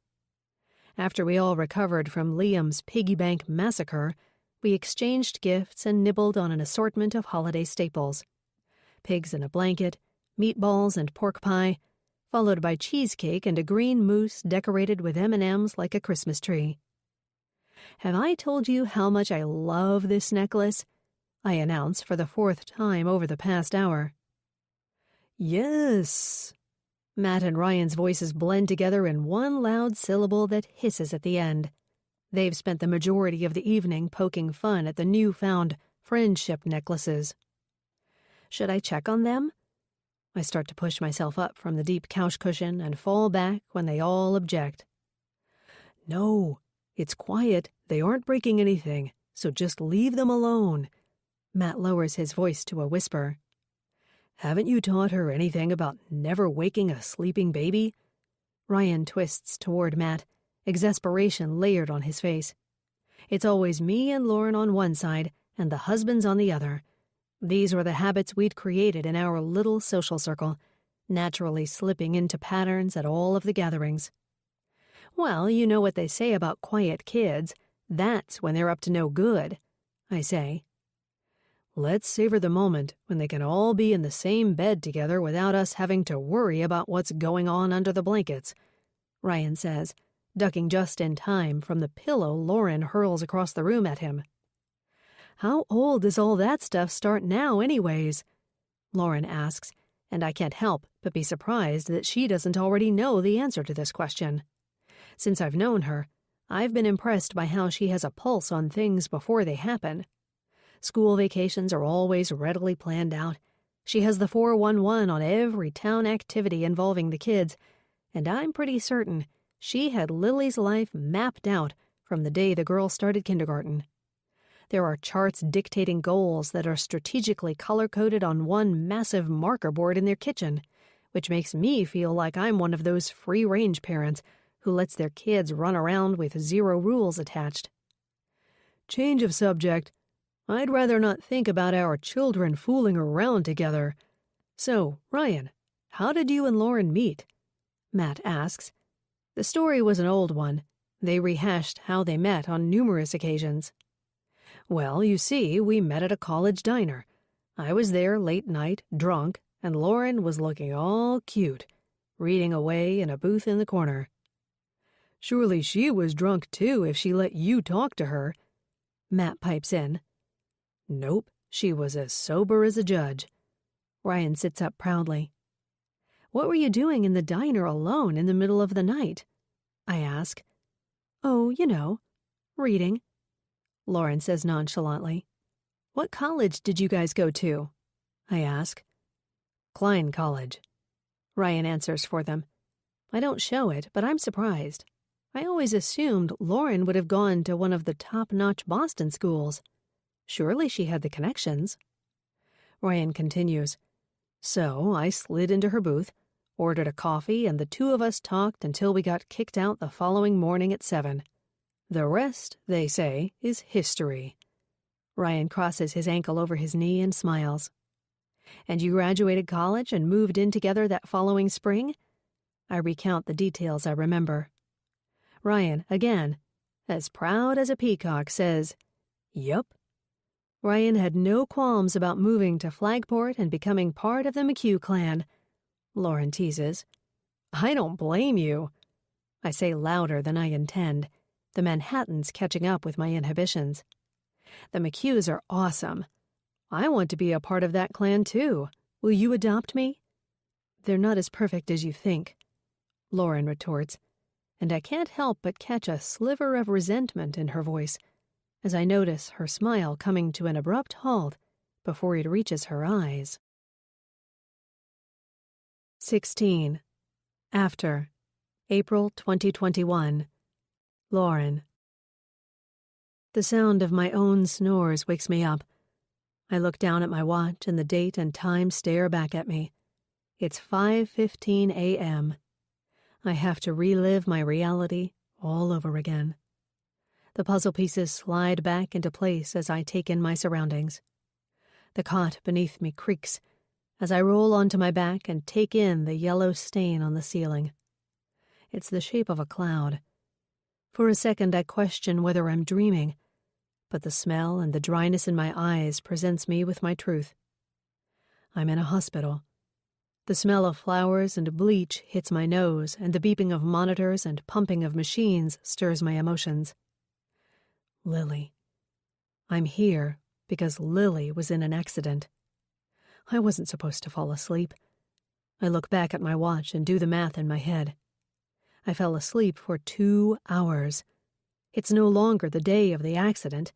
It's the day after. The minute hand on my Garmin watch blocks the day, but I can see the date clearly. April 13. The day Jessica Milburn took her last breath. The last thing I want to do is leave the hospital. It's bad enough I fell asleep for 2 hours when anything could have happened to Lily. She could have woken up, reaching out for me, needing her mother. Or she could have struggled to breathe, and I may not have woken up in time. I push myself up so fast, the cot legs slide on the linoleum floor and screech. "Rye?" I whisper. Ryan sits upright on a chair on the opposite side of Lily's bed, swiping through his phone. It's a Monday, and I imagine he's checking work emails, rescheduling home viewings with potential clients, and that's when the thought strikes my mind. My parents. I haven't told my parents about Lily's accident yet. I fumble around beneath the blanket on the cot until my hand lands on my phone. And there, as I expected, are a dozen missed calls and texts from them. Of course, they found out about the accident. It happened in our town, their town, on a street I'm certain they frequent daily. The residents on that street are likely spreading the news like wildfire, filling the Flagport Facebook group up with comments and announcing their knowledge of the accident in the coffee shops and restaurants that serve as gossip hotspots. Before I do anything else, Ryan answers the questions that are circling in my head. "Hey, honey, your parents are on their way. They've been calling. I tried to put them off until you got up, but I really wanted you to sleep." He stands up and makes his way over to me. I had to answer and tell them what happened. I nod. Of course he did. He's their son-in-law, just as much a child of theirs as I am, and he adores them as much as he does his own parents, possibly more. Conflict sets in, and a tug-of-war plays out in my head. I need to get out of here, but I can't bear to leave Lily. "Hey, do you mind if I go home and get some fresh clothes?" I ask. I can tell that Ryan is shocked that I want to leave and remove myself from the space that holds my daughter. He may be part impressed by my release of control, but it's hard to tell as his own anxiety is pulling down on his skin, concealing the expressions that I've grown to know. The scowl he produces when he's angry, a rare emotion for him. The fluttering of his eyes when he is nervous about something, like the time he first met my parents. The way his eyes light up when he feels particularly connected while he is conversing with someone. All of those little traits seem to have washed away overnight, replacing my husband's face with blankness. "Sure, of course." He sets his phone on the ledge that greets a window leading into the belly of the hospital. "I'll handle your parents." Those were the exact words I wanted to hear. I am in no mood to deal with my parents' assessment of the accident, pulled back into my own past. I am in no condition to deal with my father's likely demands on the doctors, requesting better treatment because of his name. I'm certain this doctor has no idea who he is, considering we're outside the bubble of Flagport, in the closest nearby city that isn't quite as far as Boston. But my father, when he is determined, doesn't take no for an answer. And while it will kill me to leave Lily, I need to go to Jessica Milburn's grave, a pact I made with myself and committed to every April 13th for the past 24 years of my life. I push myself off the cot and look down at Lily. For a second I question whether her head was slightly tilted to the opposite side last time I looked at her. Maybe she moved during the 2 hours I slept. But I'm reminded that I set my cot on this side for a reason. Because Lily was ever so slightly tilted to this side, and I figured I'd be more likely to hear her move or breathe or do anything if I was positioned on the side that her mouth was facing.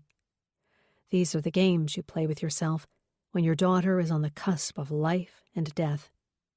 I pull her slack hand to my lips and kiss it gently, brushing my lip on a piece of white tape that secures an IV to the vein beneath her middle knuckle. I make circles on the spot I kissed and make a mental note to get lotion to spread on her dried knuckles. I'll get her favorite, Bath & Body Works Eucalyptus Stress Relief. Ryan is now standing beside me. I lean into him, and I'm jostled when I think of the ticking clock. I'll just go get some clothes for all of us, Piper too, just in case. After Piper's incident, we had her best friend's mom come and get her. In the past, I would have called Evie to come collect my panicked child, but I'm not sure if I'll ever be able to do that again. Okay, take your time. If you want to lay down at home for a while, you could use some more sleep. I'm not going to lay down at home. In fact, I'm only going home for show, to gather the items I said I would. The rest of my time away will be spent praying at Jessica Milburn's grave, praying for her and begging her ghost to somehow give my daughter another chance, a chance that I certainly don't deserve. 17. Before. February 2014. Evie. The halls in Flagport Elementary School look as if they got taken over by the Valentine's aisle in the Dollar Tree. Red construction paper hearts tattooed with glittery names are strung along the walls with sparkly twine. Strands of pink and white crepe paper frame the hearts in 2 loopy lines. Wow, they go all out here for the occasion. You'd think it was Christmas. Well, think about it. It's kind of a big deal. Lauren twists her neck toward me as a giggle spills from her lips. It's the one day that these kids get to confess their love to their crushes. Isn't that awkward enough at this age? I ask, as I pause to adjust the box in my arms. Craft contents are piled high, threatening to escape. I remember my first Valentine, Bobby Edelman. She sips in a breath of air and slows down her stride as if she's suddenly floating, mimicking a helpless schoolgirl. And where is Mr. Bobby Edelman today? I turn toward her as I lift a strip of cartoon heart stickers that escape the roll and are coiling over the edge of the box. My question pries her out of her dream state and snaps her back to reality like a boomerang. She swats a hand between us and scrunches her nose up as if a bad scent hit the air. Oh, Bobby didn't turn out to be my knight in shining armor. Last I heard, he's still living at home with his mom and dad over on Turner Road. And I'm pretty sure a lifetime of living on cigarettes and fast food didn't do anything to help him maintain his football player physique. Oh, was he the high school jock? Something like that. Lauren switches gears. But I lost interest long before high school. He was a 5th grade crush. I had a lineup of other guys to date after that. She winks in my direction, flipping her hair off one shoulder. What about you? Was Matt always your one true love? The question splits itself in my conscience, as if I have a devil on one shoulder and an angel on the other. Like every time I've been asked prior, I lie. Yeah, pretty much. I mean, there were crushes in each school I attended, but Does that really count? Before Lauren can respond or dig further, we are greeted by Mrs. Leavitt. Girls, thank God you're here. You two are a lifesaver. The teacher ushers us into the classroom as the chatter rises. Are you Liam's mom? A little girl with 2 pigtail braids shouts. I nod and smile. The energy of 22 excited kids seems to create extra heat in the space. Kids make me nervous. I don't have that same natural way with them that Lauren does. And then my nerves shoot up a level as a boy in the room yells loud enough to stand out among the escalated chatter. Liam is a troublemaker. My mom says that he is a bad egg. It takes me several seconds to register what the boy said, and another several seconds to adjust my jaw and close my mouth. I go from being hot to sweating beneath the red sweater I'm wearing for the occasion. I realize I'm no longer holding the box, but I'm clutching it to my chest, as if it can save me from the embarrassment this little boy has caused. And then Lauren saves the day like always. Graham Pendleton, she tips her head to the side calmly. I know your mom, and I know she would never, ever say something like that about our friend Liam. Mrs. Leavitt, evidently well-versed in elementary school antics, shakes her head side to side, maintaining a stern yet unaffected look on her face. Graham, what do we say about not saying anything out loud if it's not nice? The class, without any instruction, recites the saying in sing-songy, uneven voices. If you can't say anything nice, don't say it at all. I want to cry for Liam, but when I look over at him to gauge his reaction, he's smiling as if the boy has just complimented him, as if being deemed a troublemaker is the best title someone could attain. My mom guilt goes into overdrive, and before Mrs. Leavitt lists out the rules for the class project, I've already paraded a series of questions through my head. Is my son the class troublemaker? How would an 8-year-old kid know the saying bad egg? Is my kid the one with the bad reputation? What have I done wrong as a parent? Am I not giving him enough attention at home, so he has to act up in class? As if Lauren can read my mind, she stops pulling the containers of colorful glitter glue out of the box and squeezes my elbow. That kid is an asshole. I'll talk to his mom. I was always the good kid, a role model student with perfect grades and a quiet disposition that every teacher loved. So to hear that my kid is potentially a brat has me fired up, but I wave it off like it's no big deal. Don't worry about it, and please don't talk to his mom. I know kids will be kids. I recite the words as if I'm reading from a script. I laugh it off in front of Lauren, but my heart feels heavy in my chest. This isn't the first time I've physically felt my emotions churning inside my body. I feel it almost every time I look at Liam. It's not just when he's done something wrong or off-the-wall weird. I feel the weight of my emotions when I watch him sleep, when he interacts with others, and even when I take him for his annual checkup at the doctor's. Between Mrs. Leavitt and Lauren directing the class to the cookie decorating stations and the crafts, the students have forgotten the comment that still stings my insides. Hey, buddy. I crouch down beside Liam and pour some Elmer's glue into a Dixie cup. Hi, Mom. He sticks a finger into the glue and smears it on the back of the heart-shaped cardstock. I take in the conversations going on around us. All of the other girls and boys seem to have a buddy to banter with, a friend who is laughing alongside their glue jokes and sharing in their messy fingertip delight. I squeeze his shoulder as I stand up and walk toward another table, keeping my eye on him the entire time.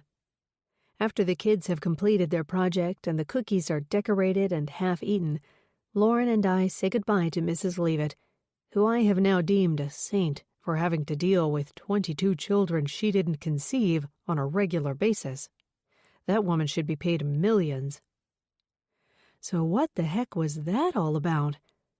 Lauren walks beside me, her tote bag bumping into my shoulder as she uses her hands to talk. That kid is a brat. I knew he was a brat. How dare he say that? It's no big deal. He's just a kid being a kid. Kids say that stuff. I say the words with more confidence than I feel. Lauren hisses. Well-behaved kids don't shout such things in front of a class like that. Do you think any of our 4 kids would say something like that? I hide my curiosity that rises in me from her question. Liam is a wild card, and I never know what is going to come out of his mouth, but I don't need her to know that I feel that way about my own son. I read between the lines. Lauren doesn't realize what she said, probably because it was unintentional, but I get what she is saying. Kids don't say things out loud like that, but everyone could think it. She's seen enough fits spun by Liam to know that he's not a well-behaved angel at all times. She catches me lost in thought and she stops mid-stride. She grabs my shoulder and leans in. Eves, he didn't mean it. Liam is a good boy. The boulder in my throat has moved upward, and it's pushing tears to the surface of my eyes. I try to stop them from coming, but my lower lip quivers, giving way to the first of the tears to cascade down my cheek. I'm about to confess everything I've worried about with Liam. I'm ready to pour it all in her lap when an older woman waddles down the hallway, her gaze held steady on Lauren. I think that woman might know you or something. I swat at the tears on my cheek, pushing them away like an embarrassed child.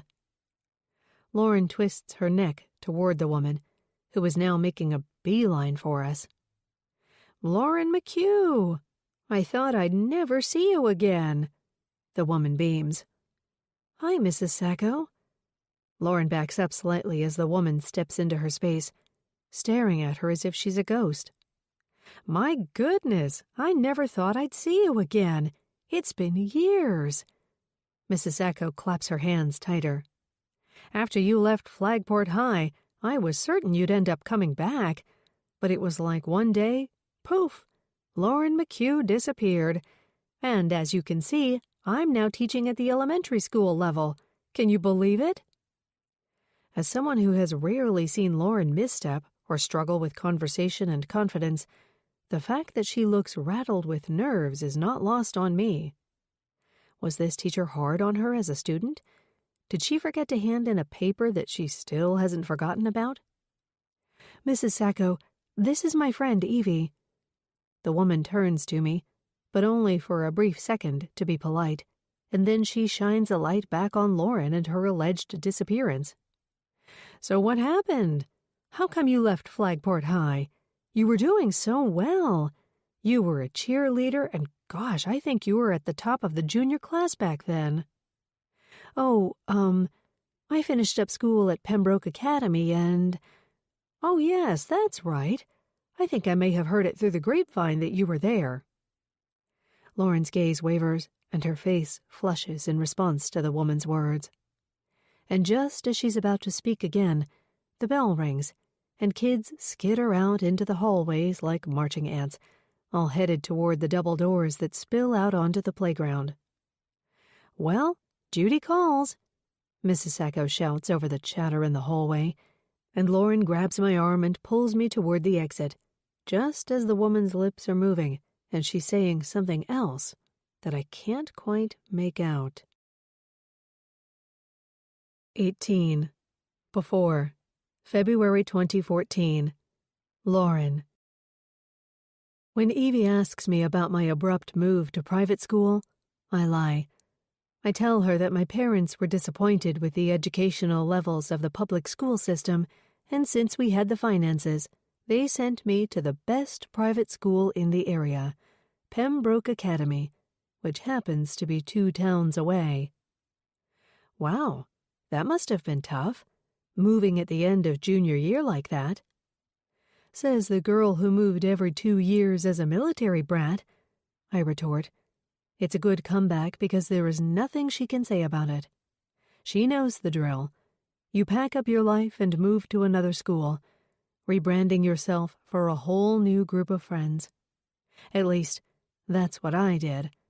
Flagport High was among the top 5 public school systems in the state for testing and quality of education, but I'm certain Evie hasn't had time to really ingest these statistics yet, considering our kids aren't of testing age yet.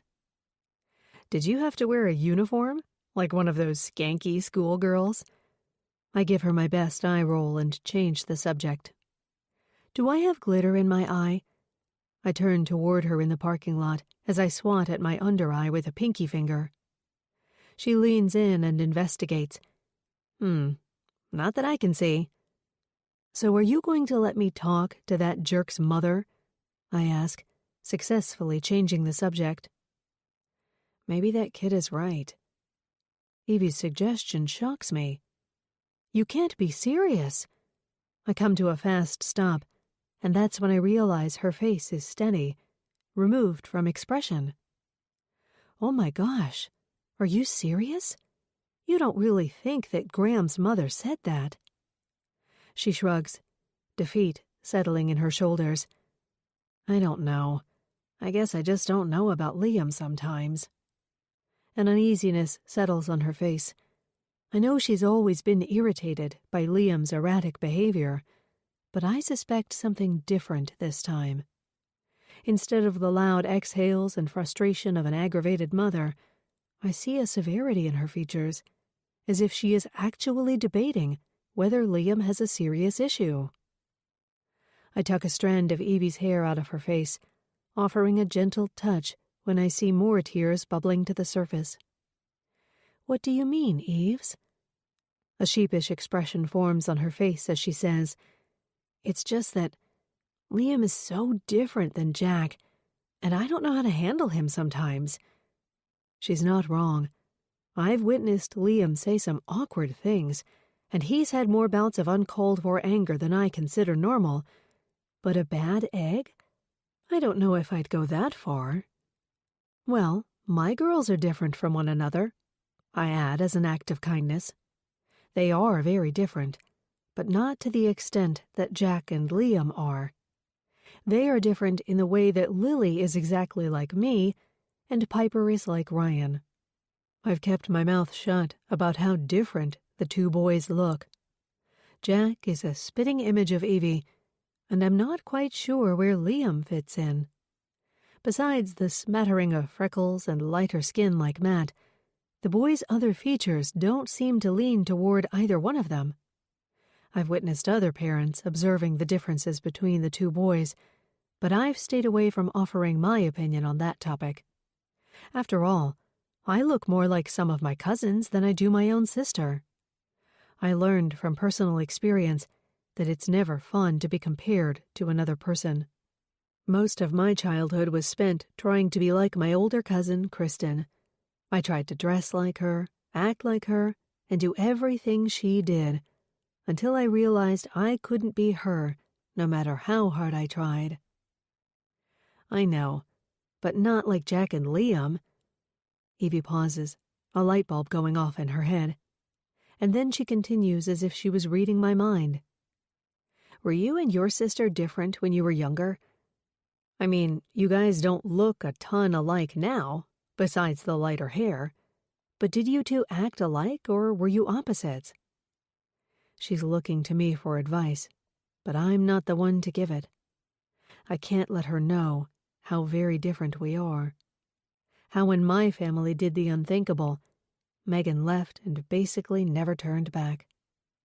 Besides the occasional visit, Megan is not a regular in my family's life anymore. And even though she points the finger at my parents, I take full blame for her absence. And here I am, fully immersed in the Flagport lifestyle, opening my palms when my father offers me money to solve a problem, and sharing the same jovial conversations with the people of the town who look up to him, the same people who look up to us. We used to be a lot alike, actually, but not so much anymore. I think about how Megan and I used to spend countless hours building forts in the woods behind our house, going against our mother's desires that we remain clean and tidy at all times.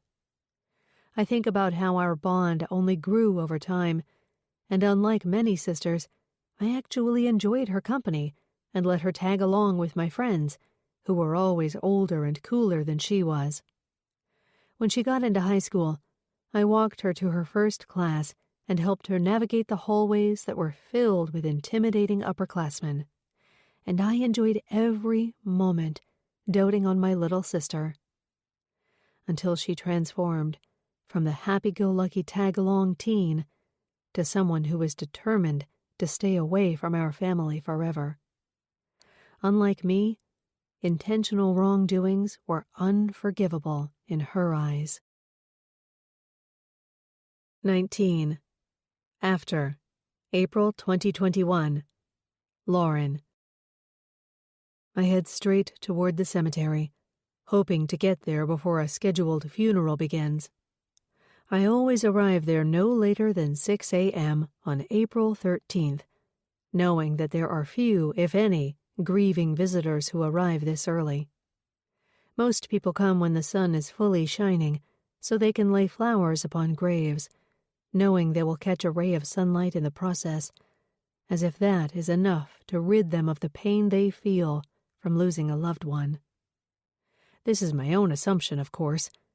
In the 24 years I've been partaking in this anniversary ritual, mostly on my own, but there were times when I brought Lily along before she was old enough to know where we were.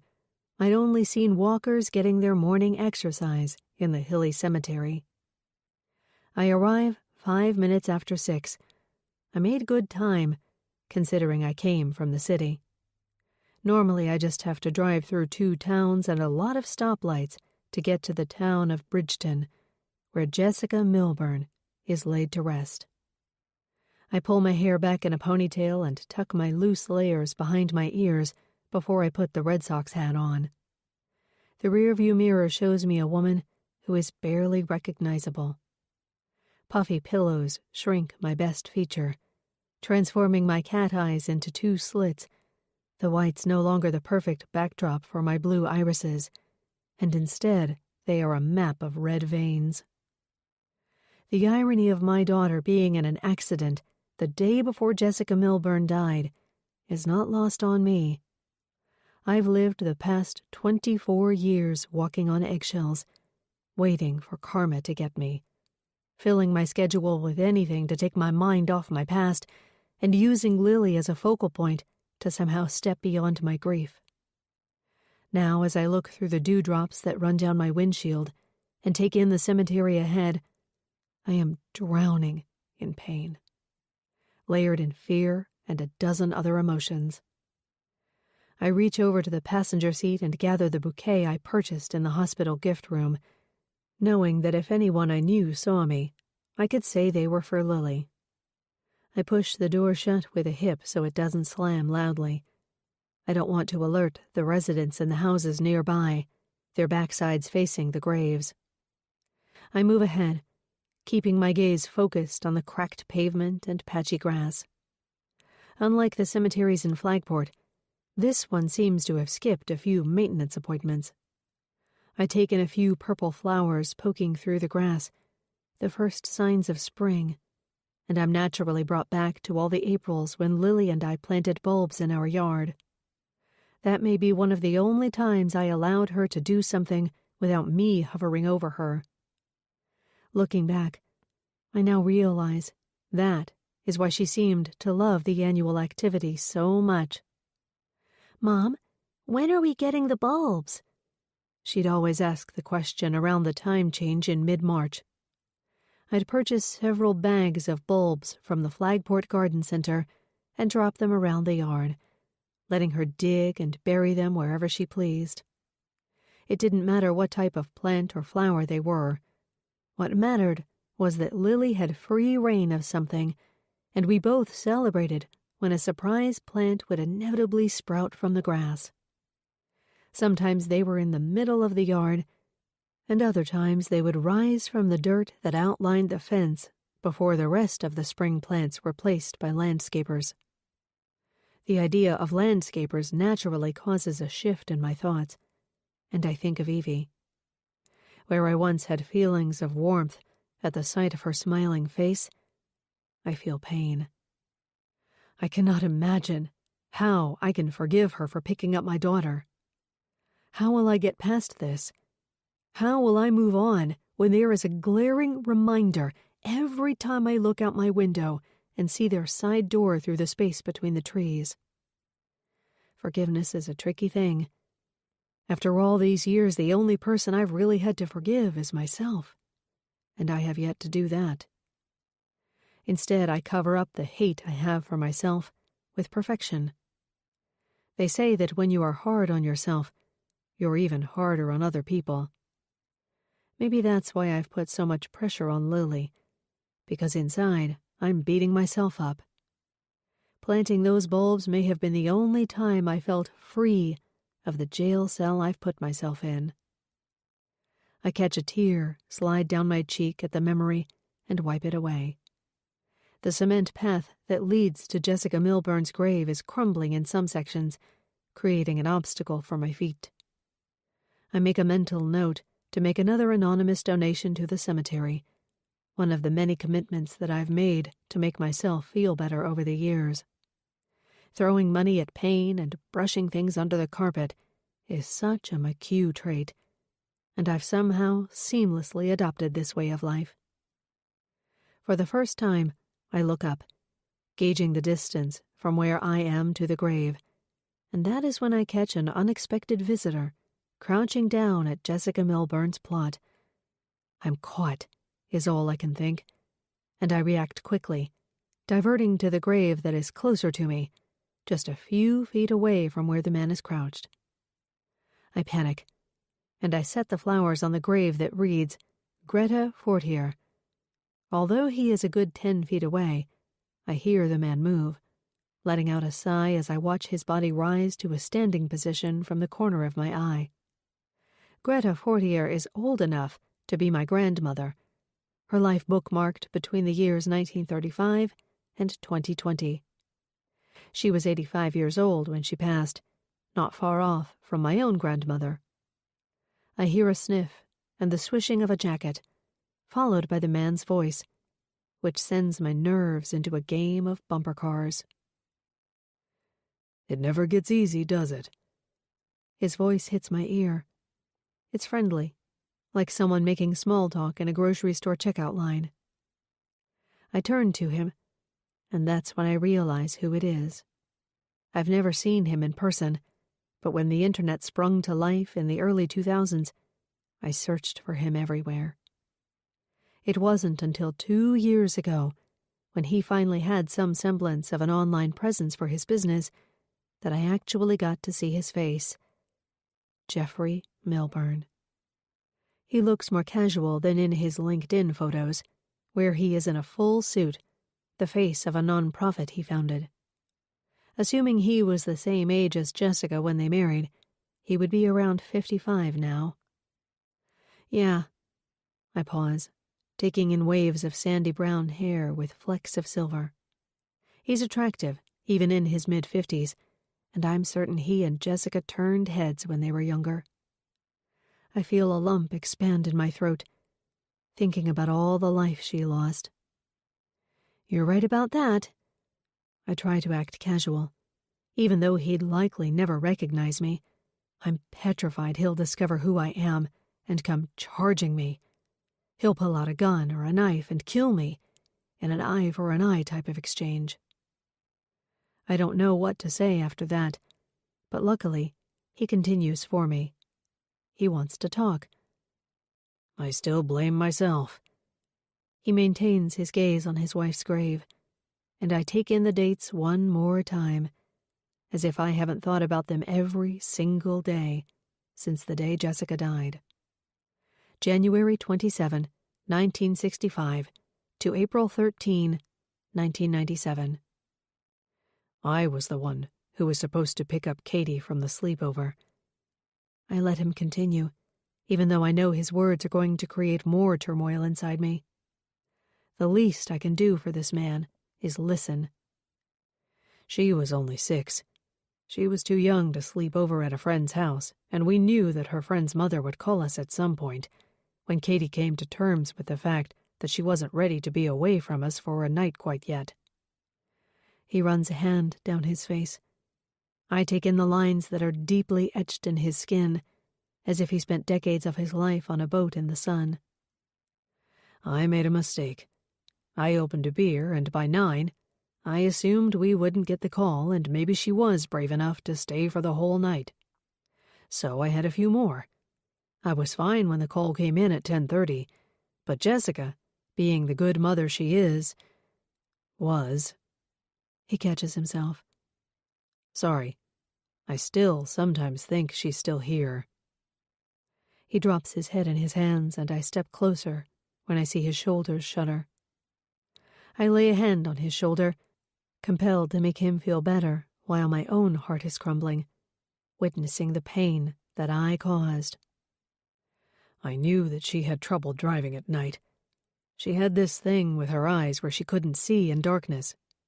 Everything just blurred for her, is how she always described it.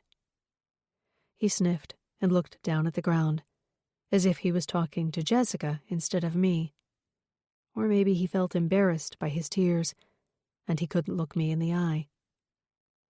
That's not your fault. I find myself saying the words out loud, hiding the guilt that crashes over me. Oh, it's taken me a long time to forgive myself, but it still stings. Like if I could go back to that night, if I didn't open that beer, I would have been the one who went to pick up Katie in Flagport, and the roads and signs wouldn't have blended together. That's a 40-minute drive. It's not like we lived around the corner. She wouldn't have gone the wrong way down that one way and crashed. Jeffrey Milburn doesn't have to finish the story. I know what happens next. We can't change the past. I preach the words that I should be telling myself. Yeah, and I'm just so grateful that Katie wasn't in the car. At least I still have her. I catch a glimmer of gold on his left hand and see a band. He answers my next question. As weird as this sounds, I think Jessica would be proud of the father I became, and I hate to say this, but sometimes I feel as if she's watching over me, even though I didn't watch over her that night. He clasps his hands and drops them on his worn jeans, and for the first time I take in the work boots he's wearing, and I remember his nonprofit. The mission statement said everything I needed to know. He helps build homes for those less fortunate, an organization he launched when he felt the need to give back to the community of Bridgeton. My therapist has helped a lot. I no longer think about the what if, and instead I put my energy toward the what now. How I can help the living and all that, you know. It's probably why I'm standing here talking to you. I've gotten used to talking to strangers about my pain. I suppose my therapist is right. It really does help. Jeffrey Milburn is essentially a stranger, tied to me by the death of his wife. But sometimes it's a passing stranger who offers you advice that has the potential to change your life. Well, I think I've used up enough of your time. He offers me a mock salute and turns away. I wait until he is pulling away from the cemetery in his beat-up work truck before I move the flowers from Greta's grave to Jessica Milburn's. 20. Before. June 2015. Evie. Growing up, I didn't have a lot of quality time with my father. The majority of my weekends were spent doing chores, helping my mom run the household while Dad was deployed or attending to military duties. 1 week every summer, however, my parents would take me camping. We would pack up our van and make the trek to the nearest mountain wherever we were stationed. In California, it was the Sequoia National Forest, where the trees were massive giants that always made me feel like I was a miniature human, so small in comparison. We would always stop at quirky country stores along the way to collect souvenirs. For that entire week, the three of us were free to talk, laugh, and eat together as a family without the constraints of being interrupted by the sometimes unpredictable obligations of the military. I roll up my green hooded sweatshirt, its edges tattered and the print faded, a souvenir from one of my camping trips as a kid, and I tuck it inside the duffel bag that our family of 4 will share. Liam, Jack, this is the last time I'm going to ask, do you have anything else to add to the bag? My question goes unanswered, but seconds later I hear the sound of plastic slapping against our hardwood floors, getting closer to the master bedroom. I squeeze each side of the bag together and start to pull the metal zipper along the track. Mom, should we take these? I look up to see Liam standing in the doorframe wearing swimming flippers and the headlamp he got for his last birthday. He continues to walk toward me, but trips on the flipper and falls flat on his face, letting out a squeal that is recovered by laughter. Yes to the headlamp, no to the flippers. But Piper is bringing flippers, he says from the floor, where he is lying down sprawled out like a starfish, his eyes glued to the ceiling. Well, here's the deal, buddy. Lauren has never been camping, so I'm guessing she is going to bring everything. I heft the bag on my shoulder, the weight of it causing me to lean against the wall for balance. We're only going camping for 2 nights, but the contents of this bag say otherwise. Fine. He continues to make a snow angel on the floor, with his flippers and bathing suit bottoms on, his headlamp pointed at the ceiling. As I turn the corner on the staircase, I nearly smack into Jack, who is racing up the stairs. Mom, you might want to look out the kitchen window. I don't ask. Instead, I roll the bag down the stairs, step over it, and stand in front of our open kitchen window, where I have a clear shot of the river's driveway. Oh, geez. Matt walks up from the basement, maneuvering his way around grocery bags and sleeping bags while he holds a red cooler. What? Come see this. I lean forward, peering closer. He stands beside me, and we both watch as if we were about to reach the climax of a movie. Lauren is trying to hoist a hammock into the back of their SUV, her body bending backwards from the weight of it as Ryan jogs over, lifting the bar from her and setting it down. We watch as he raises his hands and drops them down, as Lauren punches him in the shoulder and tips her head back in laughter. He scoops her up and carries her back down their driveway. I watch in awe. They are the perfect couple. Lauren can be strict with the girls, set in her perfectionist ways and a bit over the top when it comes to throwing parties, but Ryan balances that all out with his fun-loving nature and tolerance for her antics. I know she's over the top, but I also know she wants this trip to be perfect, a gleaming memory for her girls. She's the best friend I've ever had and has easily filled the friendship void I've had my entire life.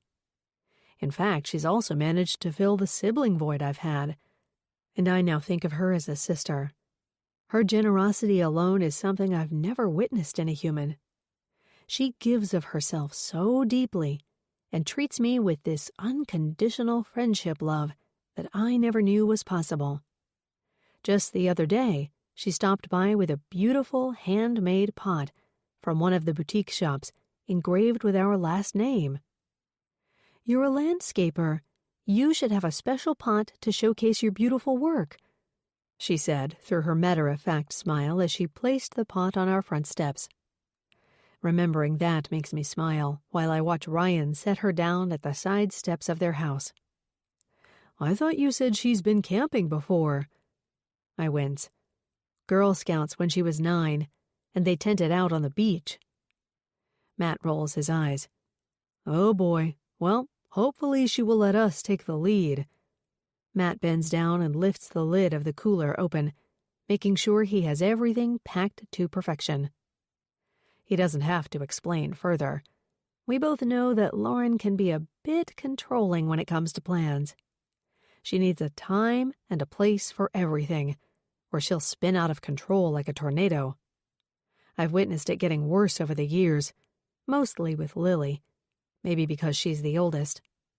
She tries to have such a tight grip on her life, leaving zero space for the girl to grow independently. Now that Lily is 12, I've started to see her frustration in her mother's ways. Any new friends outside of the trusted circle are deeply scrutinized. Once, when Lily asked permission to go to a new school friend's house, Lauren asked more than a dozen questions about the girl. Who are the parents? What does the girl do for extracurricular activities? Do they have pets? Will the parents be there the entire time, or will a nanny be at the home? I'm pretty certain she Googles and drives by the homes of any of Lily's and Piper's friends. Matt, Ryan, and I have learned to expect her controlling tendencies, and we brace ourselves for it anytime there is a new event or activity that we're involved in. It balances out my lackadaisical approach to life and makes me grateful to have boys. I've always assumed the fact that Lauren is controlling has a bit to do with having daughters. She's just trying to protect them from making decisions that could hurt them later in life, and adding a layer of caution that doesn't seem to be as warranted as much in boys. That's my guess, at least. 21. Before. June 2015. Lauren. I never in a million years thought I'd be sleeping in a tent. I ordered 2 queen-size air mattresses for the occasion and scoured REI for the best camping gear on the market, but still, sleeping in the woods overnight is not a bucket list item. I'm doing my best to make everyone think I'm enjoying every second of being out in nature, though.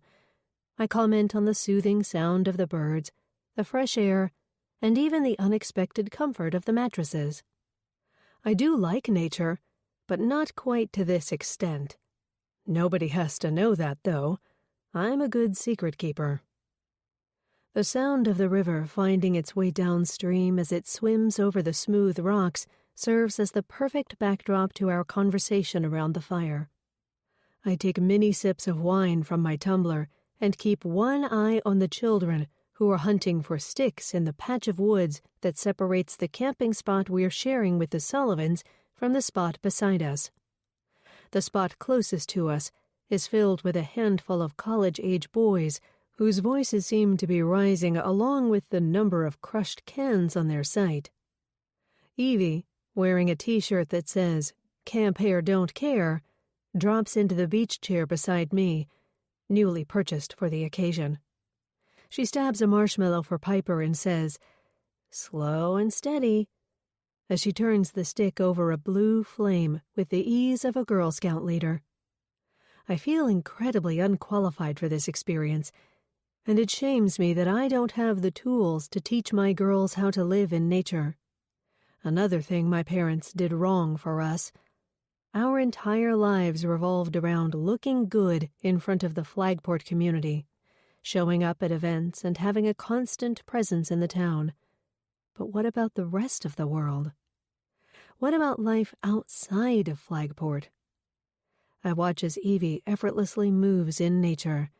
Earlier, she unpacked their supplies and set up shop, placing them on the picnic table in a sensible manner, while I had trouble finding a simple paper plate in the giant Tupperware bin I packed. I watch as Piper puts her mouth around the marshmallow. Her eyes grow wide in satisfaction. "This is amazing, Evie." The words manage to get past the gooey white substance. "You're the best." The comment bites me, and I take a gulp of my wine. "You're so good at this stuff, Eves." "She learned it from all those military boys," Matt says as he cracks open a beer and sips sideways from the can. She rolls her eyes and laughs, but there is a mystery behind her life as a military brat. Having lived in the same town my entire life, I'm naturally curious about the secrets you could hold on to when you move every few years. I've always wondered if Evie has a canon of unrevealed moments that she has yet to release. I've jokingly asked, and she brushes it off, but there is a mystery behind those brown eyes. "Is that true?"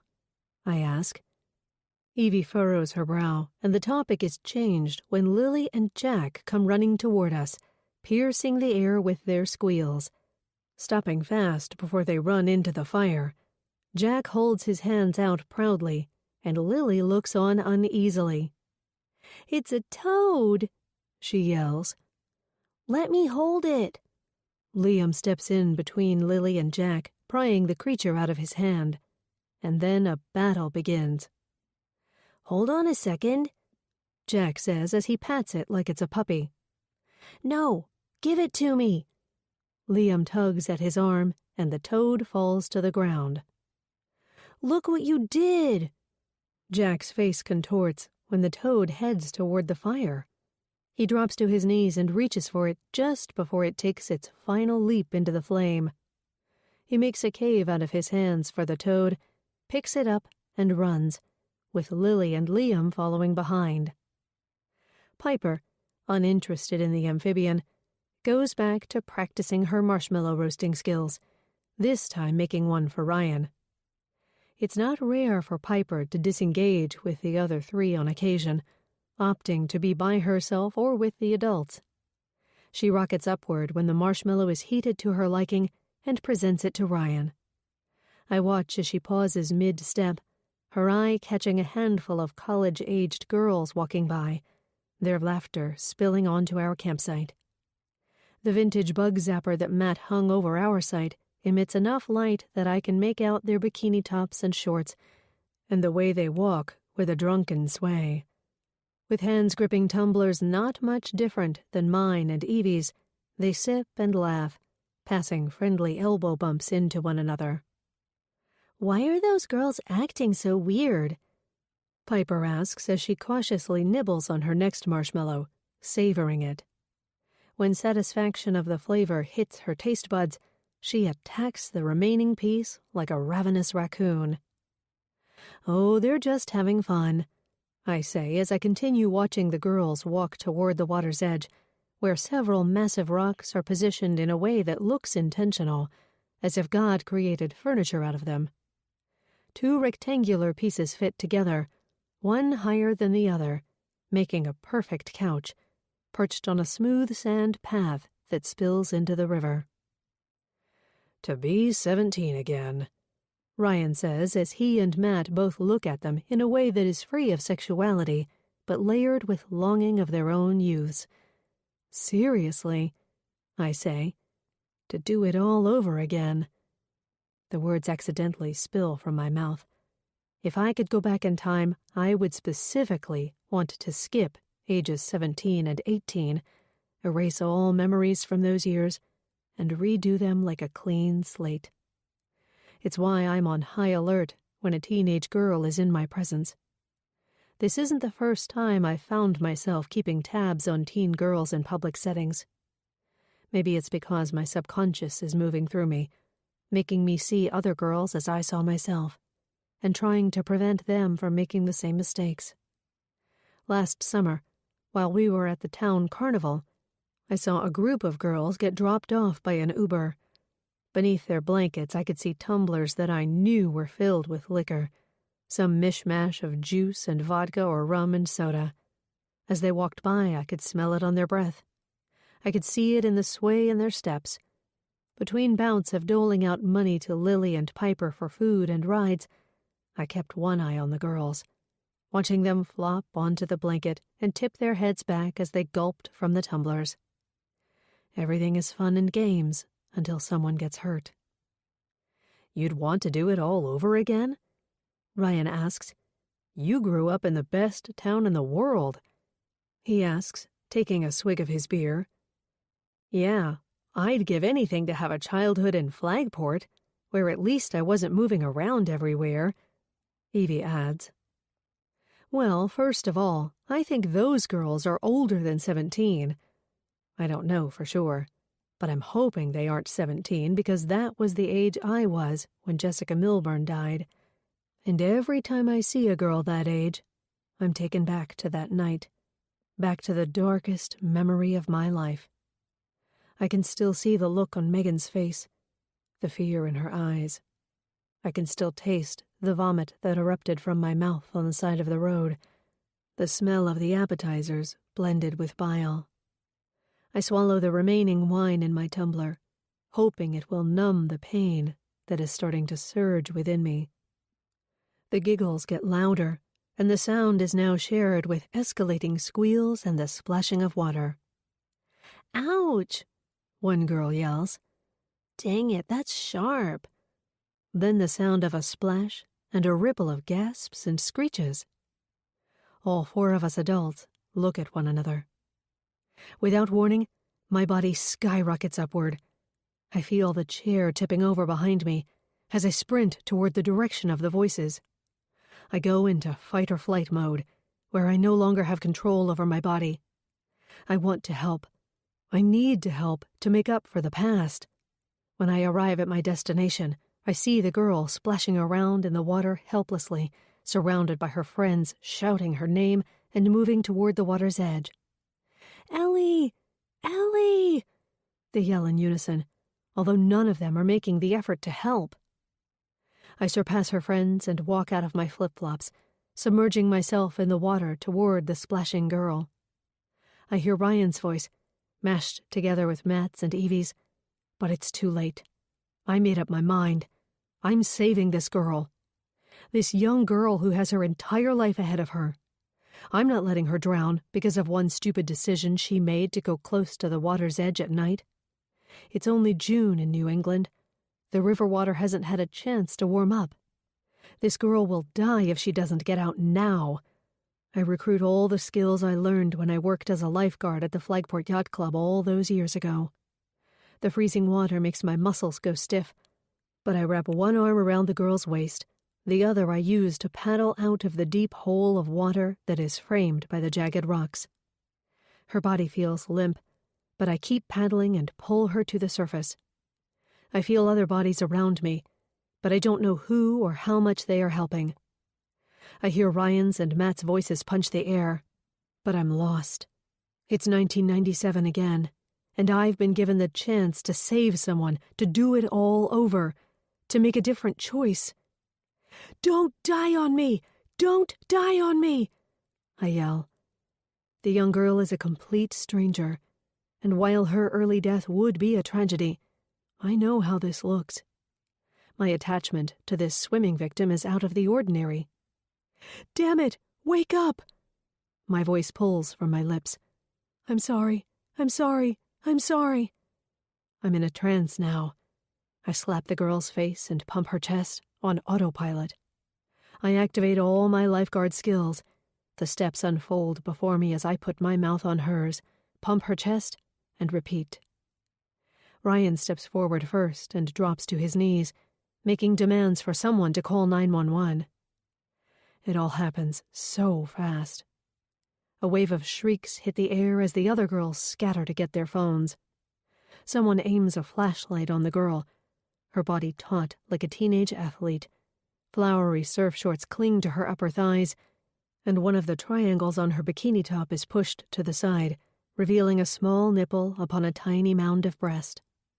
The reception is bad here. We were all just discussing that earlier.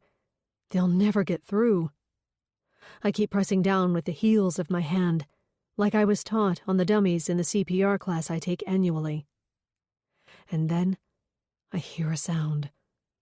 I roll her onto her side and water dribbles out of her mouth, her eyes wide with fear. She almost died. She's so young, and she's already had a run-in with death. She gasps, and a flood of relief surges through me. Her friends, now back from retrieving their phones that also don't have a signal, gather around. Some stand a few feet back, as if getting near will push them that much closer to their own tragedy.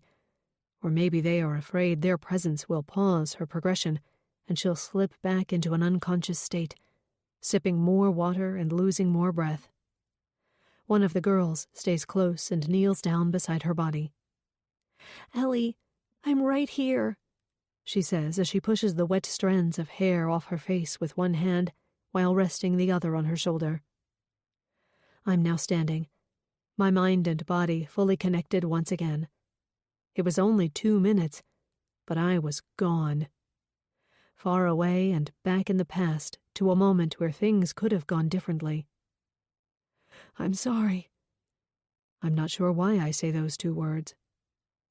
Why are you sorry?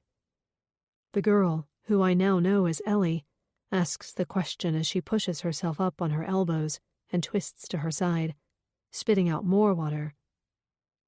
I look over at Ryan, Matt, and Evie and our children, who have all followed the noise and gathered around the commotion. Whoa, your mom just saved that girl's life, Jack says to Lily and Piper, who are looking at me with confusion and pride, the same expression that is shared by Evie, Matt, and Ryan. And for about 10 minutes, I allow myself to be a hero, until later that night when I can't sleep, because I keep seeing Jessica Milburn's face. 22. After, April 2021. Lauren. Piper has always been a daydreamer, seldom miffed about anything, often unaware of her surroundings. The fact that her older sister is lifeless on a bed in a hospital is reason enough for an outburst, but it still surprised me when she expressed how upset she was when she first saw Lily. The nurses and doctors that have become part of our lives in a matter of hours actually advise us to leave, which is why I knew Ryan wouldn't question my desire to leave earlier this morning. It was a white lie. I did go home and get a change of clothes, like I said. I just also happened to stop by the cemetery on the way. I still hear Jeffrey Milburn's voice in my head. He unknowingly gave me a piece of advice that after all these years my own therapist never offered. Focus on the what now instead of the what if. Sometimes the answer doesn't come to us right away. For the past 24 years, I've been wondering about the what if. What if that night had never happened? What if Jessica Milburn wasn't out picking up her daughter from a failed sleepover? What if her daughter never had the sleepover to begin with? Would things have been different? Who would I be today? Had I met Jeffrey Milburn before Lily's accident, I may have been able to think about the what now and really recruit his therapist's advice into my everyday life. But I cannot help but feel like this is just the universe's way of saying, I deserve this. I don't wish these feelings on my worst enemy, the unknowns of my daughter's life. Will I feel her body move while she's enveloped in my embrace again? Will I see her walk up our long driveway, the same pavement that she learned how to walk on 16 years before? I've done everything I've known how to protect her over the years. I've preached to her about safety, about not falling for peer pressure, and believing in herself no matter what. I've been there for all the sporting events, the prom, the spring concerts, showing up early and staying late, volunteering and pushing her in the right direction in all areas of her life. So why am I here in a hospital room? And why is Evie rooms away in the same hospital?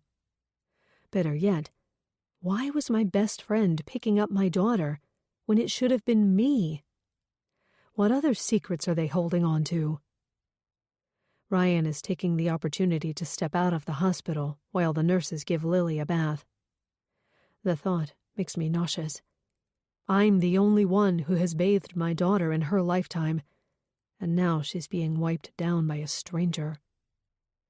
The only other person in the waiting room is an older woman. She grips a leather bag to her chest as if there is gold inside it. Maybe her husband had a heart attack, and she's awaiting the news of his state.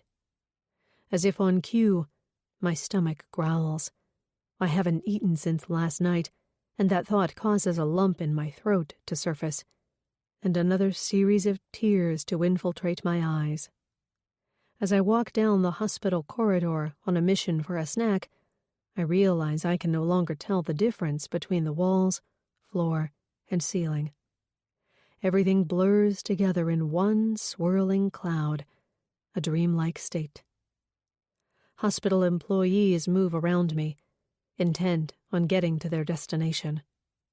A nurse shoves the remains of a bagel in her mouth and wipes away at crumbs on her lips before she twists a doorknob and walks into what appears to be a conference room. My legs propel forward, pushing against the quicksand of my emotions, and I somehow land in front of the vending machine at the end of the hallway. Like the corridor, the options in the machine are a blur. My stomach objects to everything that's in front of me, but my lack of energy is forcing me to press the combination of letters and numbers for some type of organic protein bar. "Lauren!" The familiar voice pulls me from my haze as I use all my strength to open the wrapper and force-feed myself. Matt is running toward me, followed by Liam and Jack. "Evie is okay." He's out of breath by the time he reaches me, his words coming out in puffs. "She's got a broken arm and a bad case of whiplash, but she's going to be okay. They had to pull her into surgery. Her humerus was broken in several places, and He runs a palm through his hair. "I'm just so happy she's okay." He catches himself after he says the words. Maybe he knows that he has no right to be happy in front of me. "An arm? A broken arm that needed surgery. That's it?" I realize how I sound as soon as the words hit the air, but I'm just wondering why he wouldn't have learned this sooner, and a tiny slice of me is resenting the fact that his person is okay, and my person might not be. Because his person is a spouse, not a child. I could still carry on if I lost Ryan. People move on from the grief of a dead spouse, but people, at least not ones I've heard of, don't move on from a dead child. He looks at me dumbfounded, and I continue, saving myself. "It's just, why didn't you know this sooner? Why did it take so long to find out her status?"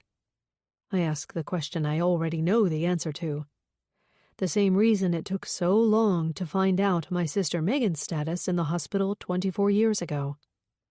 Because hospitals take forever, and there is changeover in staff. There is no time to wait and notify family members when an emergency surgery is necessary. I'm supposed to be happy about this news, happy that my best friend is alive, happy that her husband doesn't have to plan her funeral or set up in-home care to tend to her. But I'm numb. "Don't even get me started on that. I already gave the front desk an earful. How dare they make us sit in fear all this time, only to find out she was fine? The boys—" he starts. Matt has always been teased by us for being naive and a bit gullible, but he's quick enough to know when to stop. "It doesn't matter. We're fine, and I'm grateful for that. We're heading in to see her shortly. Do you—" I know that I'm supposed to say, "Yes, I want to see Evie. I want to celebrate the fact that my friend is alive, and she's going to walk out of this hospital in likely less than a day, but it's hard for me to drum up the excitement when my daughter is in a stagnant state." Matt takes my wrists in his hands. "Listen, I'm sorry. I shouldn't have asked. I'm sure this is incredibly hard for you. You don't have to come in." "No, I want to come." Seconds later, after I managed to shove the protein bar down my throat in a blur, I'm walking beside Matt, with Jack and Liam trailing behind us. Evie's room is much different than Lily's. There are far less beeps and tubes, and there is a tray hovering over Evie's lap to show that she's eaten food and is capable of feeding herself. She moves her head in our direction when we walk in the room. A half smile slips out, but her eyebrows are crunched together painfully. Tears immediately hit the surface of her eyes and cascade down her cheeks as she grips Liam's and Jack's hands with the hand that is not hidden beneath a cast. "My babies, my babies." She gathers them in her one arm as Matt hovers over the three of them. a happy family of 4 reunited. After what seems like hours of me watching their family reunion, Evie looks in my direction. "Lauren, oh, Lauren." She shakes her head left to right. She can see the discomfort on my face. "I don't know what happened. I was driving and—" "You were hit by another driver," Matt interjects. "It wasn't your fault." "But what about Lily? Where is Lily?" Matt looks over at me, a question mark on his face. He hasn't told her yet. "Honey, Lily is—" he starts. I finish for him. "Lily is in a coma, Evie. My baby is in a coma. What happened last night? Why were you in a car with my daughter?" My words come out harsher than intended. Now that I know Evie is okay, I'm letting it all out. My anger at the situation, my fear of the unknown. I'm no longer a friend. I'm only a mother. Her face crumples into a mishmash of features, and her gentle tears transform into sobs. "I'm sorry. I thought I was helping." 23. After. April 2021. Evie. I understand why Lauren is mad. If I were her, I'm not sure I'd talk to me again either. It looks bad. I was the one driving the car in the middle of the night, with her daughter in the passenger seat. Matt asks me the same questions that are likely spinning through her mind. "Honey, why were you in a car with Lily so late at night?" I pick at the edge of the cast with my free hand. "She needed me." I answer his question matter-of-factly. "Why would Lily call you for a ride in the middle of the night?" he asks. I would ask him the same question if he was in a similar situation. We are close with the Rivers, but our bonds have never spilled out into separate parent-child relationships. "Because she was drunk?" The response comes from Jack, who is sitting in a chair by the window, swiping across his phone nonchalantly. I'm just as shocked at his answer as Matt is. "How?" I start, but can't finish. Confusion ripples my brow. "How did I know?" I nod. My normally reserved and calm son is on edge. He bounces his knee and changes position 2 more times before he continues. "Because I was at that party." "You left her at the party knowing she was drunk and had no way to get home?" Anger rips through me, altering the calm and grateful state I had just moments before when I was reunited with my boys.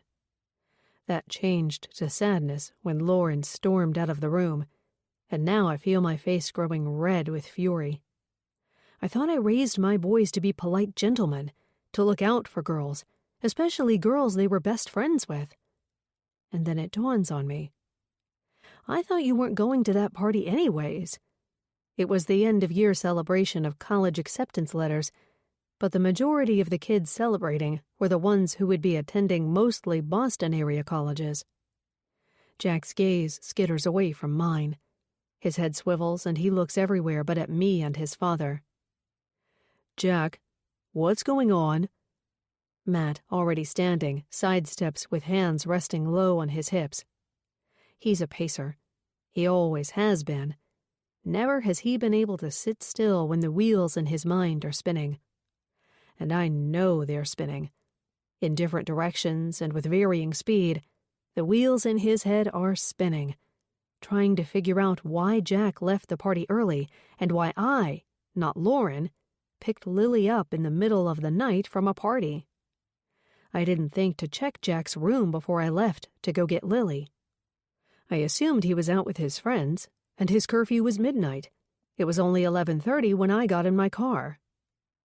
Jack huffs as he shakes his head left to right. He doesn't want to talk about it, but there is no way he's getting out of this without giving me an explanation, and I make that clear when I escalate my voice and sharpen the edges of my words. "I'll ask you again, Jack. Why did you leave Lily at a party alone and drunk?" He sniffs. "We got in a fight." Matt raises his eyebrows, alerting his son to continue. There has to be more. "There was this video." Jack's face, normally the same bronze tone as mine, is now bright red. "What video?" Matt and I ask the question at the same time. Jack leans forward and drops his head in his hands. For the first time in years, I see him cry.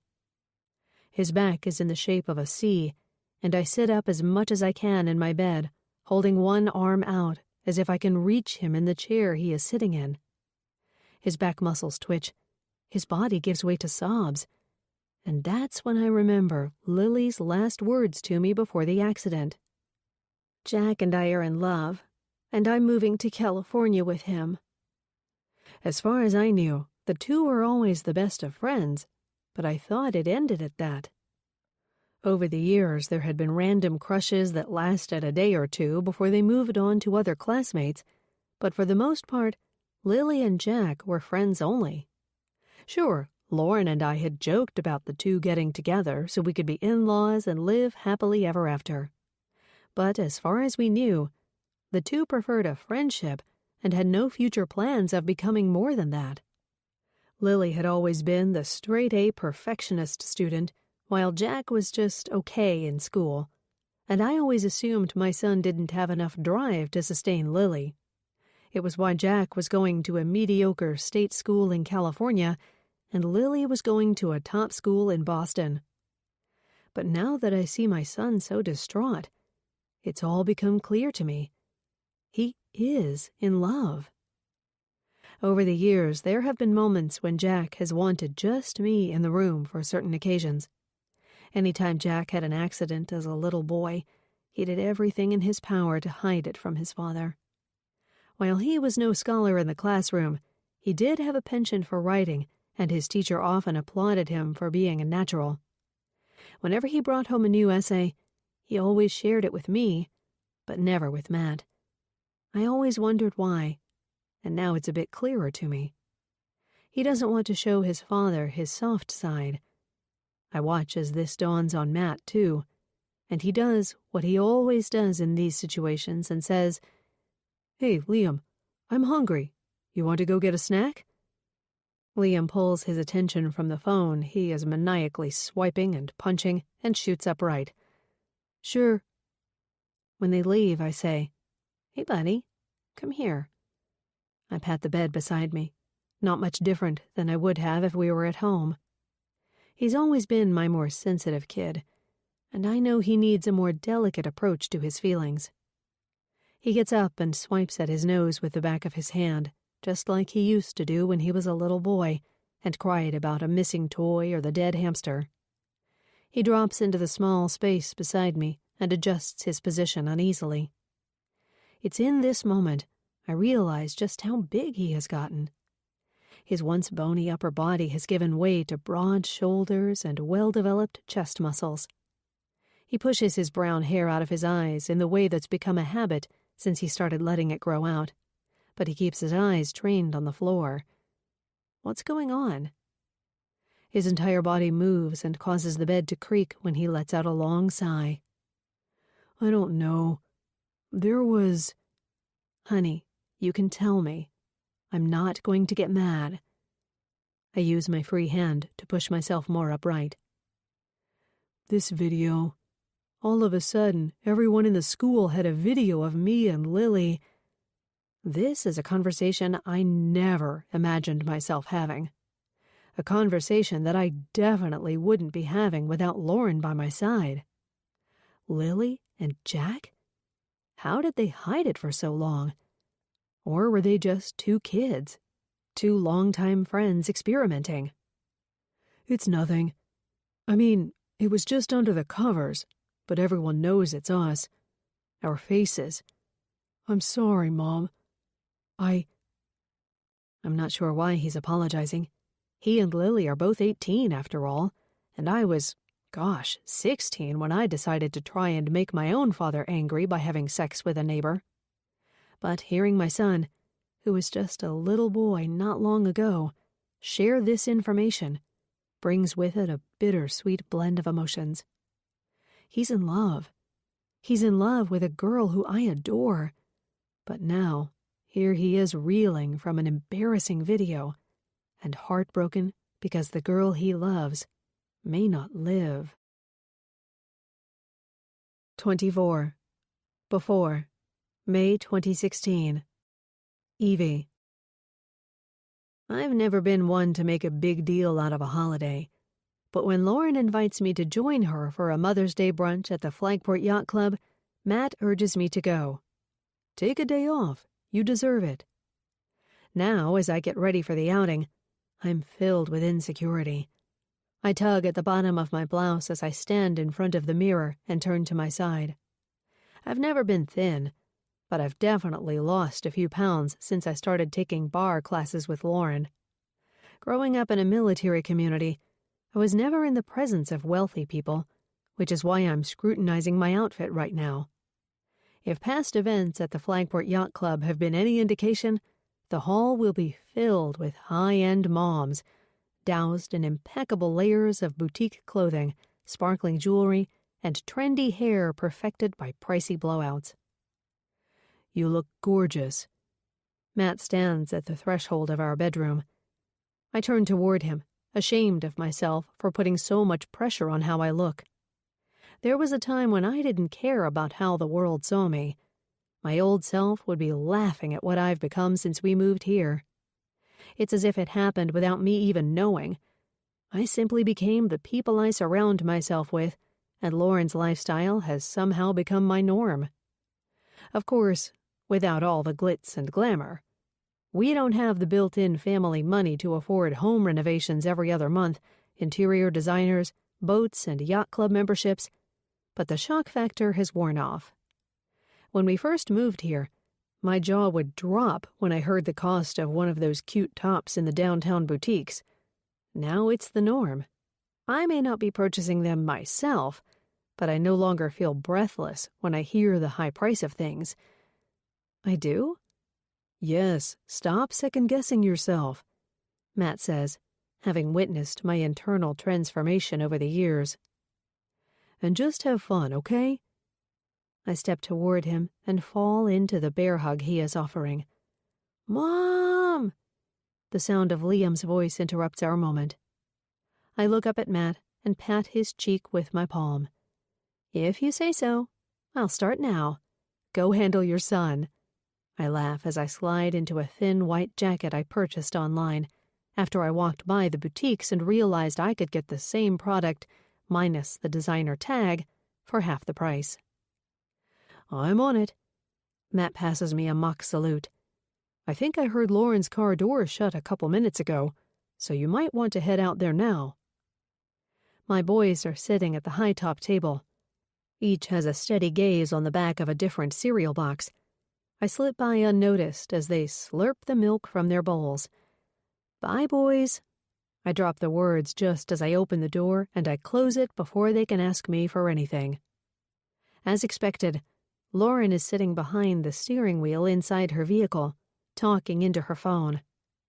I slide into her passenger seat and take in the smell of the SUV's fresh leather seats.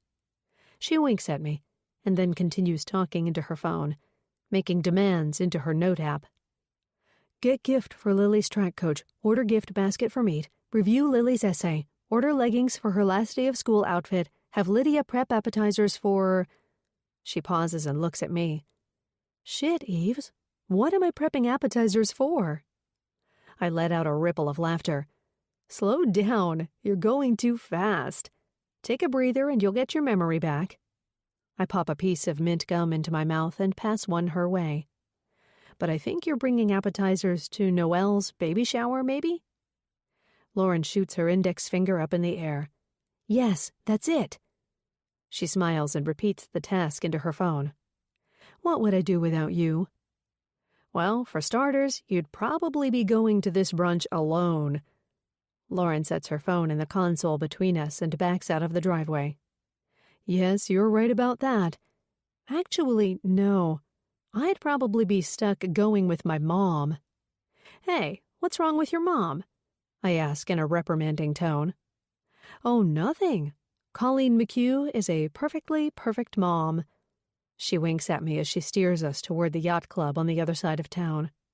The drive there is picturesque, especially now that the majority of boat owners have launched their vessels and the water is dotted with sails that bob in the light waves that shimmer beneath the full sun sky. I roll my window down and sip in the ocean air when we drive over the bridge that leads to the part of town with the wealthiest homes, waterfront properties that are 5 times the size of our home. "Did you ever want to live in this area of town?" I ask Lauren. "No, not really." Her response is clipped, but then I see her face softening and she continues. "I guess Ryan and I wanted to create our own space and to build on what we had." "Well, you've done a wonderful job," I say, thinking about the major improvements they'd made on their home.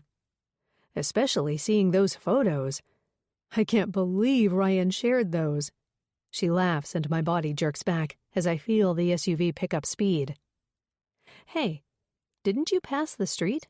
I ask, motioning toward Bellevue Avenue, the one way that Matt and I have always taken to get to the Flagport Yacht Club. When the boys were little, they demanded we take that street just for fun because of the 2 big humps for hills that naturally cause a belly drop sensation. "Let's go to the roller coaster street," they would shout whenever they were bored and looking for something for us to entertain them with. Admittedly, it's been a cheap form of entertainment over the years. "Oh, I have a shortcut." She continues down the main road that outlines the peninsula, and in what is definitely not a shortcut, she finally turns down a narrow street and enters the yacht club. 25. Before, May 2016. Lauren. The Mother's Day brunch at the yacht club is the same every year.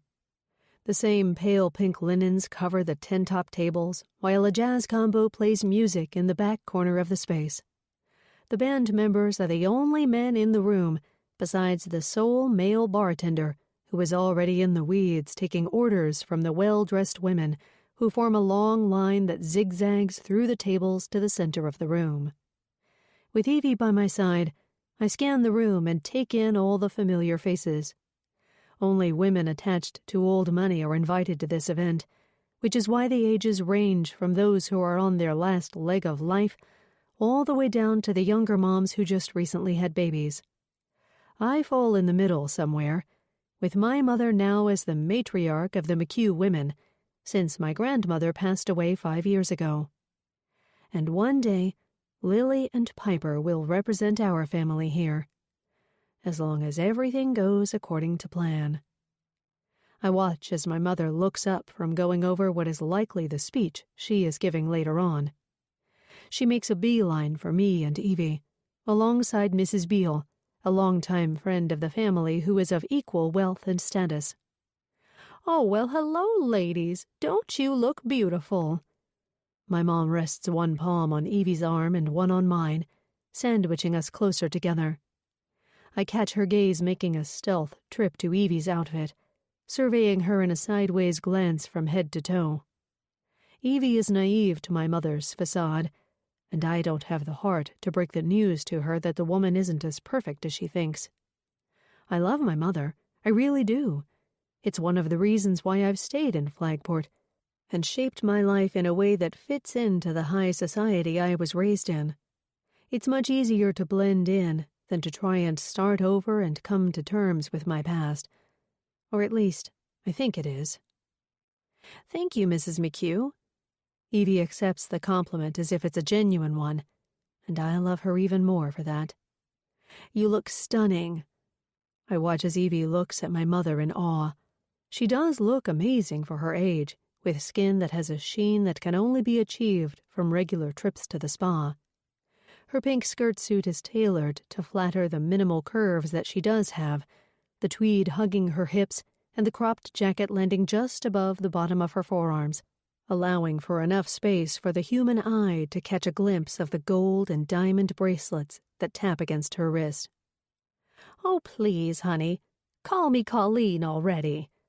She swats at Evie's arm and rolls her eyes, putting on her best modest expression, before she leads us deeper into the room and toward a server greeting the guests with mimosas.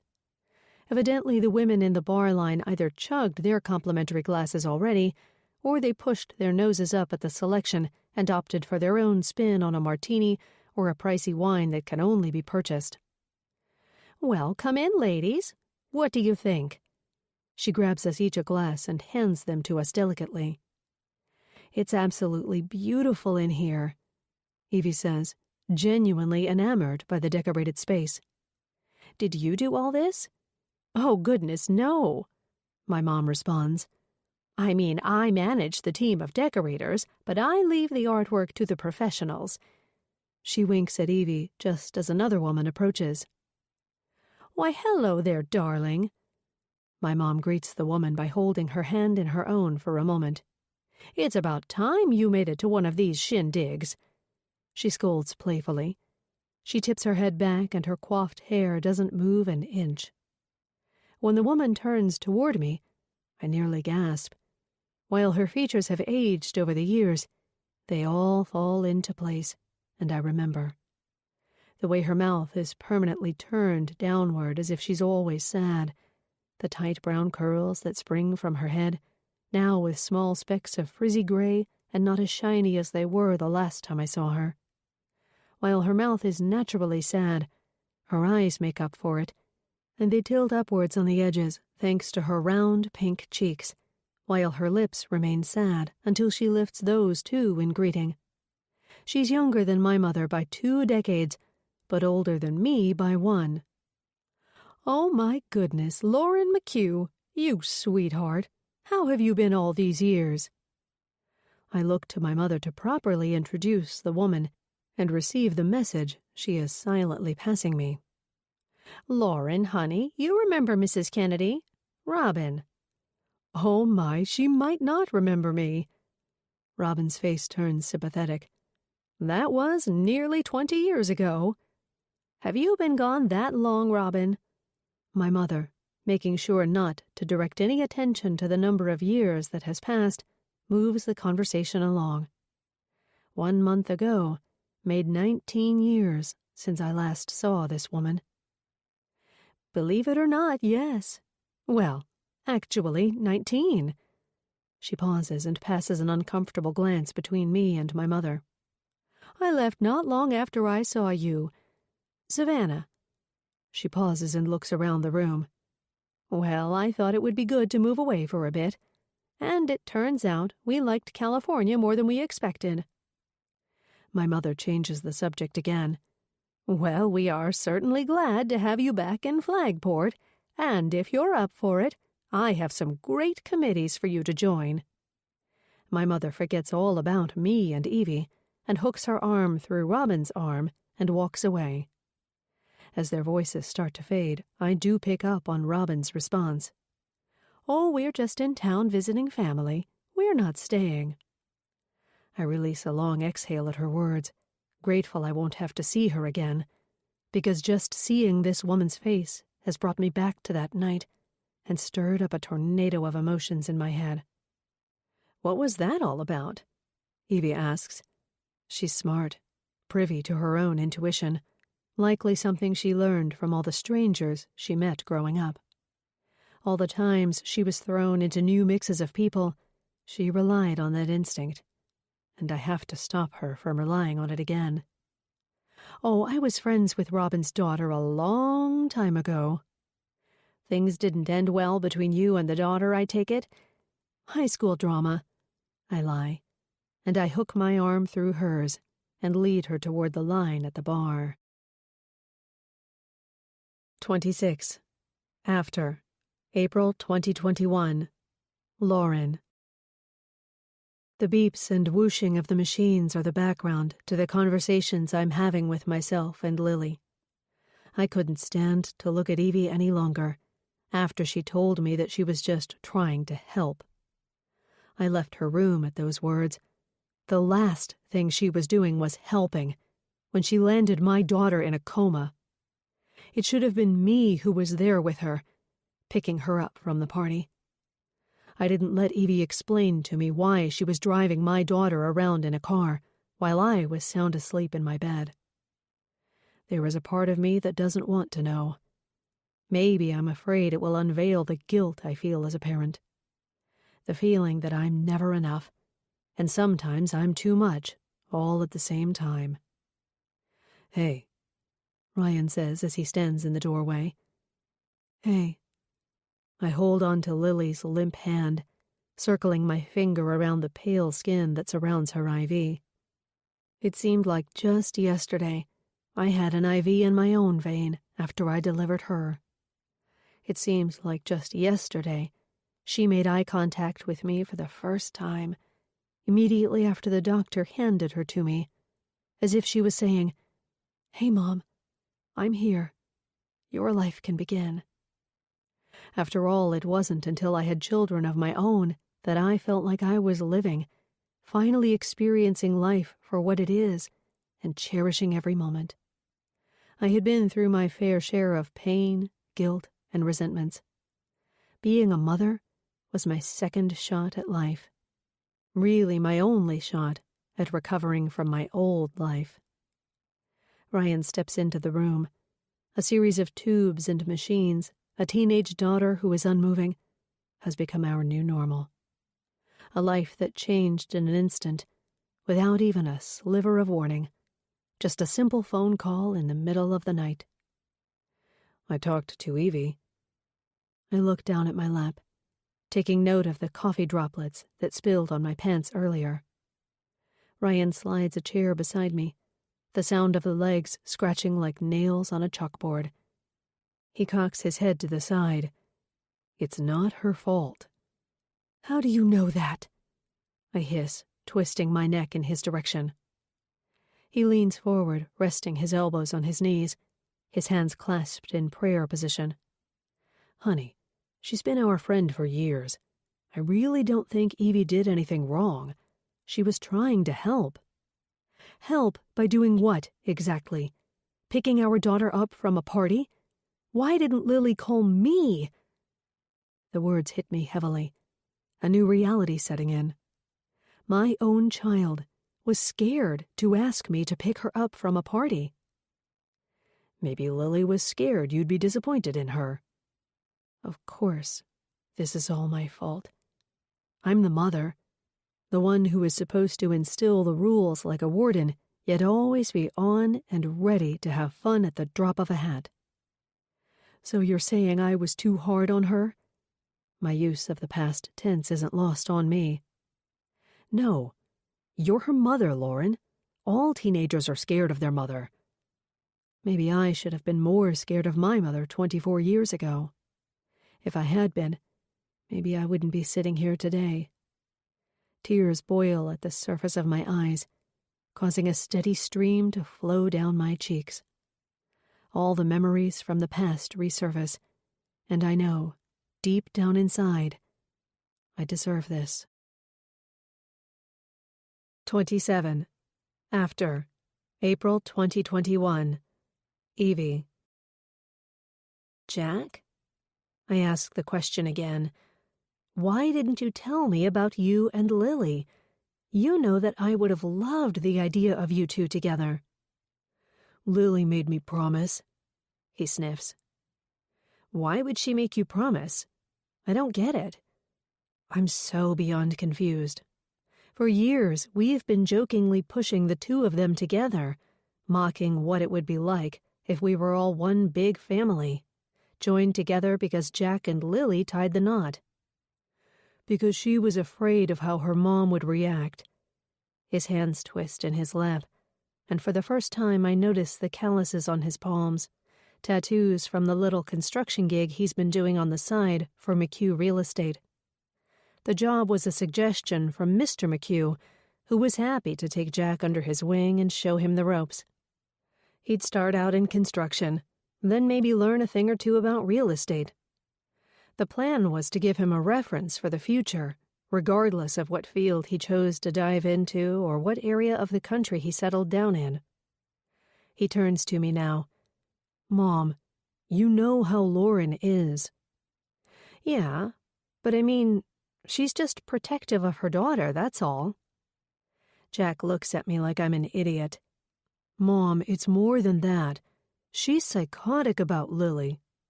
Do you know that she went ballistic on her for staying out 1 minute after curfew last week? Literally 1 minute. Well, she was probably worried.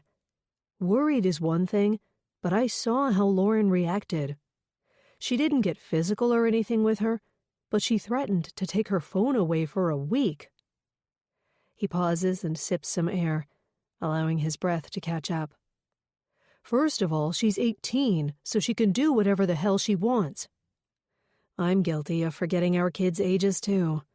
I'm not sure if it's denial or an escape of time, but I've had to remind myself several times that Jack is an adult now. Still an adult that lives under my roof, but nonetheless, he's an adult. Yes, that's true, but I don't know, honey. Some parents are different. They like a tight leash. And look where a tight leash got Lily. He adjusts his position so he's facing me. Mom, what if she dies?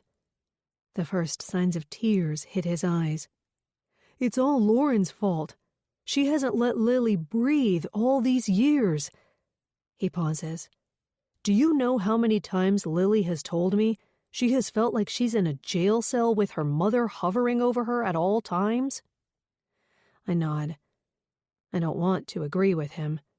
I want to believe that my best friend has it all together. But when I look back on all the years I've known her, her obsession with Lily has been questionable at best. Honey, she's not gonna die. I make a promise I can't keep as I pull his hand into mine.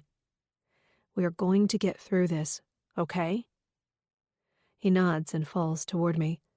His stocky build is heavy on me, and I don't tell him that my weakened state is making it hard to breathe. Because all I want is to hug my child and beg God to keep his love alive. When Jack pulls back and I'm able to catch my breath again, I ask him, how did a video get out to the entire school anyways? 28. Before. August 2017. Evie. Gotta love Lauren's epic lemonade stand bashes, Matt says as he carefully places his craft beers in a cooler. Hey, there is nothing wrong with celebrating all the little things in life. I toss a couple bottles of water into the cooler and pause at the window. I'm not sure if my timing happens to be spot on lately, or the boys are just always fighting. Liam, double the size Jack was when he was his age, has his older brother in a headlock. Just as he's about to press Jack's cheek into the cement patio, I scream through the open window. Liam, let him go, now! He still holds him, squeezing his neck tighter. Matt drops the bag of ice he's holding, races to the sliding door, nearly tripping over the dog on the way. Liam, what the hell is wrong with you? Matt rips Liam's arms apart and Jack goes tumbling backwards, reaching toward his neck. Liam has zero response.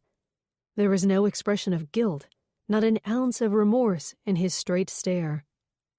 The therapist he's been seeing has chalked his behavior up to him just being a boy, but my gut is telling me it's something more than that. And the more I get to know my own son, the more I think that maybe he was born with a lack of empathy, an empty space where his emotions are supposed to be. Matt yells again. This time he's eye level with Liam. I said, what the hell is wrong with you? Liam responds with a shrug of his shoulders. Apologize now. He points toward Jack, who is crouched down on the patio, still holding a hand on his neck. As Liam follows his father's orders and heads in his direction, Jack backs up like a scared puppy dog, now pressed to the foundation of the house. He's 14 years old, and he looks petrified of his 11-year-old brother. The party is in honor of the annual lemonade stand the Rivers family hosts. It started when Lily was 4 and wanted to sell cups of lemonade in front of their house. She ended up raising so much money, thanks to the deep Flagport pockets, that little Lily became a philanthropist overnight when she had the idea of giving it to homeless people. Lauren met her halfway there and decided to donate it to a local nonprofit. Even Megan, who I haven't seen in over a year, made it home for the occasion to dote on her niece. Lauren stands in front of the custom-built lemonade stand at the back of the driveway and takes pictures of Lily and her friends posing while pouring the yellow liquid from a vintage glass container into blue and yellow striped cups. Each cup is labeled with Lily's Lemonade, alongside a photo of the smiling girl wearing an apron that matches the blue and yellow theme. Signs dot the edge of the driveway in addition to the signs that have been hung around town for the past week. It's another Flagport tradition that seems to be spun from Lauren's imagination. Can you tell Lauren is proud of her daughter? Ryan sips from the craft beer in unison with Matt, the two having formed a bond over unique, local brewed beverages. I watch Lauren as she moves Lily into certain positions like she is a puppet, while she snaps photos with her professional camera. You know it's a big event when Lauren has the big camera. Parents mingle in the driveway, sipping on a spiked version of Lily's concoction, while the older kids help Lily man the stand, which now has a line that reaches the street. Some people come by for a quick cup and drop shockingly big bills in the square box, while others stick around longer and let their younger kids slip into the backyard to play on the water bounce house rented for the occasion. No, I cannot tell at all, I say sarcastically, as a sting of curiosity pinches my thoughts. Why is Piper not involved in this? It's strictly Lily who is in the spotlight. It's a thought that has crossed my mind often over the years, but I assumed it was that break between the two children. Piper and Lily are as different as Jack and Liam. They need different things, and so we have different relationships with them. Megan stands on the other side of the men, her eyes trained on the lemonade stand, a look of longing on her face that I never witnessed before. Maybe she wants children of her own? I try to pull her from what appears to be a sullen mood. Hey, good to see you again. Glad you could make it back. She turns to me, seemingly pulled out of a trance. Yeah, well, the city isn't so great to be in during a heat wave. She allows a smile to spread across her face as she turns to me. How are you, Evie? I'm good. I remain quiet for a few beats before I continue. Megan is a mystery to me, and I have so many questions. I want to know everything about her. I meant to ask you, did you also go to Klein College? How did you end up in New York? One question spins off the other. Her eyebrows raise at the impromptu interview. Klein? She scrunches her nose up, and for a moment I can't decide if she is offended or confused at the question. Yeah, didn't Lauren go there? I'd heard the story dozens of times. Ryan and Lauren met in the campus diner. Ryan was drunk and Lauren was studying, and the rest was happily ever after. She furrows her brow, and I watch as if she is doing a math equation in her head. Did Lauren go there? No, I didn't go to Klein. I just picked up some community college classes along the way in New York. I pull my shirt over my head, happy to slip into something more comfortable. Being out in the hot sun all day has caused a rare burn to form on my shoulders. I push against my skin with a finger and watch the white circle disappear. That's not the only thing that has been burning since I left the party at the Rivers. Hey, Matt. I pad down the hallway toward the bathroom. He's brushing his teeth and topless, and it looks as if he's wearing a white t-shirt. His arms and neck are burnt, and the rest of his skin is as white as baby powder. He uses his free hand to present his farmer's tan to me before he spits out the toothpaste. Hey, what? He says. Didn't Ryan go to Klein College? Yes, sir. He pulls the navy blue hand towel from the rack and wipes the white toothpaste foam from the corner of his lips. He puts it back on the rack lazily, and I move into the bathroom and adjust it. What about Lauren? Did she go there too? I sit on the toilet and watch him floss, noting the food particles that are flying from his mouth to the mirror. Another thing I'll have to clean later. He turns to me, with the string dangling from between two teeth. Yeah? Where have you been all this time? We've heard their little love story repeatedly since we've known them. Yeah, I know. But I got a weird vibe from Megan when I asked her if she went to the same college as Lauren. Matt holds the used floss over the trash can and swats at it until it falls into the bin. I don't know if I'd trust everything you hear from Megan. He says the words so matter-of-factly, which throws me off. What do you mean? I follow him into the bedroom. Well, I don't know. He grabs the edge of the comforter and nearly tosses it on the floor. Typically 10 degrees warmer than me at all times, Matt never sleeps with covers in the summer. Ryan has just alluded to her being kind of odd. How so? I pull the sheet up on my side of the bed and slide under it. Well, nothing specific. He just says she's very distant, and he gets annoyed because, well, you know how close he is with the rest of Lauren's family. Yeah. I think of the way he is like an actual son to Mr. McHugh, how the two go out for coffee nearly every morning and work together all day. Well, I guess he's a bit offended that she doesn't, I don't know, come around more. And why doesn't she anyways? According to Ryan, she lives in, like, a closet in New York. Don't you think that's a bit odd, when your father is a real estate tycoon and has loads of money to spare? Seriously, did you see the size of the check he put in Lily's lemonade stand fundraiser tonight? No, and how did you see it? I happened to be standing next to him when he wrote it for... Matt's eyes grow wide, and his mouth stretches to emphasize his next words. $10,000.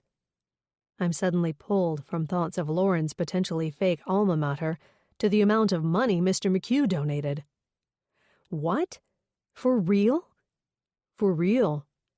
Matt turns on his side, resting his head on his elbow, and looks me in the eyes. Allegedly, the amount has been going up every year since Lily was 4. Matt kisses me on the forehead before he falls onto his back. That's definitely a guy I want on my side. 29. Before. August 2017. Lauren. I don't count the cash in the box until everyone in the house is sound asleep. After I've picked up the empty lemonade cups that were strewn about the driveway, I carry the box to the office and start counting. I line the bills up by dollar amount and then create several piles of coins, starting with the quarters from pocket change to the pennies that were mostly contributions from little kids who stopped by just so they could use the bounce house. Lily's lemonade stand draws a crowd nearly as big as our annual 4th of July party, and I'd have it no other way. Over the years, the collection has grown, and more people have been added to the list, the event itself having built up a solid reputation that piques the interest of both kids and adults. I use my phone to count out the total. We surpassed last year's lemonade stand by nearly $500, making a total of $19,500. This is a minuscule amount compared to what I donate to the Katie Milburn Fund annually, tucking away hundreds here and there without Ryan seeing. I conceal my anonymous donation by telling the town guests that it's going to the Flagport Children's Fund. When I created the fake fund, I knew that Flagport residents would not take the next step and actually look up the made-up name. My own father doesn't question it, as he's been upping the amount of his donation every year, believing that he is supporting a children's organization. I suppose in some sense it is a children's organization, at least in the singular sense that it supports one child and not the entirety of Flagport's children. We all know that Flagport's children don't need any more money, but that doesn't stop people from doling out hordes of cash, thinking it's going toward building up the recreational activities in town. As if we need more of that. Not one person has questioned my creation, and if I ever got outed, I would just launch into a Robin Hood story about stealing from the rich and giving to the poor. Not that Katie Milburn is poor. Part of it is just me throwing money at a situation in an attempt to make myself feel better. It puts a Band-Aid on my pain for a day or two, until I slip back into my old, tormented thoughts. 30. After. April 2021. Lauren. The police station hasn't changed in 24 years. I take baby steps toward the front desk, Ryan's hand at the small of my back. Instead of tapping on the glass to get the receptionist's attention, I stand, waiting. That's all I've done for the past 3 days. I'm waiting for my daughter to wake from a coma, and I'm waiting for my life to return to normal so I can go back to the things that once stressed me out. Like the kids' sports schedules, hiring workers to upkeep the house, the stresses of everyday life. Lily's impending transition to college being the biggest stressor as of late. I had been dreading the day I had to say goodbye to my oldest daughter, the day my nest would start thinning. And now, I was waiting to see if my daughter would even be alive, to pack a car full of household items and clothes for her freshman dorm room at Boston University, still in New England, but still out of view when it came to keeping an eye on Lily. Although I thought I had been keeping a close eye on her for the past 18 years, and look where that landed me. The woman behind the desk looks up, two squinting eyes behind black-rimmed glasses. Her short, mousy brown hair is pulled back into an efficient ponytail, showcasing a few strands of gray at the crown of her head. "Lauren McHugh," the woman says, as she shoots up in her seat. It went without saying that I would run into someone I know at the town's small police department, but I wasn't in the mood to catch another person up to speed on my family's tragic event. My mother and father were already spreading the word, making sure the McHugh family had a support system in place. It's what townies did, after all. They brought casseroles and offered large donations if there was a GoFundMe page in place. They'd be there to mourn alongside me if there was a funeral. But how long would they stay? There was no GoFundMe page in place for this particular tragedy, because it was known that the McHugh family had enough money to handle the medical expenses, a funeral, and years of therapy. But this time, money wouldn't help heal my broken heart. "Hi." I look at the woman's gold nameplate on her uniform. Sergeant Guilford. Betsy Guilford, who I remember as an aunt or cousin of one of my high school friends. Like every other small town in America, everyone knows everyone in Flagport, which means that everyone knows everyone's business. Betsy disappears for a moment before she opens the door that leads to a hallway. "The whole family is praying for Lily." She pulls me into a bear hug, and I feel my own heart pounding in the woman's embrace at the sound of my daughter's name slipping from someone else's lips. She sets her hands on my shoulders and holds me at arm's length. For a moment, I think the woman is going to break her straight, militant expression and erupt into tears, but luckily she doesn't. "We're here for you." She squeezes my shoulders. "Whatever you need, okay?" And then she drops her arms by her side. "Thank you." I muster the words. It is all I can manage to say when I receive sympathetic hugs and prayer offerings. Betsy leads me and Ryan to the interview room, where we're scheduled to meet with the officer who responded to the accident. He was also the officer who would get the process started if we want to press charges on the teen driver who allegedly crashed into Evie's vehicle when she was driving Lily home from the party. "Take a seat. Officer Wright will be here shortly." Betsy waves a hand in the direction of plastic chairs that flank the rectangular table. "Thanks, Sergeant Guilford." Ryan speaks for both of us. "Please, call me Betsy." She passes us a tight-lipped smile and closes the door gently. "Hey." Ryan grabs my hand between his clammy palms. "Look at me, Lauren." Since the accident, I've been hesitant to look into my husband's eyes. While Lily doesn't resemble Ryan, I see all the memories I've ever had with Lily reflected in his eyes. She is half me and half him, and it's hard to face the one other person on the planet who has a front row seat to Lily's life, as if every time I look at him, I'll be reminded of what I lost if I do lose her forever. I now understand why marriages sometimes crumble after a child is lost.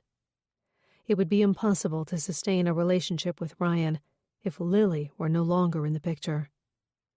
Now, as I look into Ryan's eyes against my will, I am prepared to unleash a new collection of tears. "It's going to be okay, all right? We'll get through this." He uses his index finger to lift my chin up ever so slightly. Just as I'm about to let a flood of words spill out of me about all the ways we won't get through this if we lose Lily, there is a one-knock warning on the door. Officer Wright pushes himself through and turns gently to close it. "Hi, Lauren. Ryan," Officer Wright says as he gently drops into the chair opposite us. The guy hasn't aged since he was a teen. His full head of dark hair is free of any gray and parted on the side like a modern-day Don Draper. I remember him being a heartthrob in high school, but he was never my type. "He's too rigid," I told my mother all those years ago when there was an attempt at setting us up. Mr. and Mrs. McHugh ran in the same circles as Mr. and Mrs. Wright, and it was no surprise when he ended up marrying the daughter of another couple they hung out with. Jake Wright and Jenny Kramer were made for each other.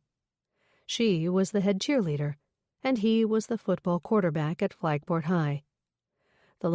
This peaceful moment is yours. Rest in it, breathe in it, and let it soothe you before the story resumes.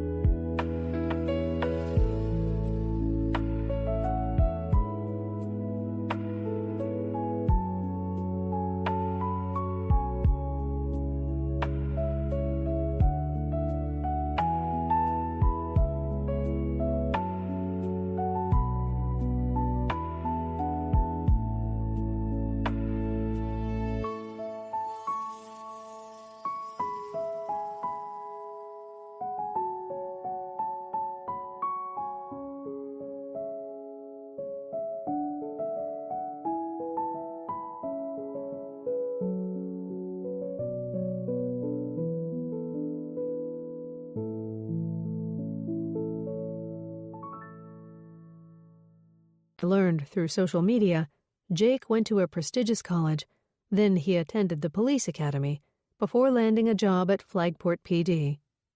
He did his 4 years, then married Jenny, his high school sweetheart, and the two went on to have 3 sons, who look exactly like Jake and are a smidge older than Lily. After I switched to private school at the end of my junior year, there were little interactions with the Wright family. As a married adult with children close in age, I've seen them here and there at town events and kids' sports, but nothing more than a simple greeting has been passed between us until now. Now, Jake Wright is suddenly a critical part of our lives.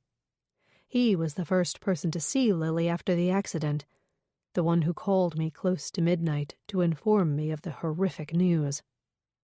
He sits erect, his hands on a folder, and I can't help but think, all my daughter gets is a single folder. Based on the turmoil this has already caused us, and how much space it is taking up in our lives, I feel like the evidence should be of colossal size. A giant box in the shape of a beating red heart, maybe. Did you get the toxicology report back? Ryan jumps right in. He's convinced the driver of the vehicle that hit them was a drunk teenager. So far, all we know is that it was a girl. Yes, we did. Jake flips open the top of the minuscule folder and reads off a white piece of paper with small print. She was found negative in every form of narcotic. The only thing that was detected in her system was decongestant. A 19-year-old girl, who I now know by the name of Vivian Whitfield, caused an accident that uprooted my daughter's life. According to the grapevine in town, the girl was driving in from Providence College, planning to stay with her aunt and uncle who live in Flagport. Vivian is originally from Virginia, but spent several summers in the town with her aunt, often working as a camp counselor at some of the summer camp programs. Ryan exhales at the news, and I'm not sure if he is relieved that the girl was not intoxicated. If the girl wasn't under the influence, then what the hell was she thinking when she went through an intersection without stopping to see if anyone was there? It's not lost on me that Ryan seems to be giving the girl a free pass in the event she actually was driving drunk. Well, considering it was later at night, we are assuming that it had something to do with lethargy. So because some kid was tired, she's going to get away with nearly killing my daughter? Ryan slams his hands on the table, spurred by an anger I'd only witnessed when his sports teams were losing. Not necessarily. That's kind of up to you guys and why we're here right now.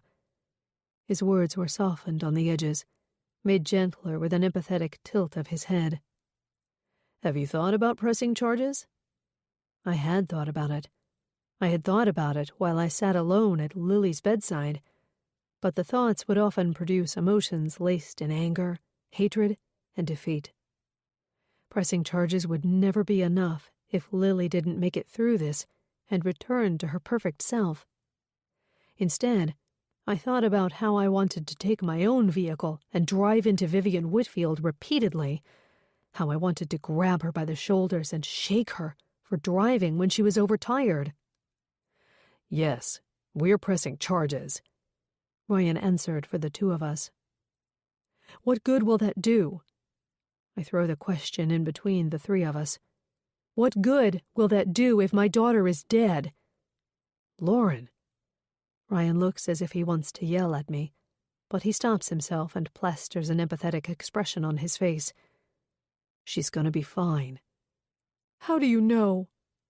I can feel the start of tears again, the swell that forms in my heart before it rises to my eyes, releasing a flood of emotion that is rippled with anger and sadness, the two swinging back and forth like a pendulum on a grandfather clock. Back and forth, back and forth. Tell me right now, Ryan, how do you know that she's going to be okay? Did you somehow become psychic overnight? Because the last I checked, her doctors had no answers for whether or not she would walk out of that hospital, or even be wheeled out for that matter. We don't know what we are going to have for a daughter when and if she wakes up.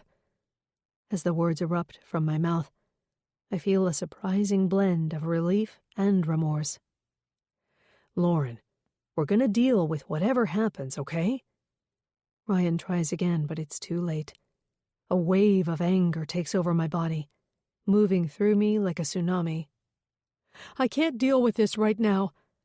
Lauren, I scheduled a... Before Jake can finish, I shoot up from my chair and make a beeline for the door. As I push through, I nearly smack face first into Evie and Matt. Lauren! Evie reaches for my elbow, but I flip my arm back before she can make contact, sending a painful surge through my bad shoulder. 31. After, April 2021. Evie. I've seen Lauren mad over the years, but I've never seen her like this, and it constricts my insides to know that I'm the cause of it. I turn around and watch her speed out of the police station, her flip-flops smacking on the concrete floor. And then Ryan pushes out the same door. Without any words, his face asks us why we're here, but instead of pausing to inquire, he walks around us and races after Lauren, releasing a loud sigh in his wake. Officer Wright emerges from the room and directs us to 2 of the 8 chairs that surround the table. Sorry, I'll handle this. Just take a seat. He follows the same path that was just carved by Ryan and Lauren, and moments later the 3 of them are back in the room. Lauren and Ryan sit on opposite sides of Matt and me, and Officer Wright is at the head of the table with 2 folders. Okay, so I'm sorry if this is poor timing on my part, but there are some decisions that need to be made if you all want to press charges, Officer Wright says, his words shaky. I feel the desperation inside me as I attempt to make eye contact with Lauren. Just 3 months ago, we were celebrating my 40th birthday party, a surprise event planned and thrown by her with everything I could have imagined. A cover band that played the 90s songs she and I always reminisced about, a dessert bar that had pastries prepared and tattooed with my name, and she even took the time to buy me 40 of my favorite items. Just 2 weeks ago, the 2 of us were planted in the Adirondack chairs in my front yard discussing life. What would we do when the kids left the nest? Were we prepared for the inevitable sadness that comes with no longer having our babies at home? And were we ready to embrace it? Me more than her, of course. While I would miss my boys something awful, I was at peace with them facing the world on their own, and I was confident that Jack would find his way. Liam I still had a couple years to work on, but Jack was ready. When I expressed this to her 2 weeks ago, as we drank our coffee and watched the first signs of spring come to life, I saw something harden in her eyes. She looked down into her mug as if she was searching for something, and that's when I realized this was going to be a much harder change for her than it was for me. I reached for her hand. Hey, it's going to be okay. Lily will only be 45 minutes away. She can come visit you every weekend. She won't. It was the first time I'd seen Lauren look defeated. Over the 12 years I'd known her, I'd witnessed her work a room like a trained sales professional, tipping her head back in laughter at just the right moment. I'd seen her execute an event flawlessly, not a single seating chart mistake for parties of 500. I've watched her attend every one of her kids' events and volunteer at half of them, a smile always spread across her face and intention in her every move. But in the moment she confessed that Lily would never visit her, I had trouble not feeling the same way. And it was then that I realized that maybe Lily really did despise her mother for the years of control. Maybe Lauren had appeared to be the perfect mother from the outside, but she crossed a million boundaries from behind closed doors. And now, here we are, sitting in a police station, deciding on the fate of the teen girl who crashed into my car and put her daughter in a coma. This decision is not up to me. Yes, I was the driver of what is being deemed as the innocent vehicle, but I'm not the one who has a life on the line. I look at Lauren's face from the opposite side of the table. She looks like she's aged a decade. Her skin is free of makeup, revealing the tiny dents and bumps that come from age. The only time I'd seen her without makeup was during our beach days, but even then her skin had a nice glow to it, and her eyes were shielded by big sunglasses, concealing any potential sightings of dark circles. Now there are 2 pillows that billow beneath her eyes. Her cheeks are marked with red patches, a blend of dry skin and incessant tears, I imagine. The cat eyes that have always stood out on her face, with only a sweep of mascara, are now 2 sunken gems beneath her brow, which is now grown in where there used to be a seductive arch. That is what 3 days of grief and fear will do to a person. The 4 of us remain silent as Officer Wright flips through the folders, although I'm not sure what he is looking at, because the folders are bare, with only a handful of documents in each. He's nervous, I think. So, do any of you have opinions on whether or not... The sound of the door hitting the wall interrupts his words, and a cohesive ripple of surprise runs through all of us in the room. Michael McHugh is standing front and center, the top of his head only inches from the doorframe. A rush of red brightens his face, and he throws an arm in front of him, extending an index finger in my direction. "We will be suing, Jake. The chief already has my attorney's information." Lauren sits up in her chair, her eyes darting from me to her dad and back. She's just as confused as the rest of us. "Dad, what are you doing here?" "Sweetie, don't worry. I'll handle it from here." I hear Matt mumble, "What the fuck is happening?" as Ryan seems to sink into his chair, and Lauren rockets herself upright with an energy I didn't think she was capable of in her current state. "Dad, what are you talking about? The driver wasn't intoxicated. She was tired. That's not going to change anything if we press charges." "I'm not talking about the other driver, sweetheart. I'm talking about this driver." He points another finger in my direction, and I feel as if a spotlight has just been placed on me. I'm on a stage in a dark room in front of hundreds of people, and a light is shining directly on me. "Honey, she was never good enough for you, and now look what she did. She put my granddaughter in danger and nearly killed her." The words come out in a growl. The skin on his cheeks move in rhythm to his head shakes. Hey, hold on a second." Matt stands up, resting a hand on my shoulder, going to battle for me. "What are you talking about? Evie is not at fault here. Can we just sit down and talk about this?" Always the diplomat, Matt's voice is calm, as if he is simply breaking up a fight between Liam and Jack.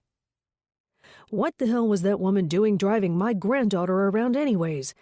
I knew from the second you 2 moved into this town you were trouble.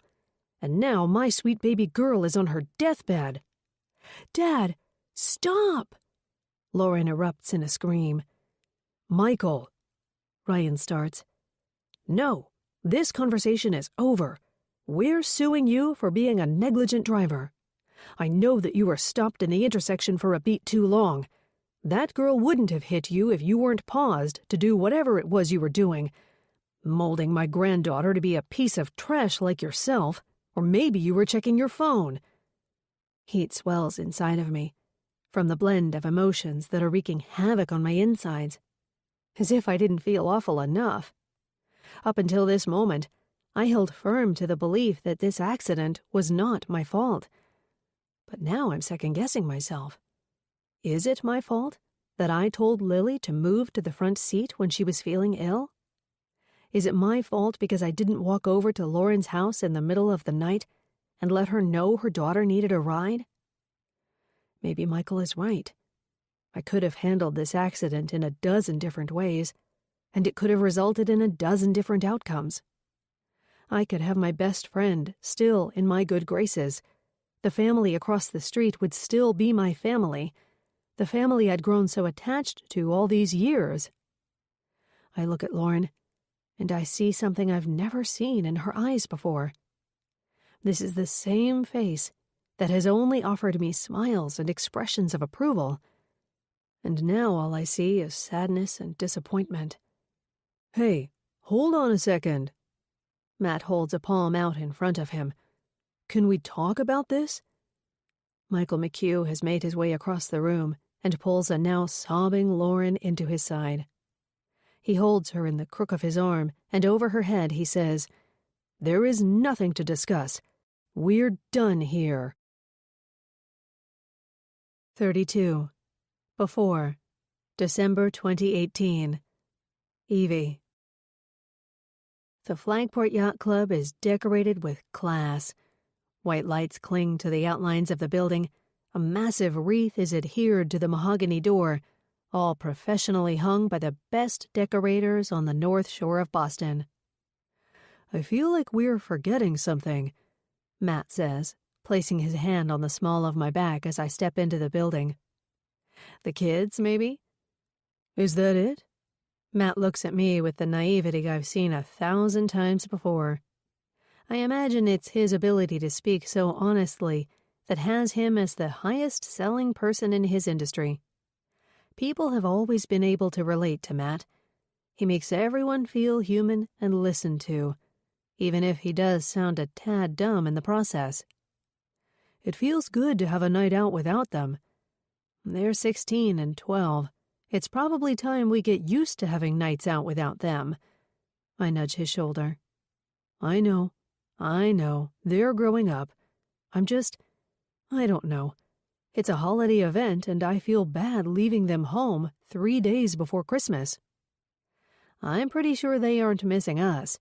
The 4 of them are having a ball, and hopefully not getting into trouble, I say, picturing Jack, Lily, Liam, and Piper doing God knows what at the Rivers house. Are you kidding? Lily would never allow them to get into trouble. Lauren probably has her volume turned up extra high tonight on their home cameras, so she doesn't miss a beat on what is going on at the house, Matt says. It wasn't the first time we let the 4 kids stay home alone together. We'd been out a handful of times, but never quite so late as I imagine we will be tonight. That's exactly why I feel so safe leaving them alone. I'm pretty sure Lauren has cameras in all the rooms the kids have access to. At least they have each other. He repeats the thoughts that have been running through my mind a lot lately. The Rivers family has become our own. We do everything together, and our kids are getting a sense of what it feels like to have extended family. With my only child status and our distance from Matt's hometown, our kids will never know what it's like to bond with cousins. So the fact that our children are spending the night with the Rivers girls brings me a sense of comfort.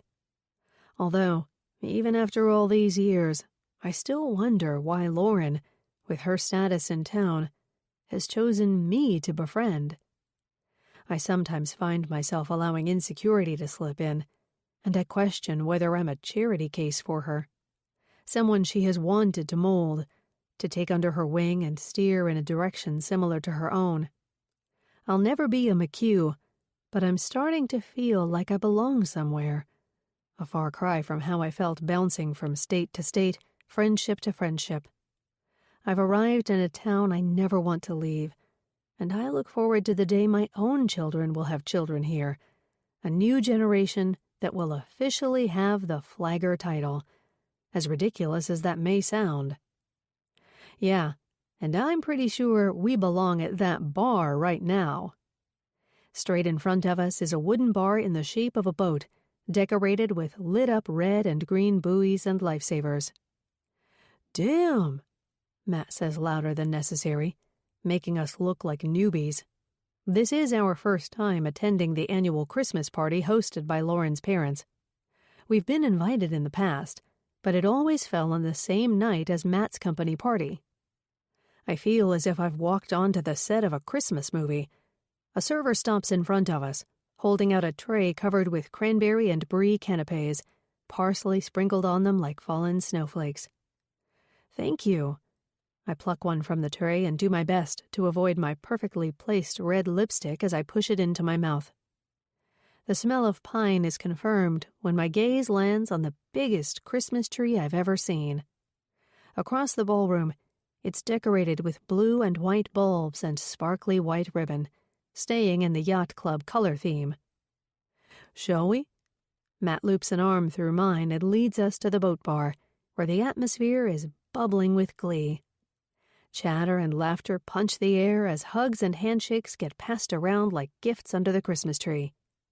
The bar is 3 bodies deep, but people kindly move out of the way, toting their own drinks and making space for us to present our order.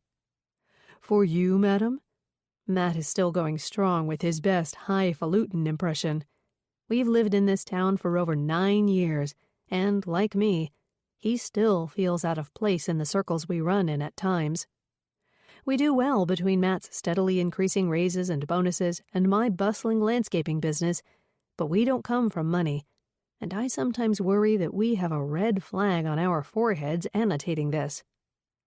I'll take a peppermint martini. I surprised him with the diversion from my normal Cabernet. Whoa, glad this is open bar. He winks and passes our order to the 20-something bartender who is wearing a scantily clad elf costume with cleavage pushed together by a cropped red vest. The girl's flirty wink is lost on Matt. This is open bar?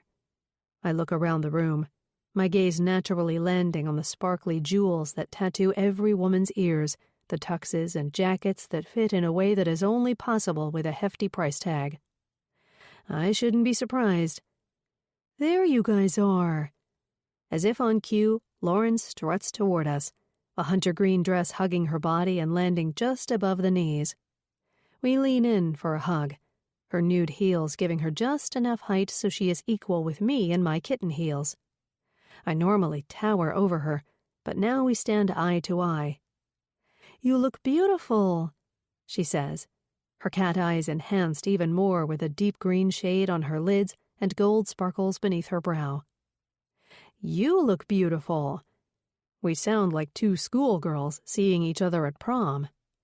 Hey, dude, you look gorgeous, Matt says to Ryan as he takes him in for a hug and shoulder pat, clearly poking fun at our exchange. What can I say? I try. Ryan adjusts his tie and shrugs his shoulders. What do you guys want to drink? He looks at our empty hands. Oh, we got some drinks coming, from the Barbie elf, I joke. Lauren lets out her signature 1-syllable laugh. Huh, I said the same thing. Clearly a man was in charge of hiring the help for this shindig. I had no idea elves had cleavage like that, I add. You and me both. Ryan flags the elf and asks for a bourbon. Excuse me? Lauren raises her brows at Ryan, accusingly. What? Did you not ask your wife if she wants a beverage? Sarcasm spills from his lips as he says, What would you like, dear? Whatever my friend is having. She nods to the filled to the brim martini glass that is being slid across the bar toward me by the elf. So this is quite the bash, I say, taking in the effervescence that moves through the room freely. Best Christmas party in town, at least according to my parents. Lauren massages her shoulder with polished fingertips, a gesture I've noticed her doing more and more over the years. It used to be kid-friendly, too. As a kid, I saw my fair share of drunken adults passing around gifts. In fact, my grandfather used to play Santa Claus, and I'm pretty sure he kept nips tucked away in his suit coat. When did it change from kids to adults only? Matt asks. Lauren's face shifts. A look of discomfort passes over her expression, and the conversation slides off the tracks when Megan walks into the circle. Well, hello, Sullivan family, Megan says. You made it home for the holidays? I say. Only because my big sister begged me. She brings a glass to her lips, something clear and bubbly and garnished with lime, taking a tiny sip while she winks. I've always enjoyed being around Megan, and I think part of it might be because she has been a challenge to figure out, like sorting through a 1,000-piece puzzle. She always seems to have it together, but her friendliness has rigid boundaries, where she lets you in just enough without having to share too much about herself. As much as I've tried to dig, I've never found the answers I was looking for when it came to Lauren's younger sister. Why does she stay so physically distant when her family is so tight-knit? Why does she always seem to have one eye on Lauren as if she's babysitting her when she is the younger sibling? Why has she never, as far as anyone knows, been in a romantic relationship? She's stunning, with big round blue eyes, and she always has her bright blonde hair cut into trendy layers, drawing attention in the way that blondes do. She seems to like her career as a writer, but not to the point where it overpowers her life. And I know this because on more than one occasion, I've heard her preaching to Lauren about the importance of me time and how it helps us re-energize when we separate ourselves from both family and work. So she's not a workaholic who prioritizes her career over her family. So, what gives? And look at you four out on the town childless tonight. A rare moment indeed, Ryan says as he pulls Matt away in some sidebar conversation about another home project they plan on attempting together. Just as I'm about to ask Megan how long she plans on staying in town, knowing full well it will be less than 24 hours because it always is, a hearty laugh echoes through the ballroom. Oh boy, is this happening right now? Lauren takes a gulp of her martini, her eyes aimed at the entrance. Megan follows her gaze, then I follow, a rippling effect of attention. A jolly man in a red suit ho-ho-hos his way across the ballroom as a slow clap ignites amongst the guests. Is that? Yep, it's our dad. Lauren turns to me and starts to step behind me as if I could hide her. Wow, I didn't know this was part of the entertainment. I laugh. Always. Every year except, Lauren starts, except the year I, had strep throat. Megan finishes her sentence. We watch as Mr. McHugh shuffles across the floor, a sack over one shoulder and a white gloved hand extended in a wave the entire time. Your dad is awesome. My dad would never do anything like that. I think of my militant father, attached to the army lifestyle in every sense possible, rarely breaking his tight upper lip or allowing his upper body to fold into a real, genuine hug. Instead, every hour of every day was dictated by rules and routine, our schedules and to-dos a finely tuned calendar. Oh, your dad is actually sounding pretty awesome right now. Lauren balances her martini glass between her fingers, with arms crossed in front of her chest. I look at both girls and expect to see an embarrassed yet joyful look on their faces, but instead, I see something else that I can't quite figure out. You girls must have loved this when you were kids. Yeah, Dad was a pretty great Santa Claus. The words slip from Lauren's tight-lipped smile. He's a good actor.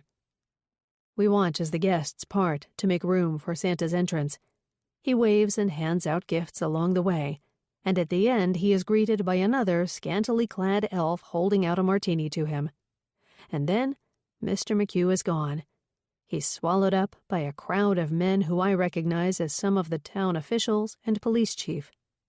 They all clap him on the back and pull him into their circle, and the room gets louder.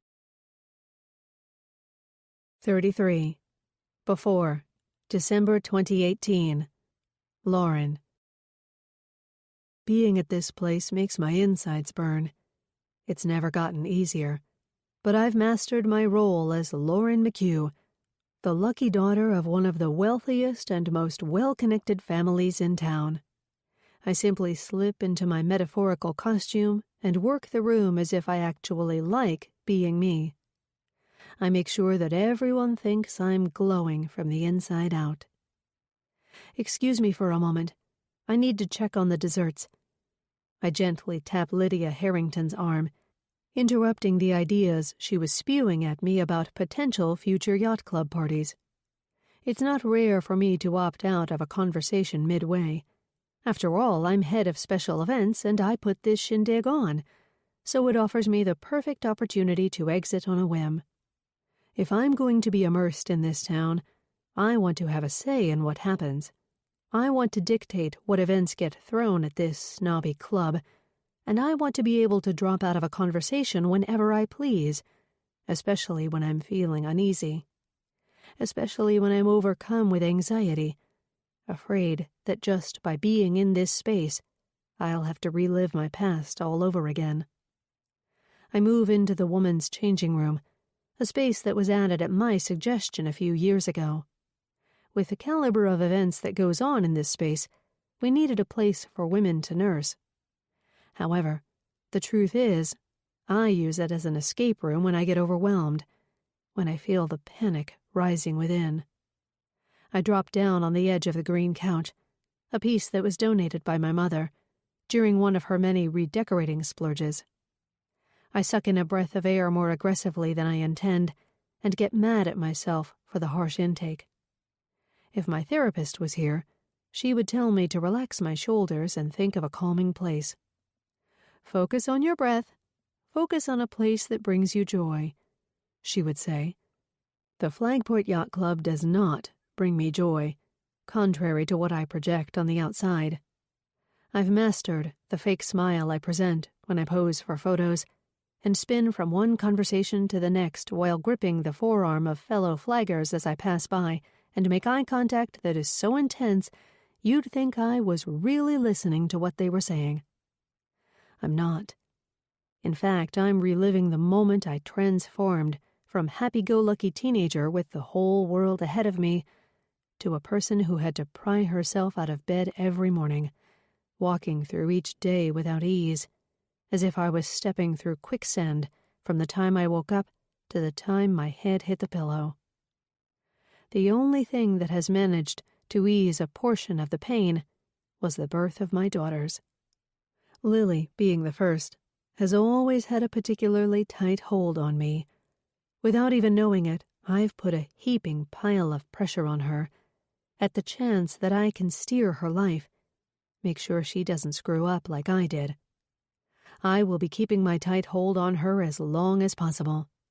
I only have one chance at this parenting thing, and since it is the only thing that has saved me, I've given it my all, thrown myself into it with every ounce of my being. Now, as I sit in this small room, I push my chest out, sitting upright to better my chances of gathering full sips of air. I try again, sipping instead of sucking the air in this time, and then, midway through my inhale, I stop abruptly when the door swings open. I knew it would be Megan before she even makes it through the threshold. I thought I'd find you in here. She drops onto the cushion beside me. She goes to work making circles on my back with her palm, her cool skin hitting the space where my dress dips down and exposes my skin. Breathe. Just breathe. I fall into her side, allowing her to embrace me.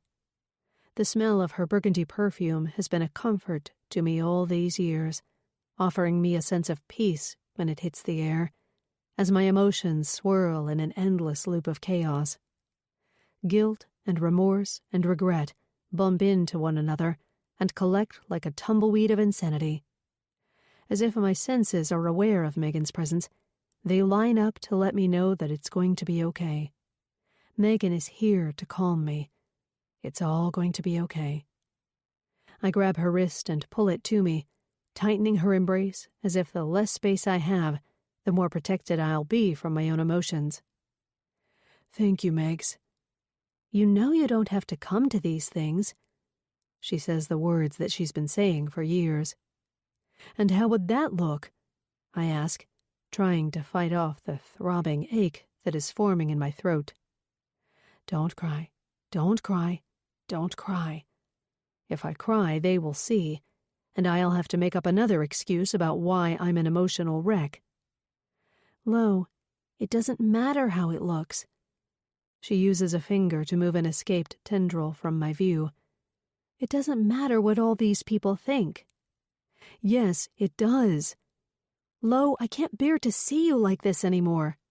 I can't help you if you keep slipping back into Mom and Dad's warped lifestyle. You're too good for this. You're too good for them. You don't need to hold up this charade.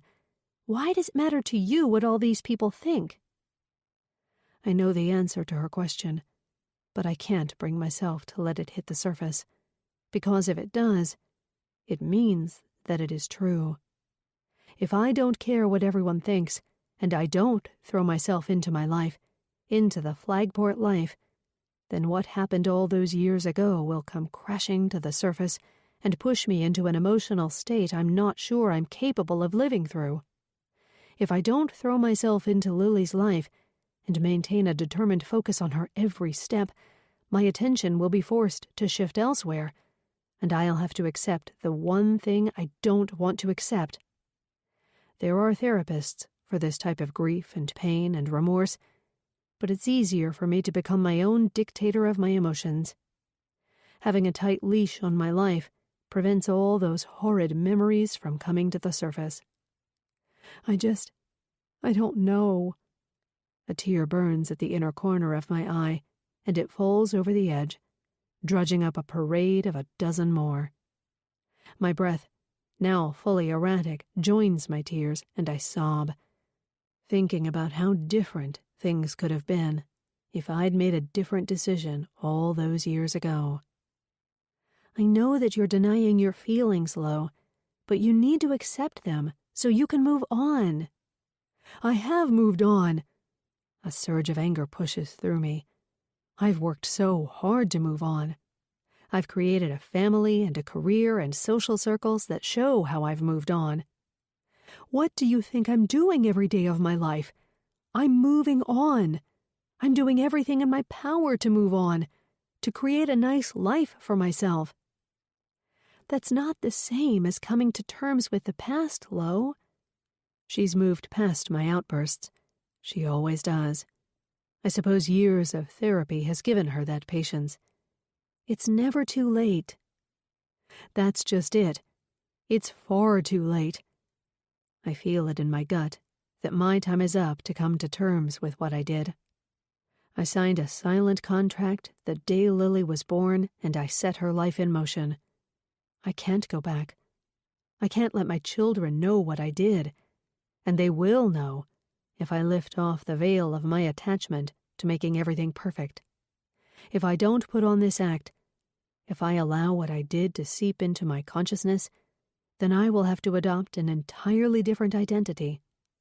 I will have to think about that night and talk about it. Megan knows this. She knows that it's easier for me to just remain, to just go on living in the costume I've been in. She pulls me into her side tighter, and then the door opens. I look up from behind my mask of tears and see Evie staring at me as 1,000 questions show themselves on her sympathetic expression. "Oh, Lauren, I'm sorry. She looks behind her as if she is speaking to the closed door instead of me. She's my closest friend, but she still doesn't know what to say in this moment. She's never seen me cry. At least, she's never seen me really cry. Sure, I've shed tears at those parental milestones that she's been there to witness. Lily's first boyfriend, Lily's first dance, Lily's first period.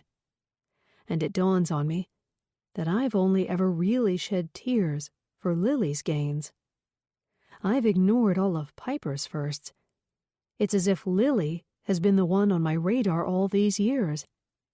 Lily, with her near-identical looks as mine. Lily as my chance to try and make myself not feel any of the emotions that aren't going away. Sure, they decrease to a slow boil while I'm focused on Lily's life, but they always bubble back up to a full boil in the quiet moments. No worries, I was just... We miss our grandfather, and well, this was the event that always brings up memories of him, Megan says. So well rehearsed I silently applaud her for an act that is almost as good as the ones that I uphold. Evie steps forward. Her eyes dart between Megan and me, and I'm certain that the wheels are spinning in her head. She's wondering why the hell I'm sobbing, and Megan's face is as dry as chalk. I know the answer to this, but Evie doesn't. Megan's mind has come to terms with our past, to that fateful evening, and she has changed the course of her life. 34. After. April 2021. Lauren. I hate leaving the hospital, even if it's only to step outside for a breath of fresh air. So when I make the trek back to Flagport to shower and get some things, I feel out of sorts. My luck in life so far has shown that I have bad timing, and my biggest fear will be that Lily will have a change in her condition while I'm away. Her status is still critical.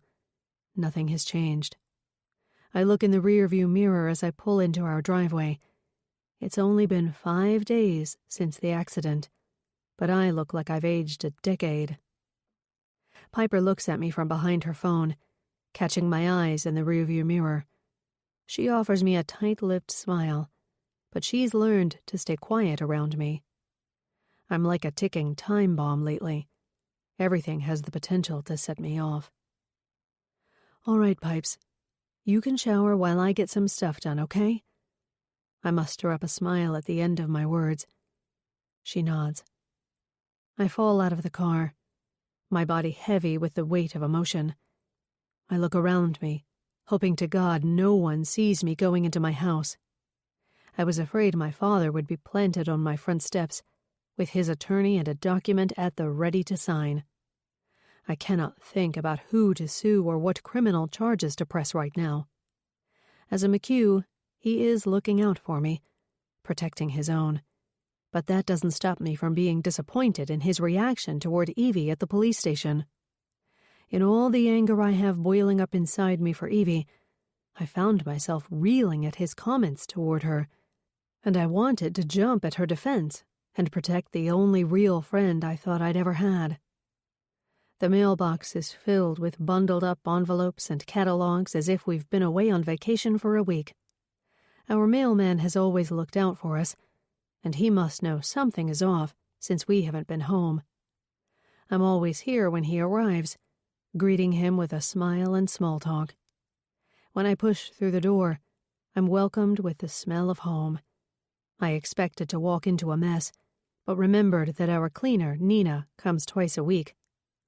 I've forgotten so much of what my everyday life is, as if I've been pulled into some twisted time warp. I haven't looked at my calendar in days, foregoing all routine and daily activity and pushed into survival mode. My color-coded daily planner dictated my every move, but now I don't even know what day it is. I look at the clock on the microwave. 11. Yep. Nina would have left an hour ago, and she comes on Tuesdays and Thursdays. The doctor shared the painful reminder that Lily has been in a coma for 5 days, so today must be Thursday. The house smells like lemons and lavender, and for a moment I regret not canceling Nina this week. I wanted to latch onto what the house was like before the accident, before the dozen vases of flowers and well wishes landed on my countertop. Hours before I got the call from the police, the 4 of us were seated around the table, eating our favorite takeout from Sotheby's Kitchen, a local restaurant that is a Flagport staple for quality food. The empty takeout containers are long gone, the smell of the food no longer here to drum up the last memory of my daughter, because Nina likely opened the windows to let the fresh spring air in. The sound of the shower upstairs serves as background noise as I make my way to Lily's room. It's picture perfect as usual. Even without Nina's visits, Lily keeps a tidy room. She has a place for everything.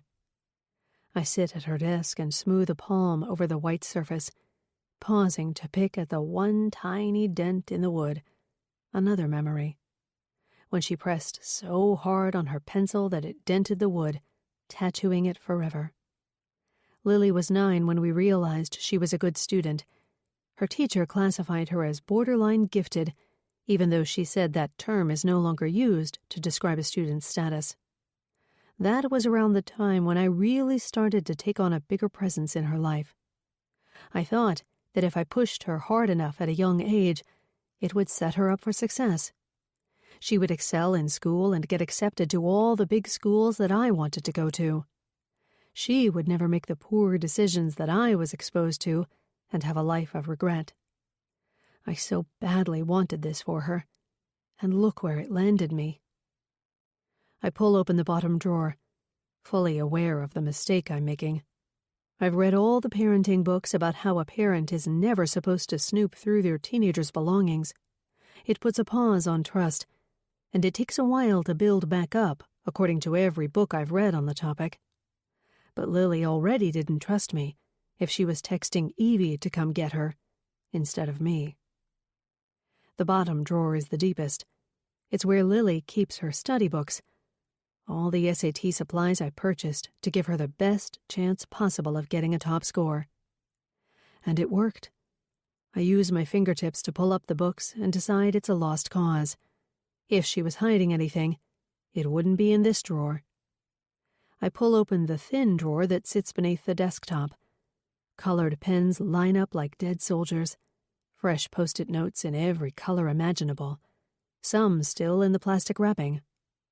I pull out an opened stack of pink and go to work writing a note to my daughter. With a blue pen poised in my hand, I think of what I want to tell her if I could, and I write a dozen messages, sticking them on her desktop, the bulletin board above her desk, and the white headboard at the front of her bed.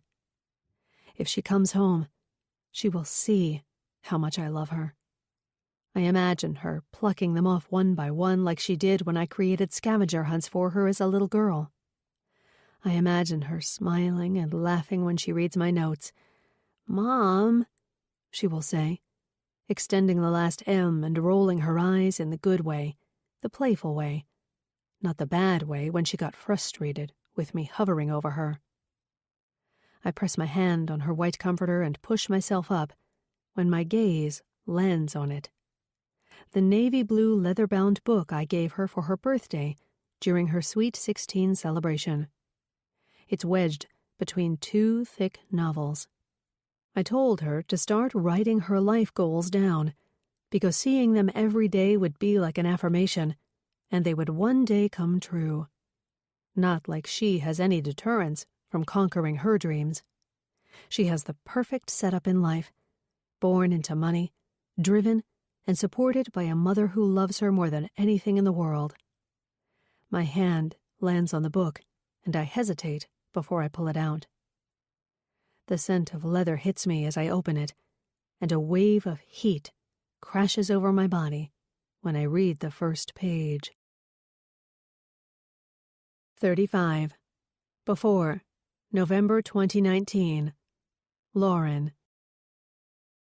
You are officially no longer a Flagport sports virgin, I tell Evie as soon as we step through the gates that lead to the high school football field.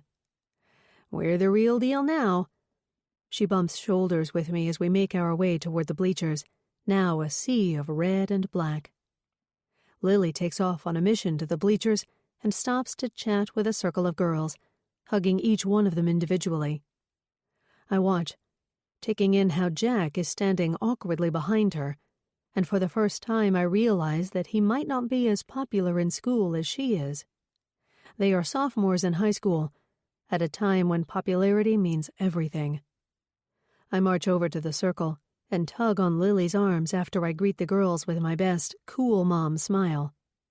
When Jack and the other girls are out of earshot, I lean down and whisper into her ear, "Make sure you include Jack, okay?"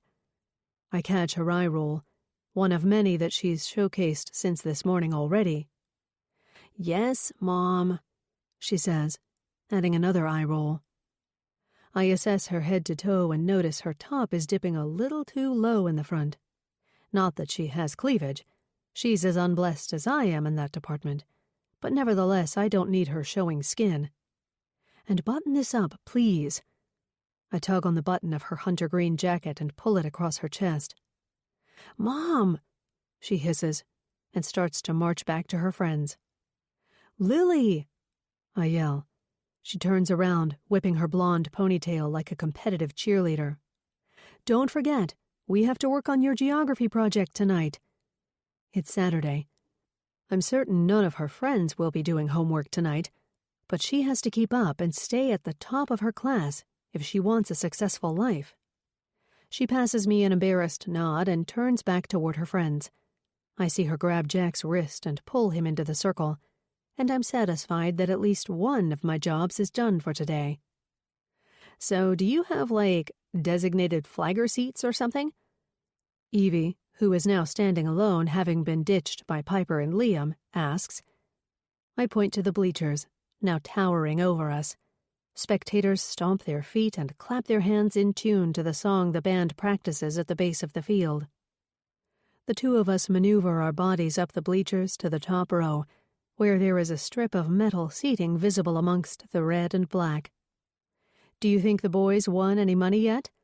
I ask as soon as I plop onto the bleachers, the cold of the metal pushing through my black leggings. Ryan and Matt won a night out sans kids when we lost a game of trivia to them at a local pub, and they chose to play poker with a group of guys that regularly play. Evidently, it's a game that Ryan has always wanted to get better at, which was news to me when he shared this piece of information. Matt is definitely not winning any money. Evie laughs. He couldn't pull off a poker face if he tried. Wait, has he never played poker before? Maybe once for a bachelor party 10 years ago, Evie says sarcastically. "Lauren McHugh!" A voice pierces the air, 2 rows down and diagonal from us. A woman wearing a red and black Flagport winter hat twists her body toward me. Long wavy brown hair spills from the hat and lands in the front pocket of her jacket. She looks familiar, but I can't place her. She leans in closer, clearly a little tipsy.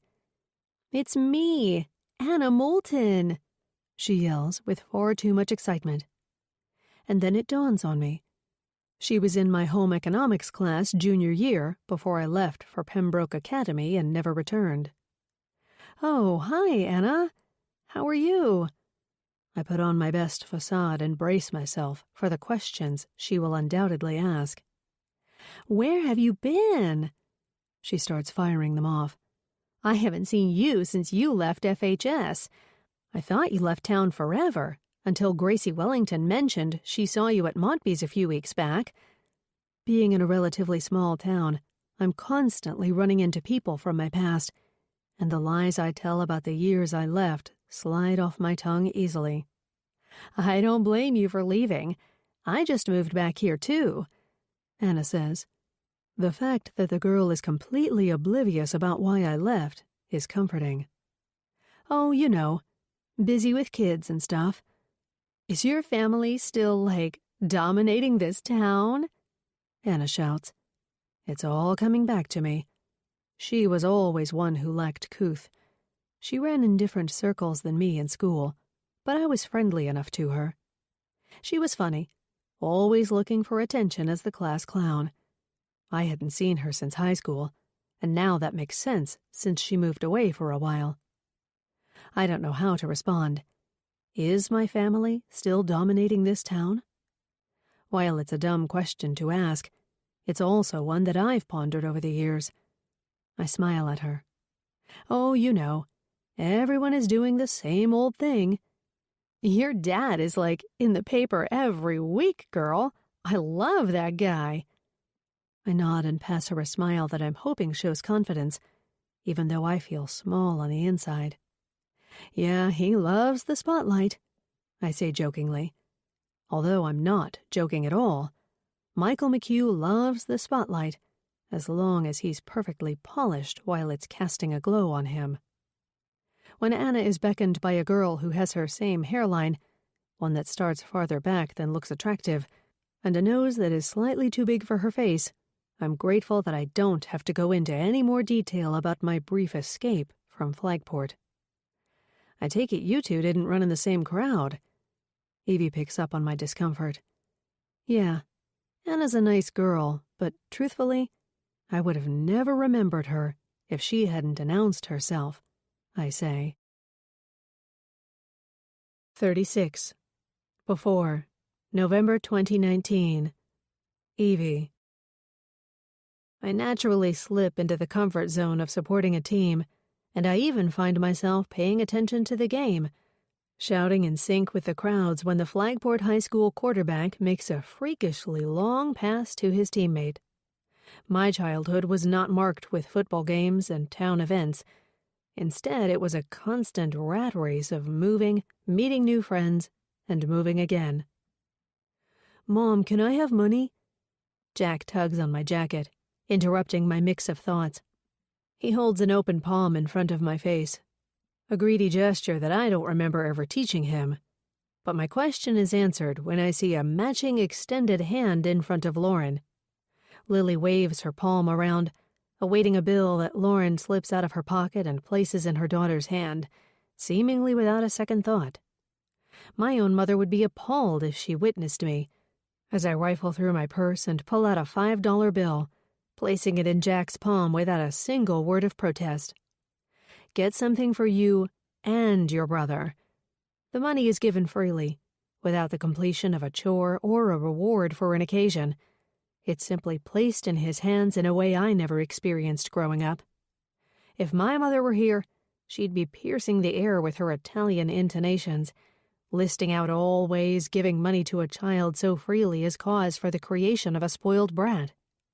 But I've learned to ease up on spending money since we moved to Flagport. Sometimes a place can change you. We've been here for over 10 years, and I'm now just realizing how my values have shifted. Before, I clung to the idea that money was something that you earned, and I had committed to myself that I wouldn't be one of those parents who gives so openly. I promised myself I'd teach my children the value of $1.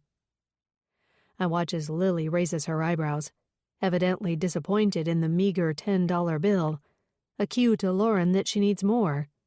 Jack follows suit, but I hold my ground and stand firm, with keeping the limit at $5, while Lauren produces another bill and presses it on top of the 10 in Lily's hand. I get a dirty look from Jack, but promise myself he'll thank me in the future when he values $1 more than his less thrifty counterparts in life. Jack and Lily hop down the bleacher stairs, making a beeline for the concession stand. I watch as Jack does as he's told and waves at Liam, motioning for him to follow him to the concession stand, pulling him and Piper away from where they are leaning on the fence that outlines the field. My pushback on being a human vending machine seems lost on Lauren. Maybe she is so used to being able to attain money easily that the lack of it in other people's lives is completely non-existent. It's not that Matt and I don't do well financially. In fact, I'm doing better than I ever have, thanks to Lauren's landscaping leads. It's just that I think it's much easier for her to spend and let go of cash because of her wealthy upbringing. She's generous to a fault, though, often getting our boys gifts that outdo the ones that Santa brings, and on more than one occasion she's offered to pay our way into an event. "Can you believe that our babies will be in this high school someday?" Lauren says to me as I take in the view. Flagport High School sits in one giant rectangular block beyond the busy football field. I spent half of my high school years at one school that was smaller than this one, and the other half at one that was larger. It's going to be a lot sooner than someday, I say as I do the math in my head. Liam and Piper will be here next year. I can't believe how fast they grow up. I look over at Lauren and take in her crumpled expression. And just as I'm about to ask her what's wrong, a small section of the crowd below is pulled into a circle, a tangle of bodies in the middle. My eyes scan the area, landing on the concessions, where I see Jack, Lily, and Piper racing toward the newly formed circle. Where is Liam? Lauren and I shoot up from the bleachers and race down, the sound of metal popping beneath our steps. I keep my eyes trained on the circle and take in the trickle of comments that surface from the spectators. Fight. 2 boys. What the heck is going on? Before I even get to Jack, I see the light brown hair that belongs to my younger son, flopping with every movement, now free from the confines of the flagport hat. "Liam!" I yell, anger boiling inside of me. Who is hurting my kid? With Lauren close on my heels, I push myself through the crowd. "Liam!" I picture an older kid bullying my little boy, a spectator from the other team having beef with my son's head-to-toe flagport attire. I make my way through the mosh pit of people, pulling and pushing to get closer to rescue Liam, and that's when I see my worst nightmare.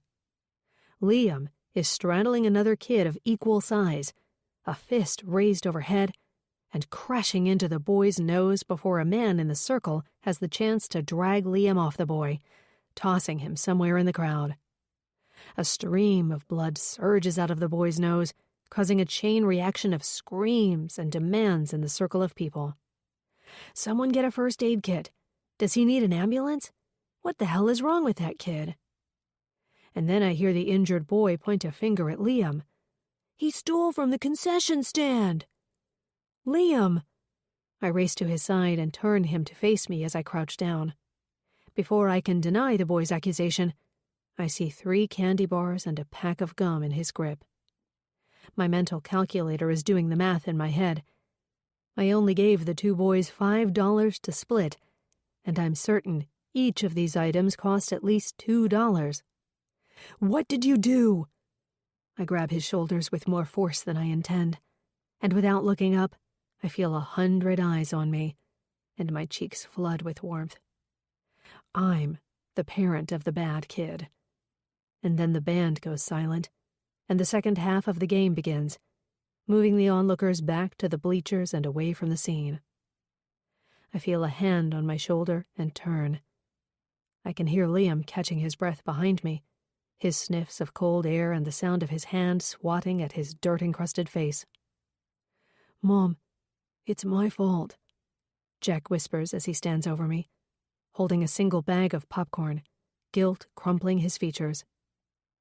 Lauren stands behind Jack, beside Lily, Piper, and a handful of other girls. "What do you mean it's your fault, Jack? What happened?" I interrogate him as he tilts his head to the side, a signal that I follow him. I take Liam's hand and let Jack lead us to an area that is out of earshot of the girls. Jack has always worn his heart on his sleeve, and he's silently sensitive, the type of child who will never get away with anything because guilt sticks to him like glue. "I used the money to buy Amber a bag of popcorn, and I didn't have enough left to buy something for Liam." The confession nearly smacks me into the brick wall of the equipment room that is several feet behind me, and I brace myself. "What? You're joking, right?" I almost laugh, but I stop when I see Jack's crumpled brow, the tears that are adding a shimmer to his dark brown eyes that match my own. "Jack, are you serious?" He twists his head to the girls who are now gathered in a circle, chatting among themselves, while Lauren talks to a tall man in a Red Sox cap. I watch as she tips her head back and laughs, tossing a delicate hand on the man's shoulder. What is going on? I wanted to make Amber like me, and she had no money, so you traded her in for your brother?" I continue. He nods. "I'm sorry." "But that doesn't explain why Liam stole from the concession stand." I pause, registering the situation. "And how did you even do that?" "I didn't have any money," Liam responds confidently, as if he had a valid excuse for stealing. "Liam, that doesn't mean you take whatever you want." I stand up and look down at him. "And why on earth were you fighting with that boy?" "He told me he would tell on me." "And you decided to beat him up for that?" Liam shrugs the way he always does when he doesn't have an answer for something. He's always been quick to react, seldom thinking before he makes a move. After I make Liam return the crumpled snacks to the concession stand and apologize to both the boy and the volunteer working the stand, I make my way toward Lauren to tell her that we are going to leave because both boys are grounded. Lauren is still in what appears to be a friendly conversation with the man, but stops as soon as I approach. "Hey, is everything okay?" She turns toward me. "No, we are going to head out. Looks like both my boys are in trouble this time." "Hey, we'll go with you. We should leave to beat the traffic out of here anyways." She rests a delicate hand on my elbow, and then turns toward the man. "Hey, this is my old friend, Andrew Stewart." I'm in no mood to schmooze right now, but I reach out and shake the man's hand anyways, putting on a false smile. "Nice to meet you." "Just so you know, that kid's no good," Andrew says as he tilts his head back in the direction of the boy Liam tackled. "Comes from the wrong side of the tracks, if you know what I mean." I don't know what he means. In fact, I had no idea there were wrong sides of the track in Flagport. I nod anyways, and as if picking up on my confusion, he cups his mouth and says, "He's not from here." Okay. I have no idea what he means by this, but something in me stirs with his next line. "It was great seeing you, Lauren. I'll tell my dad you said hi." As we walk away from the field and the noise grows distant with each step forward, I ask Lauren who Andrew Stewart's dad is. She looks straight ahead, and in a clipped response says, "The chief of police." 37. After. April 2021. Lauren. When the words register in my brain, I feel as if I've been hit by a bullet. My daughter hates me. She's described her dislike for me in surprisingly poetic words. "Dear Diary, my mother is psychotic. Why won't she just leave me alone? She treats me like a 5-year-old, always hovering over me in her ever-present ways. I feel as if I'm suffocating. My life constantly dictated by her obsession with having to be the driver in my life. I cannot wait to move away, to have some independence from this house." Before I can stop myself, I turn the pages and read more. "Dear Diary, she did the unthinkable today. She literally stood over me as I was writing my essay for my college application. Maybe I should intentionally do a bad job so I don't get in. Maybe that would teach her a lesson. Dear Diary, why can't she shift some of her attention to Piper? It's always on me.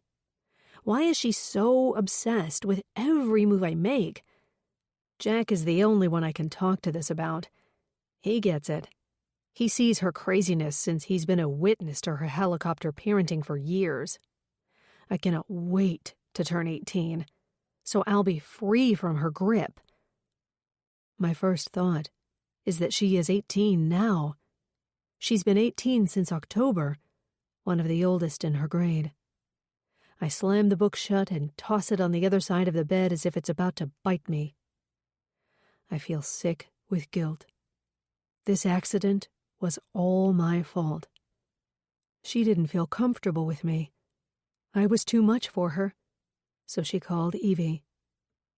Maybe hate is a strong word, but my daughter was scared of me. She didn't even feel comfortable applying to colleges. But why didn't she ever say anything? Besides the occasional eye roll, I always thought Lily liked my presence in her life. I thought she liked the push I gave her. I thought I was steering her in the right direction. I thought that if I could be there, monitoring her every move, then she wouldn't have an opportunity to get hurt. When did I start to go so wrong? I'm pretty sure that I was a controlling parent from the moment Lily was placed in my arms, dead set on my desire to shape her life. Obsessed with making sure she couldn't make a bad decision and hurt someone else or herself. I peel back the past 18 years of my life as a parent, and a million moments are pushed to the center of my mind. Moments when I was too overbearing, like when she went to her first high school dance. Moments when I made far bigger deals over things than I should have, like at her track party when I forced her into the spotlight when she told me she didn't want the party at all. The lemonade stands, the birthdays, The way I made her dress to perfection. The cameras I put up in our home so I could make sure she was never doing anything wrong when we weren't home. Half the time I didn't even check the cameras because I knew she was a good kid at heart. She probably got that from her dad. And then there were the everyday things, like how I made her do so many weekly activities so she didn't have an opportunity to get bored, didn't have the chance to turn into a bad kid. In Lily, I saw myself, and she was my opportunity to change who I was and create new memories, even if that was through the life of another person. I drop my head in my hands and allow the tears to fall. It's only when Piper knocks gently on the doorframe that I stir and lift my head. "Mommy." She crosses the room and lands in my arms. "She's going to be okay." My youngest daughter tries to console me, and I nod along, but she doesn't know what I know, that it might be too late. I may have already done too much damage. 38. After. April 2021. Evie. As soon as I see Lauren's car pull into the driveway, I'm filled with nostalgia. In the past, I would have greeted her if I was out in the yard gardening.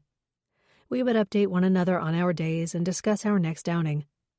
I would likely follow her into her house, and we would have coffee or a cocktail while the kids played. We've had so many days like this, and it's so hard to not slip back into our old routine. But I'm going to try. I'm going to tell her everything I learned from Jack. "Where do you think you're going?" Matt asks as I attempt to use one hand to lace a shoe, my cast awkwardly hanging forward. He kneels down in front of the mudroom bench I'm sitting on and without question goes to work lacing up my sneakers for me. "I'm going to talk to Lauren." I squeak the words out, my mouth still dry from my stay in the hospital. He twists his neck toward the storm door that faces the river's home. The act is one we've engaged in so many times over the past 12 years, checking to see if our best friends are home yet, the boys spotting their car in the driveway, always initiating a playdate.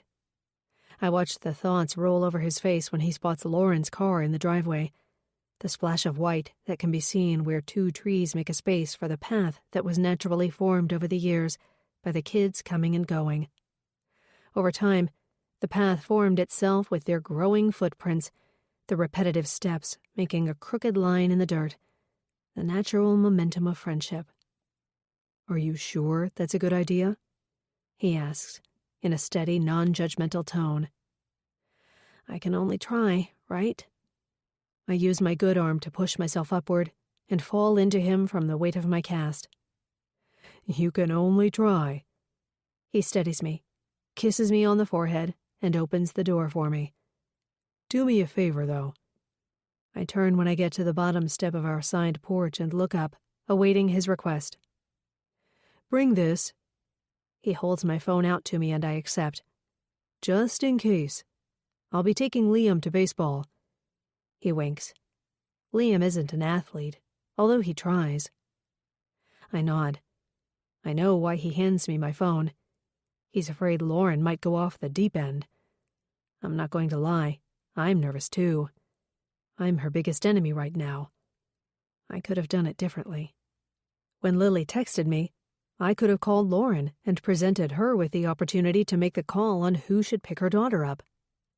But I knew what Lily was going through. I'd watched over the years how Lauren's grip tightened on that poor girl. And if I'm being honest, I liked being the one who Lily confided in, even if she failed to tell me that she was in a relationship with my son. I make my way across the street with slow, unsteady steps, feeling the aftermath of not moving my body for several days. When I step onto the dirt path, my eye catches the round, colorful stone that was placed all those years ago. 4 handprints pressed into the stone, each a different color and name. Lily, Jack, Piper, Liam. 2011. My heart grows heavy. weighing my atrophied body down even more. The memory of happier times forms a lump in my throat, and my eyes well with tears. I turn around and contemplate going back, giving Lauren more space because I don't think I'd be able to bear it if she turns me down, if she sends vicious words in my direction. I see Matt watching me from the storm door as if he's watching his child go off to school. He's ready for whatever I decide. If I turn around or if I continue forward. I adjust my sling and continue to walk up the path, where 2 more stepping stones pull me back to the past with the messy scrawl of our 4 children. The Rivers home is more unlived in at this very moment than I've ever seen it before. It's no longer the house where people gather, where parties are thrown, and memories are made. Instead, it's a capsule that simply holds the necessities to survive, not live. I walk up the pathway that leads to the side door and question whether I'm no longer welcome as a side door guest. With my free hand, I grip the handrail and ring the doorbell. I'm certain that Lauren will retreat to the other side of the house and hide from me when she sees me on her doorbell camera. A moment passes before I press the bell again. I peek in the window and see a spotless house filled with flowers. On the counter, there is a skyline of vases and baskets embellished with what I imagine are cards that offer well wishes. In the middle of the flower display, there is a neat stack of unopened envelopes, all in pretty pastel tones. The pale pinks and yellows remind me that Easter is next weekend. Yet another holiday we were supposed to spend with our best friends. Even though our kids are now teenagers, they had been looking forward to the annual egg hunt the Rivers put on, because they are filled with bills that range from $1 to $50, thanks to Mr. McHugh's contributions. I turn around and go back down the steps, succumbing to the fact that nobody is going to answer the door. It's over. And then I hear the twist of the knob, the sound of the Easter wreath knocking against the wood. I turn back, and I see Lauren standing in the doorway with a river of tears cascading down her cheeks. 39. Before, March 2020. Lauren. The forecast called for rain, so when I see the sun spilling in between our custom-made wooden blinds, I'm pleasantly surprised. A slow growl emerges from Ryan's lips. "Go back to sleep," I whisper. He does as he's told and rolls over on his side. I want to be the first one up today. I have a lot to do to make sure this day goes perfectly. I slip into the bathrobe the girls got me for Christmas, and I pad down the stairs barefoot. The surprising sun casts a glow on our kitchen floor, and I stand in it and bask, hoping to bring some heat to the soles of my feet. Prepped the night before are the boxes filled with St. Patrick's Day paraphernalia, gold and green headbands with furry green antennas sprouting from the top, plastic beer mugs, and hundreds of chocolate gold coins to toss out at the spectators of the Flagport St. Patrick's Day parade. It's McHugh tradition to march in the parade, and as I open the plastic bags of coins, I think back to the leprechaun traps my girls have made over the years, the fun I used to have with filling the toilet with green food coloring and gold footprint stickers all over the windows and floors. Lily is 17 now, 1 year away from applying to colleges, and that fact sits heavy in my heart.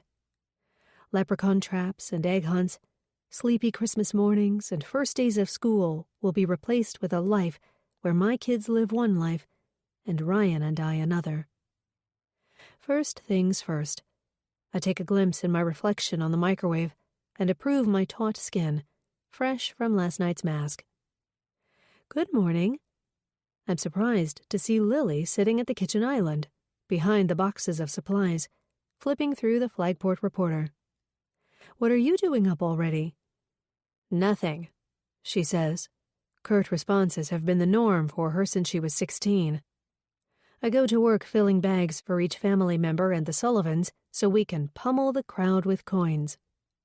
Want to help? Why is Grandpa in the newspaper every week? She ignores my question, using manicured fingers to turn a page.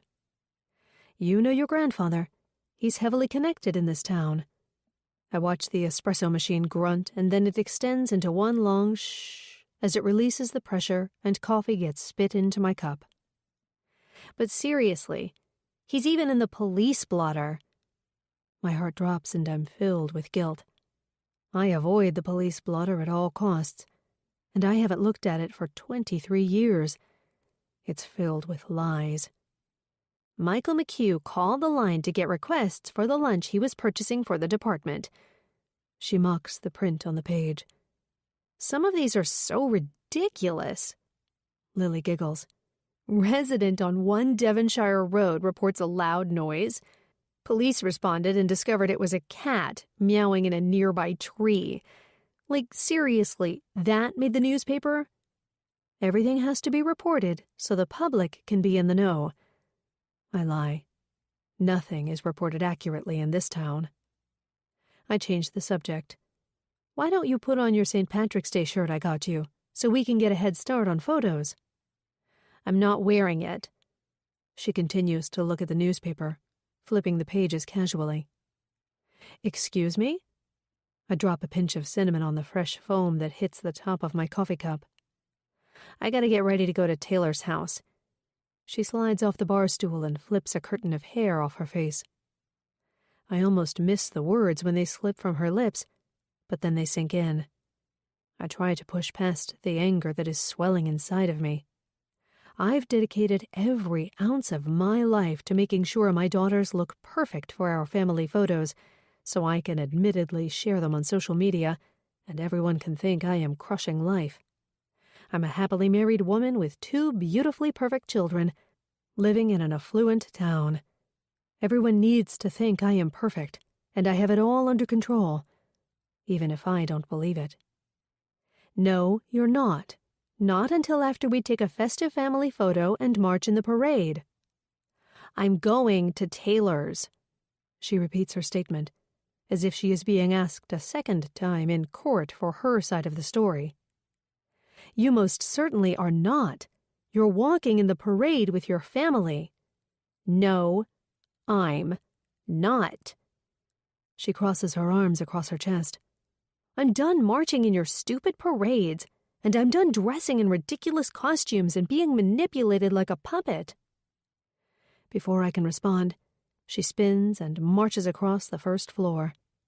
I follow her and stand at the base of the staircase, shouting at her as she stomps up the stairs. How dare you? You will do what I say. And then I catch myself. I never obliged when my mother yelled at me. By the time I take a deep breath and follow her up the stairs, she's already slammed the door and launched into a spiel about how she hates me. I stand with my nose inches from the white door and set my palm on the knob, wrapping my fingers around it to steady them from shaking. I twist and push the door open and prepare for her to verbally whip me with more hateful words. But instead, she lies face down on her bed, her shoulders rising and falling to the beat of her sobs. I sit on the edge of her bed like I've done so many times in the past. Since she was a toddler, this is where we've had our evening chats moments before tuck-in time. But looking at her 17-year-old body now, I realize those chats are coming to an end. In less than a year, she'll be applying to colleges, and soon she'll be away at one of the Boston universities, sleeping in a bed half this size, with a potentially persuasive roommate. She doesn't know this yet, but I will make sure that she goes to school nearby, so I'm always minutes away if she needs me, and so I can swoop in at the drop of a dime if something goes wrong in her life. I make circles on her back, feeling the sweat that has accumulated beneath her thin white shirt. It seems like just yesterday I was soothing her from a scraped knee. Lily has never had much heartbreak because I've always made sure she's gotten what she wants, and the irony is not lost on me. The one who provides her with everything is the one person she doesn't want to be around. Where did I go wrong? She sits upright and swats at her nose with the back of her hand, keeping her gaze trained on the round area rug that gives way to the hardwood floor. Her hair falls the same way mine does, in a side part that looks good if styled properly, but can make her face look too round if it's not landing in just the right spot. I start to use a finger to make the part less severe. "Mom, stop!" She bucks her head back, nearly smacking me in the nose. She twists her body so we're now face to face. "Leave my hair alone!" I try not to show the sadness that seeps inside me. She no longer needs me like she used to. Every day she's getting one step closer to leaving this house and one step closer to being an adult, where I will no longer be able to dictate her every move. 40. Before, March 2020. Evie. I've lived in a million different places in my lifetime, but spring hits differently in Massachusetts. Maybe it's because of what feels like absurdly long winters, or maybe it's because the town of Flagport seems to come to life at the first sign of nice weather. This year it's starting earlier than in the past. It's only March 17th, and the temperature has already risen to the mid-60s, record-breaking to many. Technically, it's not even spring yet, but the air says otherwise, as does the energy in downtown Flagport. As always on St. Patrick's Day, we are wearing green T-shirts with a McHugh family logo on the front, a giant shamrock on the back. We aren't the only non-family members marching alongside the McHughs. According to Lauren, the group has expanded over the years.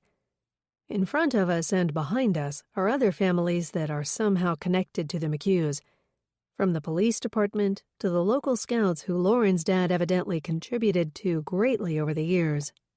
If I had money like Michael McHugh, I'd give it back to my town too, I've told Matt on more than one occasion. It's admirable the way the McHugh family shares their wealth and puts it back into the town where they live, so generation after generation can benefit from it. I'm certain that Matt, the kids, and I blend in, but Michael McHugh stands out. His face, painted green by the students at the local art gallery, is quite the scene, especially because it's paired with a bright green suit that is covered in beer mugs and shamrocks. On his head is a green hat with a black buckle. He steps to the outskirts of the moving parade and shakes hands along the way, giving out extra large candy bars that he pulls from his pockets to young kids who high-five him in return. The man is a town legend, and he lives up to his reputation by making so many wonderful memories for the people in Flagport. I'm pretty certain that Michael McHugh is responsible for all the entertainment this day brings, including Irish step dancers, a fully paid-for ice cream stand, and a round of green beer at the local pub. Is Lauren's dad seriously paying the tab at Tilly's Tavern? Matt bumps my elbow and takes a swig from the matching flasks he and Ryan filled before we departed home.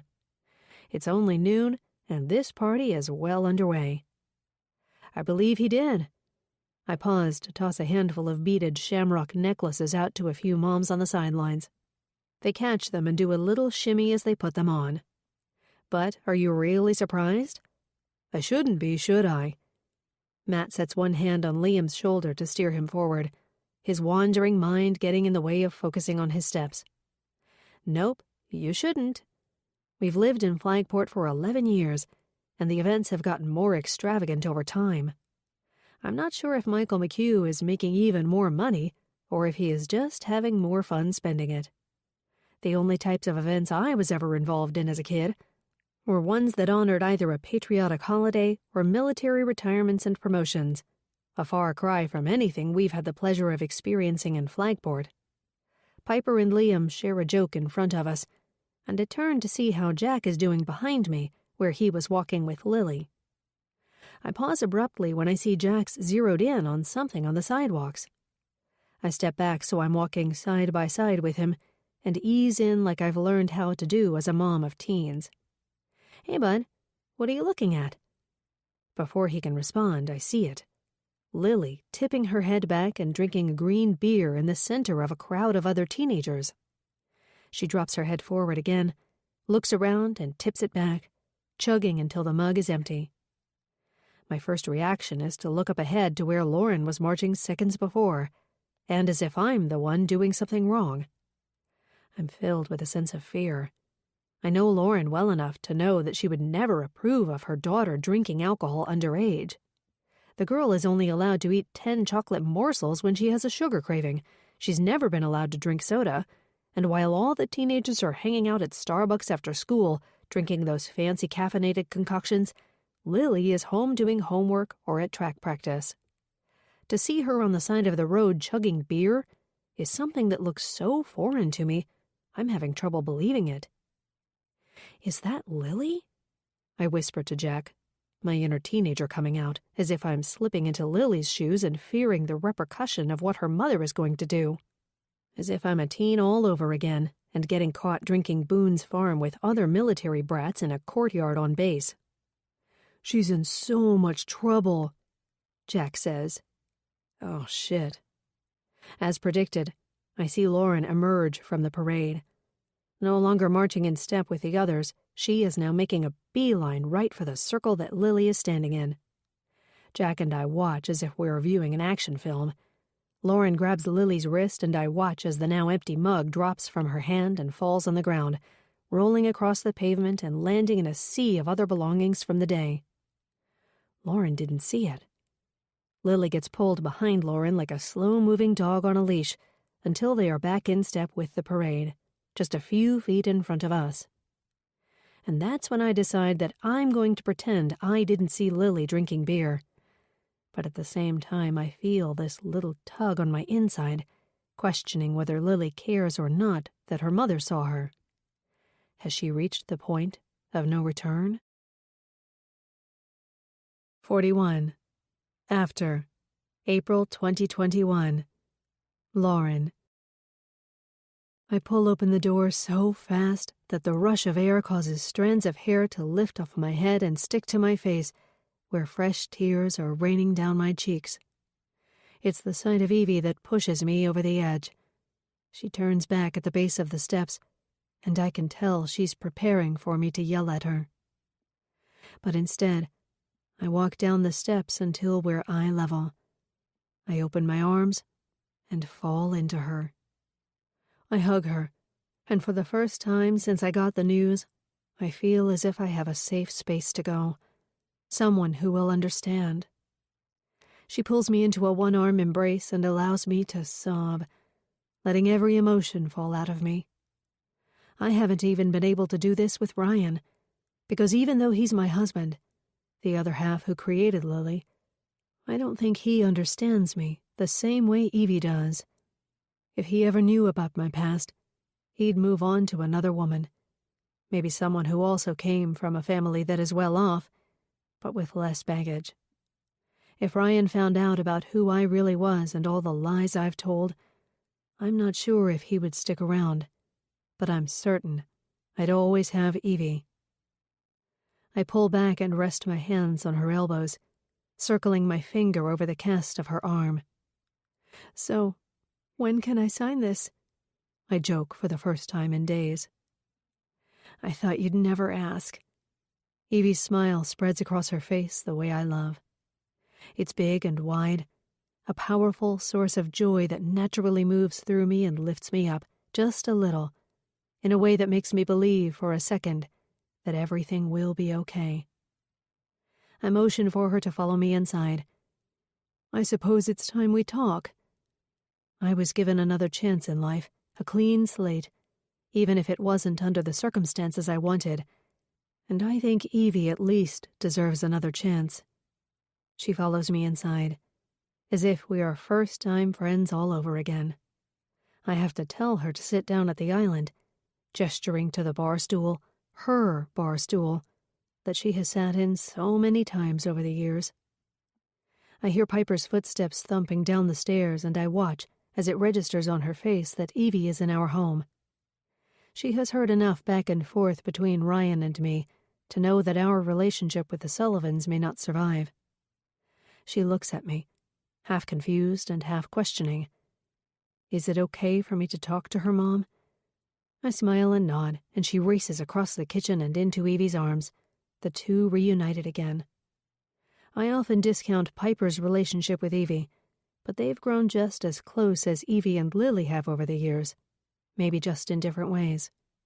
I watch as Evie pushes Piper's hair out of her eyes with the gentle touch that only a mother can emit. And then I watch as Piper's eyes land on Evie's cast, and all the memories flood back to her face. For a moment, she forgot that her sister was in a coma. I can't tell if she still holds it against Evie, but she looks over at me and says, "I'll go pack some stuff upstairs, okay, Mom?" She passes a tight-lipped smile toward Evie and then heads back upstairs. So, I look over at Evie. Before another second can pass, Evie says, "They're in love." "I know," I say, and then I tell her about everything I learned in Lily's diary. As painful as it is to recite, I share all the hateful things that Lily wrote, directed at me, all the awful words she expressed between the pages of that leather-bound book. I'm so ashamed to tell another mother about how my child feels about me, but there is a part of me that feels cathartic in sharing my vulnerability. Now Evie knows there is another side to me, a side that is not perfect, and is filled with painful stories that I've told myself over the years. I continue telling her everything else I learned in Lily's diary, how Lily shared her love for Jack, and how he was the only one who understood her. "It's all my fault," I continue. "I've been an awful mother. So in the way of everything, so controlling and obsessed with her going down a wrong path, making one mistake." Evie studies me. She's witnessed my rules and demands swell over the years, but she's seen the best in me, and I've always felt that. "Don't you ever say that. You are the best mother. Look at all you've done for your daughters. Do you have any idea how lucky Lily is to have someone who is so present in her life?" She pauses, rubbing a fallen yellow petal between the fingers that extend out of her cast. "None of us are perfect, Lauren. We all have our thing. For you, it was making sure your girls had their ducks in a row. For me, it's been dealing with Liam and his poor behavior. Don't for a second think that every other mother in this town doesn't have some inner demons about how they parent their children. We all do. We're human." Before I can continue, she says the 5 words that free a tiny part of my heart. "This is not your fault." 42. After April 2021. Evie. If the accident is anyone's fault, it's mine. I chose to react to Lily's text when she asked for a ride. Instead of checking in on Jack when he got home and inquiring about why Lily was left at the party with no ride, I grabbed the keys and got behind the wheel, my slippered feet struggling to get the proper foothold on the brake.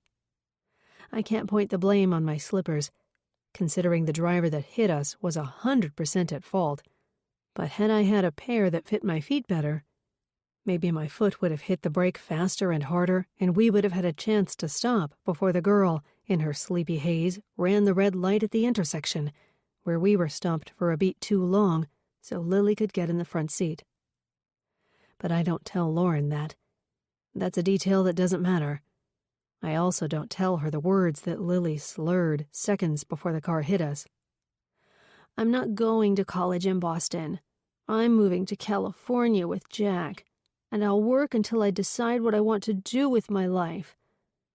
Her words pushed together, the smell of strawberries and liquor hitting the air between us.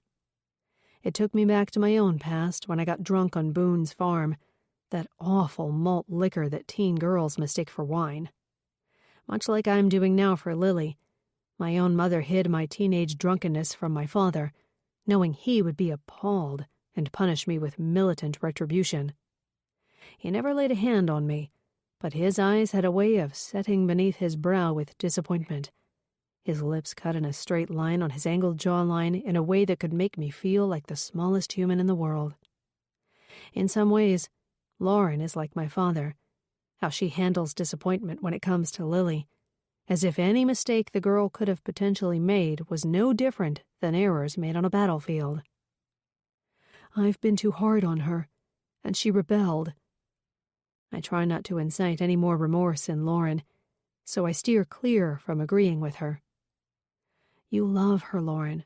That's all. I place my hand on top of hers. We love our kids with everything we have, and no parent is perfect. You are. Lauren locks her eyes on mine. Your boys go to you for things.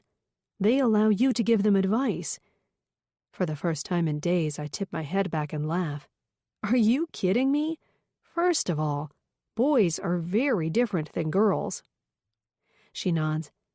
Everyone has seen how poorly behaved my youngest son has been. Even at 15, he still says off-the-wall things, and I'm pretty sure he might still be considered a bad egg by some of his teachers. Lauren, as if reading my mind, laughs and rocks her head knowingly. But I don't get it. Why would Lily not tell me that she's in love with Jack, after all these years of us trying to push them together kiddingly? Because she knew that you would try to stop her. Piper's voice punches the air. With dripping hair, she now stands just a few feet away, where the living room meets the kitchen. She says the words that I want to say, but I don't have the heart to. We all know that if Lily confessed her trip to California to her mother, Lauren would swoop in and try to control the entire scenario, or she'd try to stop it altogether. I don't have to say it. Piper said the words for me, and I tighten my grip on Lauren's hands as her gentle tears transform into sobs. She feels responsible for everything, and for the first time since we moved to Flagport, I witness a vulnerability in Lauren as she unravels from the controlling grip she's had on her life, and I wonder, why does she feel the need to have it all together, to maintain a warden-like presence on Lily's life? I've read enough self-help books to know that we have a reason for our behavior, and it almost always stems from our upbringing and experiences. Really? Is that what she thought? Lauren's words cut through her tears. Mom, there is something I have to tell you. 43. Before, January 2021. Evie. When I was younger, I remember looking forward to the winter months. If we happened to be stationed at a base that actually had a winter, I would pull out all my gear and spend hours in the snow, building forts, creating paths in the snow from one section of the yard to the other, and sledding with the slew of other military brats who would be out and about. Today, when I look out the window, I see a few flurries falling from the sky, their destination not a one-way trip to the ground, but one more indirect as they flutter about. Is it snowing? Matt approaches me from behind where I'm standing, looking out to our front yard and the one massive hill that we are perched on. Even though our modest cape is set at the top of the street, it still feels as if every other house is hovering over us, looking through their floor-to-ceiling windows and across vast green lawns. When we first moved in, we were one of 2 small homes in our neighborhood, diminishing alongside the other near mansions, but now, ever since the other small abode constructed a massive addition, we are officially the smallest. Not quite.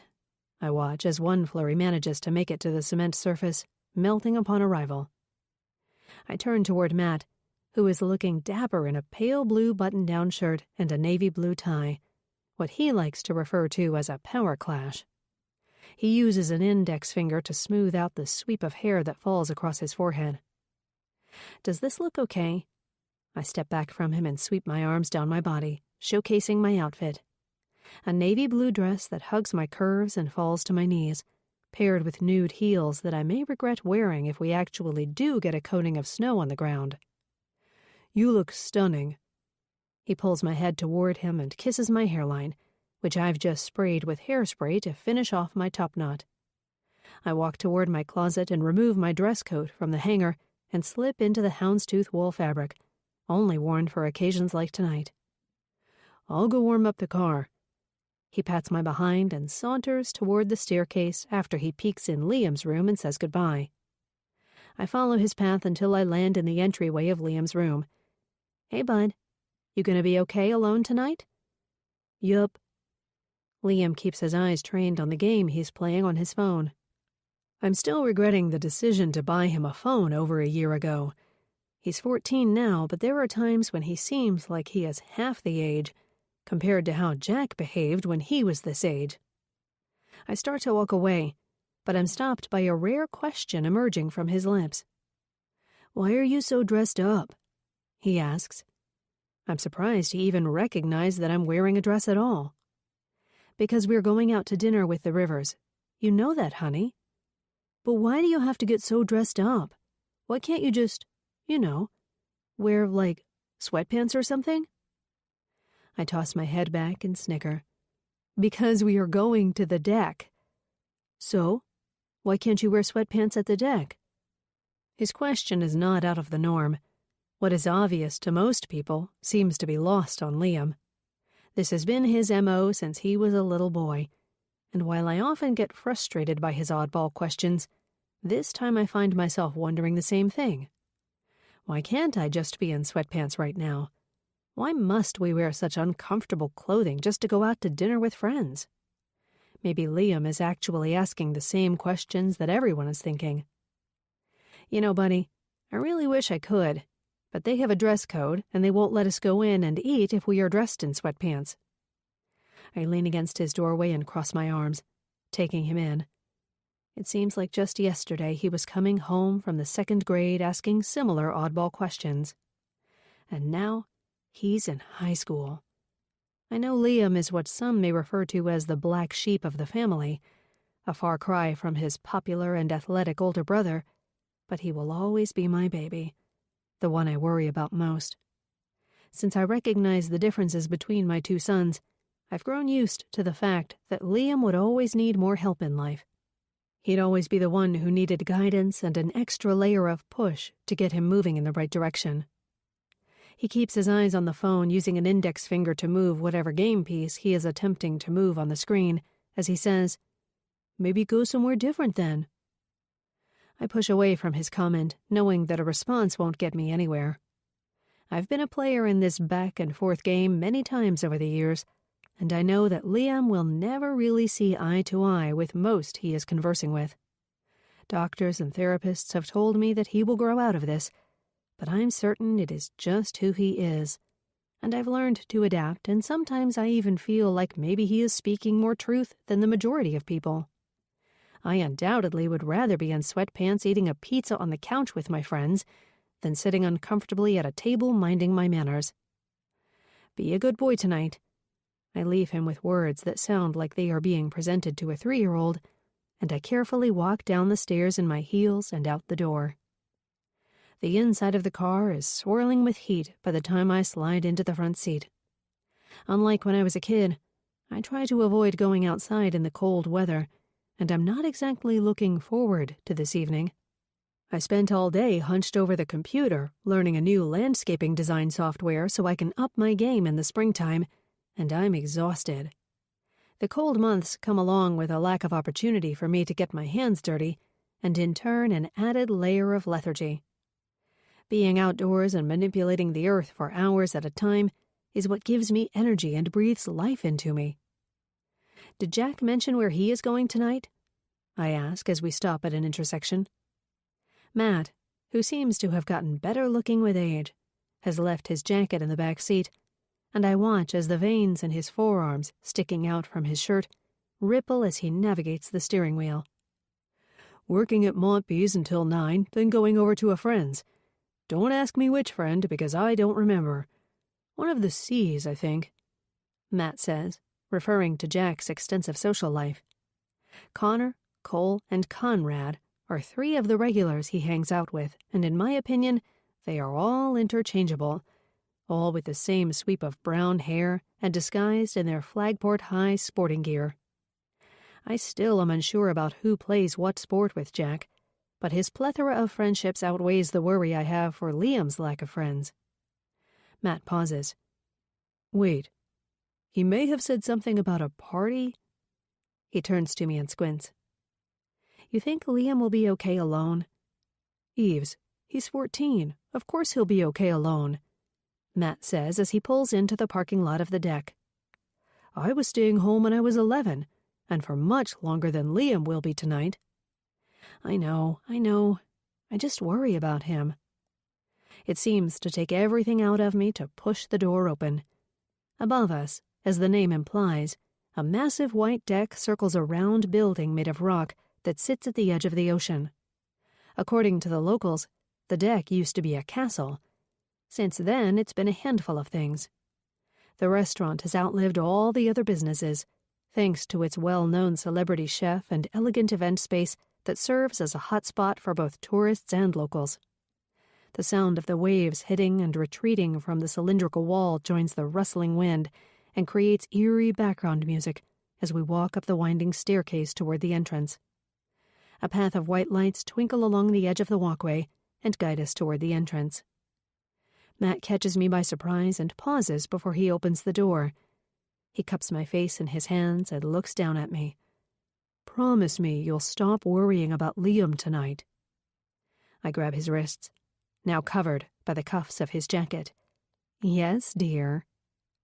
He pushes the door open, and a blur of smiling faces are staring at me, and an orchestra of different voices yell, "Surprise!"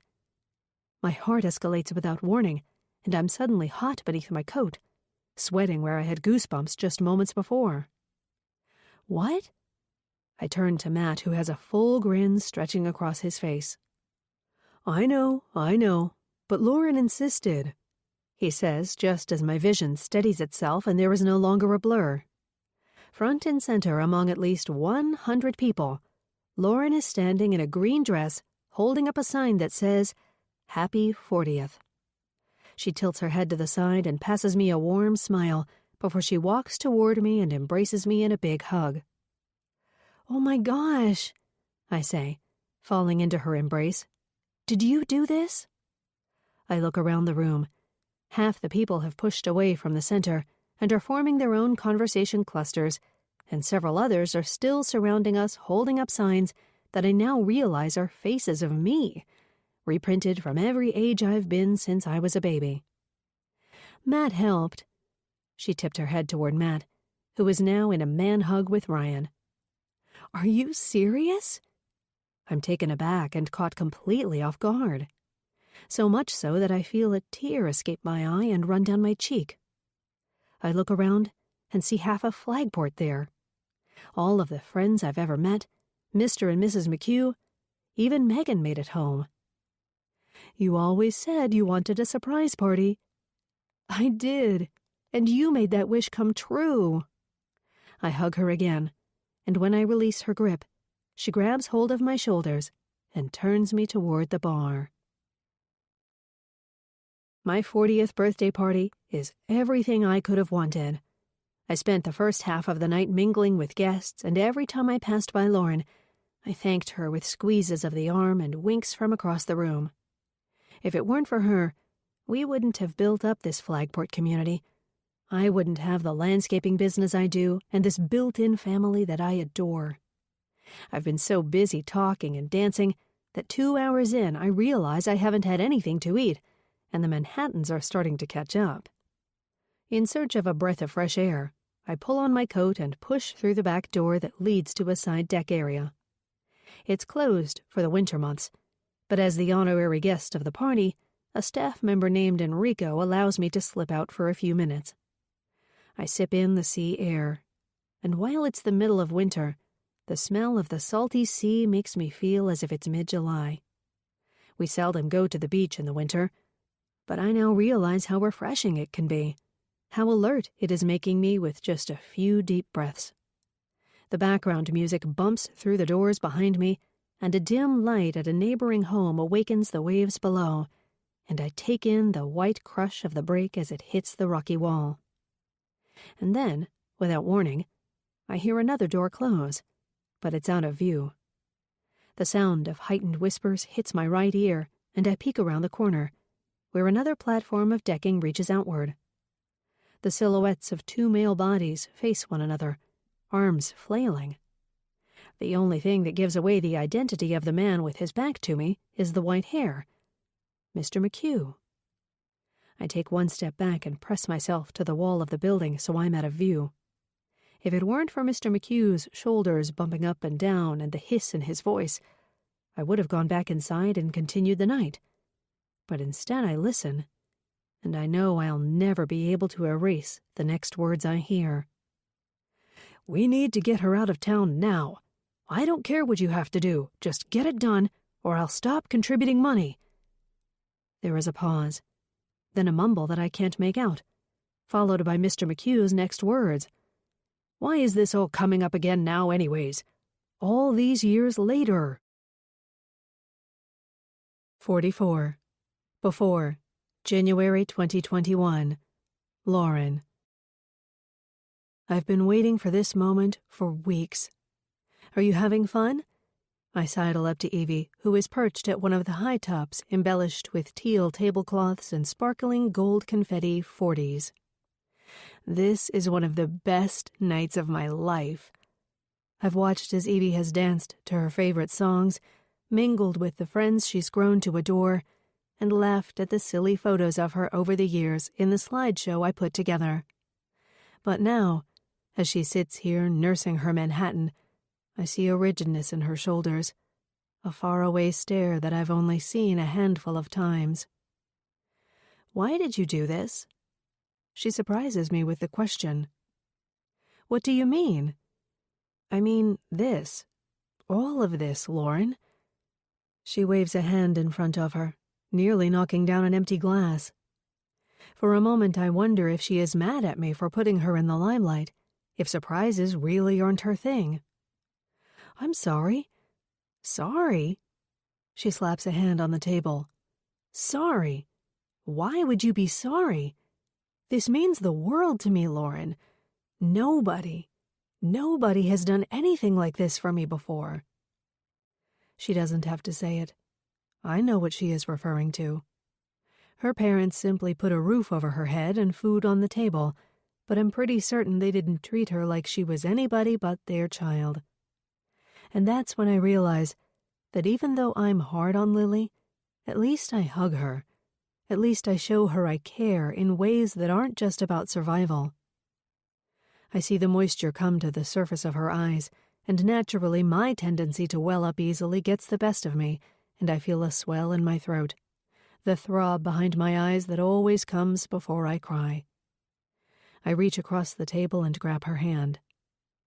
"You mean a lot to me, Evie. I wouldn't think twice about doing something like this for you." I mean every word of it. Since I met her all those years ago, Evie has listened without judgment. She's offered advice when I've asked for it, and she has made me laugh when she had no idea how much I needed it. It's for these reasons that I have to keep the secrets of my past locked safely inside.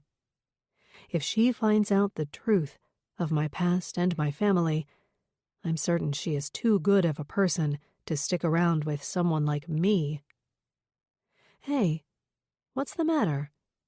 I recognize the look she has on her face now. It's her thinking face.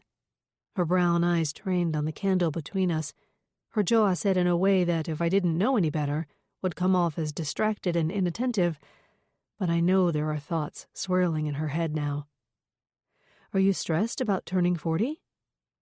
Her brows scrunch together, and she waves a hand in front of her. "Please." And then the boisterous voice of my father interrupts my interrogation of Evie. "Well, if it's not the most beautiful women in the room." My dad places a palm on each of our shoulders. "Don't tell Mom that," I say, and I watch him look over the heads of the guests dancing on the floor and past the crowd of people lined at the door. His gaze is trained on the main entrance. "I'm gonna call it an early night, okay?" He kisses me on the forehead and turns toward Evie. "Happy birthday, Evie. Make it the best year ever." And then he makes his way through the parting crowd and links arms with my mother before he pushes through the doors. I watch Evie's eyes follow him. "That's odd. I feel like your dad is usually the last one standing at parties." "He is," I say, equally confused by his early departure. I tried to avoid the tension on his face and the way his voice had that added layer of nervousness that I'd only heard a handful of times in the past. And then the song "This Is How We Do It" hits the air, and I silently thank the DJ for his timing. Evie grabs my hand and leads me to the dance floor, and we sing to one another and engage in some 90s-style choreography, completely lost in our own world. 45. After, April 2021. Piper. This is not how I had intended it to turn out. I've seen my mother cry over the years, but never like this, in that way that makes her face contort so she looks kind of like a monster. She'd cried often, allowing tiny tears to escape her eyes when Lily learned how to ride a bike, when she got dressed for prom, even when she wore makeup for the first time. But those tears never made time for me. The irony is that the ugly tears, the ones that are forming a river that rapidly falls down her face right now, in front of me and Evie, are the ones that are technically caused by me.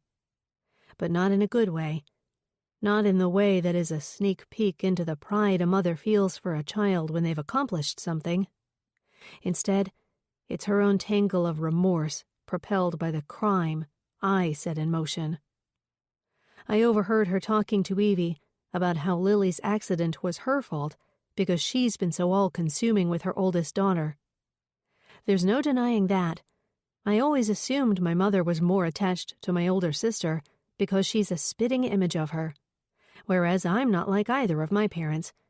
I don't walk as fast as them, and I certainly don't enjoy putting on shows for others or flaunting the McHugh money.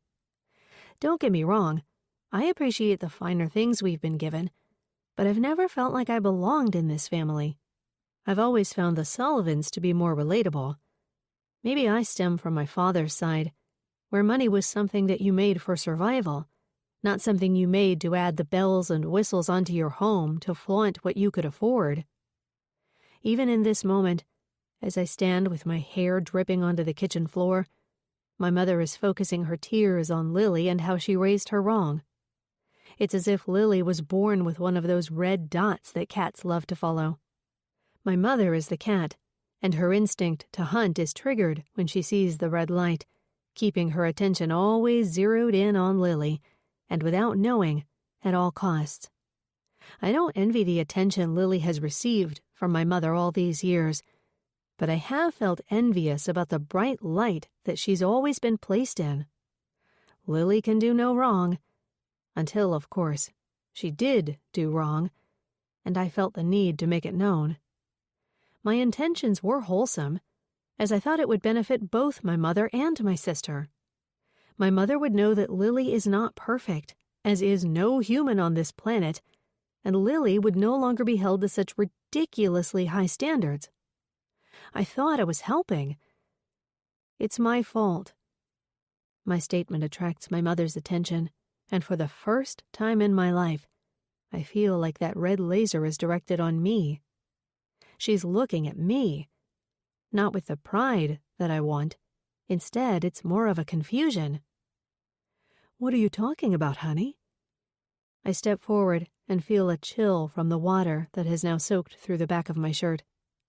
I move my gaze from Evie before I allow it to settle on my mother. She's hardly recognizable anymore, with her sallow cheeks, pale face, and puffy eyes. Instead of telling her what I did, I show her. I slide my phone from my back pocket and swipe across the screen until I find the video. I set it on the island between them without saying anything. I leave it up to them to see the date and time at the top of the screen and do the math. January 4, 2021, 8:30 p.m. They both look confused, so I press play. And then the movie plays out. Jack and Lily are in Lily's room, beneath the covers, doing things that I'm definitely not proud of recording. I don't want to see it, but I had to record this to prove a point. Lily's not perfect. In fact, she's quite the liar and hypocrite, but I don't blame her for that. I blame my mother for that. Lily had no choice but to sneak around with Jack. My mother would have flipped if she found out this was going on, let alone under her roof. I hear the gasp before I see my mother's hand go to her mouth. I'm grateful when she presses pause, freezing the picture on the ruffled comforter and the strewn about undergarments on Lily's carpet. Red-laced thong, a matching bra, and Jack's boxer shorts. The sight makes me queasy thinking about them like that. After all, Jack is like a brother to me. Where did you get this? She asks the question as if I brought home a stray cat. Piper, what is this? Evie asks, although it wouldn't surprise me if she's been privy to this behind-the-scenes relationship the entire time. I feel my throat swell, and I ready myself for the tears. I'm sick with regret over this. I'm sorry. I shake my head. I didn't mean for it to cause so many bad things. My mother pushes herself off the stool and comes to me. I brace myself because I'm not sure if she's going to hit me or if she's going to hug me. After all, I'm the one who set Lily's accident in motion. She rests a palm on my shoulder and leans down. I don't understand. She pauses to look at Evie for a moment, then back at me. She's questioning whether everyone but her knew about the secret relationship Lily and Jack were having. Please tell me what is happening, Piper. The night you went to Evie's 40th birthday party, Liam and I were downstairs watching a movie, and Lily and Jack were upstairs. And I knew what they were doing. My mom and Evie are only inches away from me, both perched on the edge of their stools at the island. How did you know this? Evie asks. Because they've been sneaking around for a long time now, meeting up in places where you guys couldn't see them, where they thought no one could find out. But this is the night of my party. Liam was home alone, and Jack was supposed to be out with Connor or Conrad, or whoever, Evie says. And I thought Jack had been dating Sydney for a while, Lauren adds. I remain silent, like a soldier in formation, and I let them figure it out.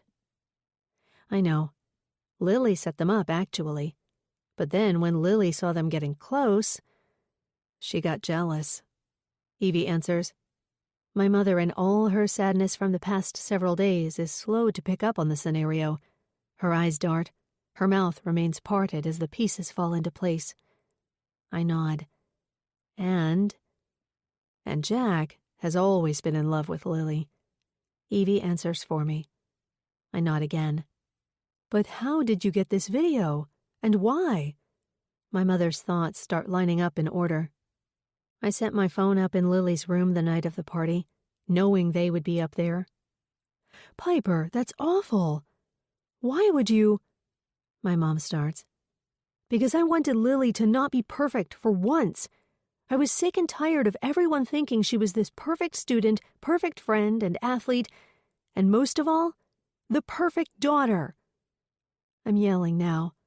All the anger and jealousy I've felt over the past several years, since I was old enough to know that I would never be as good as my older sister, is hitting the space between me, Evie, and my mother.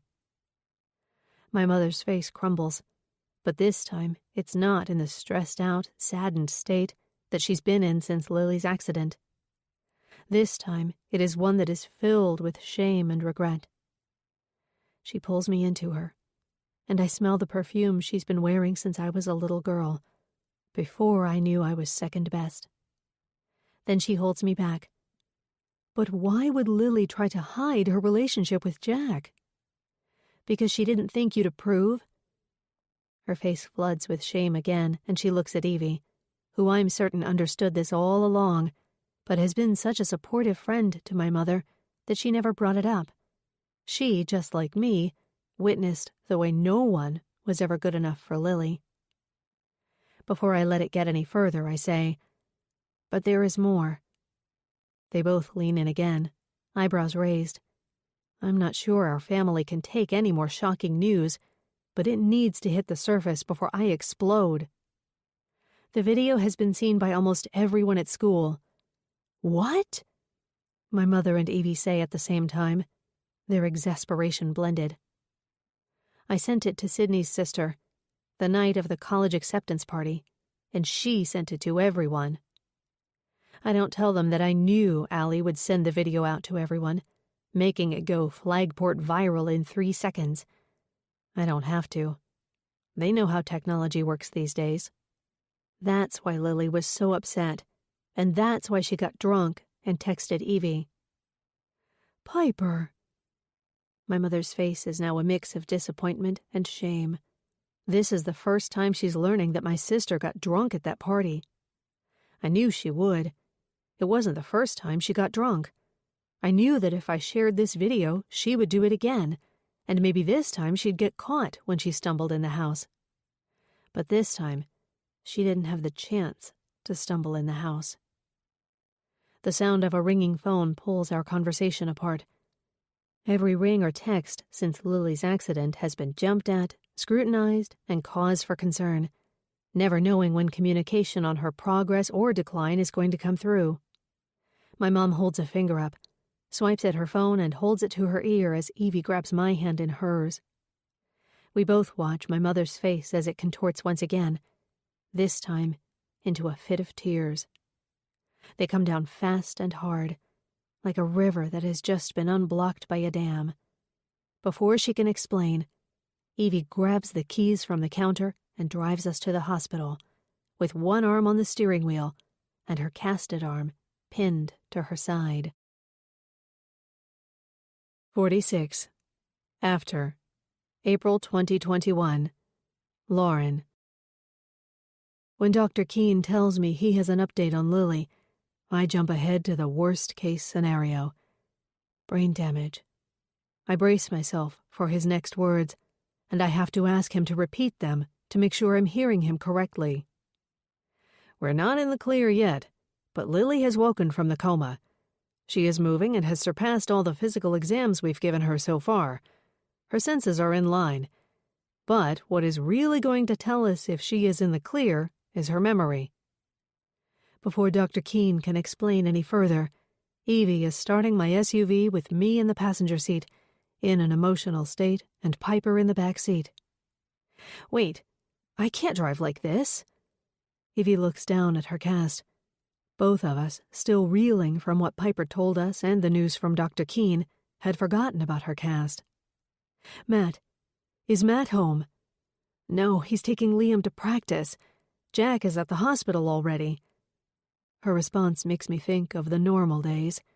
The days when all we had to think about was who was taking what kid to practices and parties, school and camps. It also makes me realize that Jack hasn't left the hospital once since Lily has been there. I'll drive, I say, pushing the door open. You can't drive. You're worse off than me. You won't be able to see through your tears. I'll drive, Piper says matter-of-factly from the back seat. I turn to my youngest daughter, and for the first time, I see her as a young woman, and not my baby. After all the years I've turned my cheek to her and moved my gaze toward Lily, Piper is the one who has grown up without me even knowing it. Evie, paused in the driver's seat, looks at me, assessing what my response will be. All right, Piper, you're driving us. Piper and Evie switch seats and I buckle up. You know Dad has been taking me driving, right? Piper twists her neck toward me as she places her palms on the steering wheel. I didn't know that. I put a hand on her thigh and allow my trust to move through me to her, and I watch my younger daughter's profile the entire way to the hospital. The way she maintains her focus on the road, but lifts her eyes up when appropriate to check the rearview mirror. I watch as she looks over her shoulder when switching lanes, and how she brakes before she even gets to the red light. I watch a confidence I never noticed before exude from my youngest daughter, and I'm utterly proud. By the time we make it past the reception area and to the family room, where Dr. Keene met us last time, Ryan, Matt, and Liam are already there. Word spreads fast. The three of them look at the three of us with confusion. We'll explain later, I say. I'm sandwiched between Piper and Ryan, the three of us still standing and holding hands when Dr. Keene updates us on Lily. I listen more intently than I ever have before, As he tells us that Lily began stirring, her eyes started to flutter, and when she woke, she looked around the room in a haze of confusion. This is normal behavior for someone waking up from a coma, so don't be all that surprised if she doesn't recognize you at first, okay? He waits until we give him a verbal agreement. This isn't Dr. Keen's first rodeo. I turn to Evie and Matt. Has anyone talked to Jack? He left to go for a walk a little while ago, Ryan confirms. So, he really hasn't left the hospital? Dr. Keen nods. If you're referring to the boy, say this tall. Dr. Keen raises a hand over his head, indicating Jack's height. And built like an athlete with long brown hair? That's him, Evie says. I don't think he's left the hospital once since the accident. He may not have been in Lily's room the whole time, but he's been on the campus. I look at Evie. She gives me an all-knowing look. She knew that Jack hasn't left. She knows exactly how much in love her son is with my daughter. We start to move toward the room, following closely behind Dr. Keen like a cloud, the 6 of us glued together. The sound of his running shoes squeaks when he turns and addresses us all. You may want to go in 2 at a time so she doesn't get overwhelmed. His gaze scans our group, waiting for us to break up. We stand, smashed together like the one giant family that we've become, and Ryan turns to me.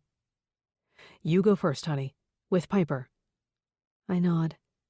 Piper grips my hand, and we walk into the room. The beeps and swooshing of the machines are still there. The smell of flowers overtakes my senses and replaces the once antiseptic smell of this hospital.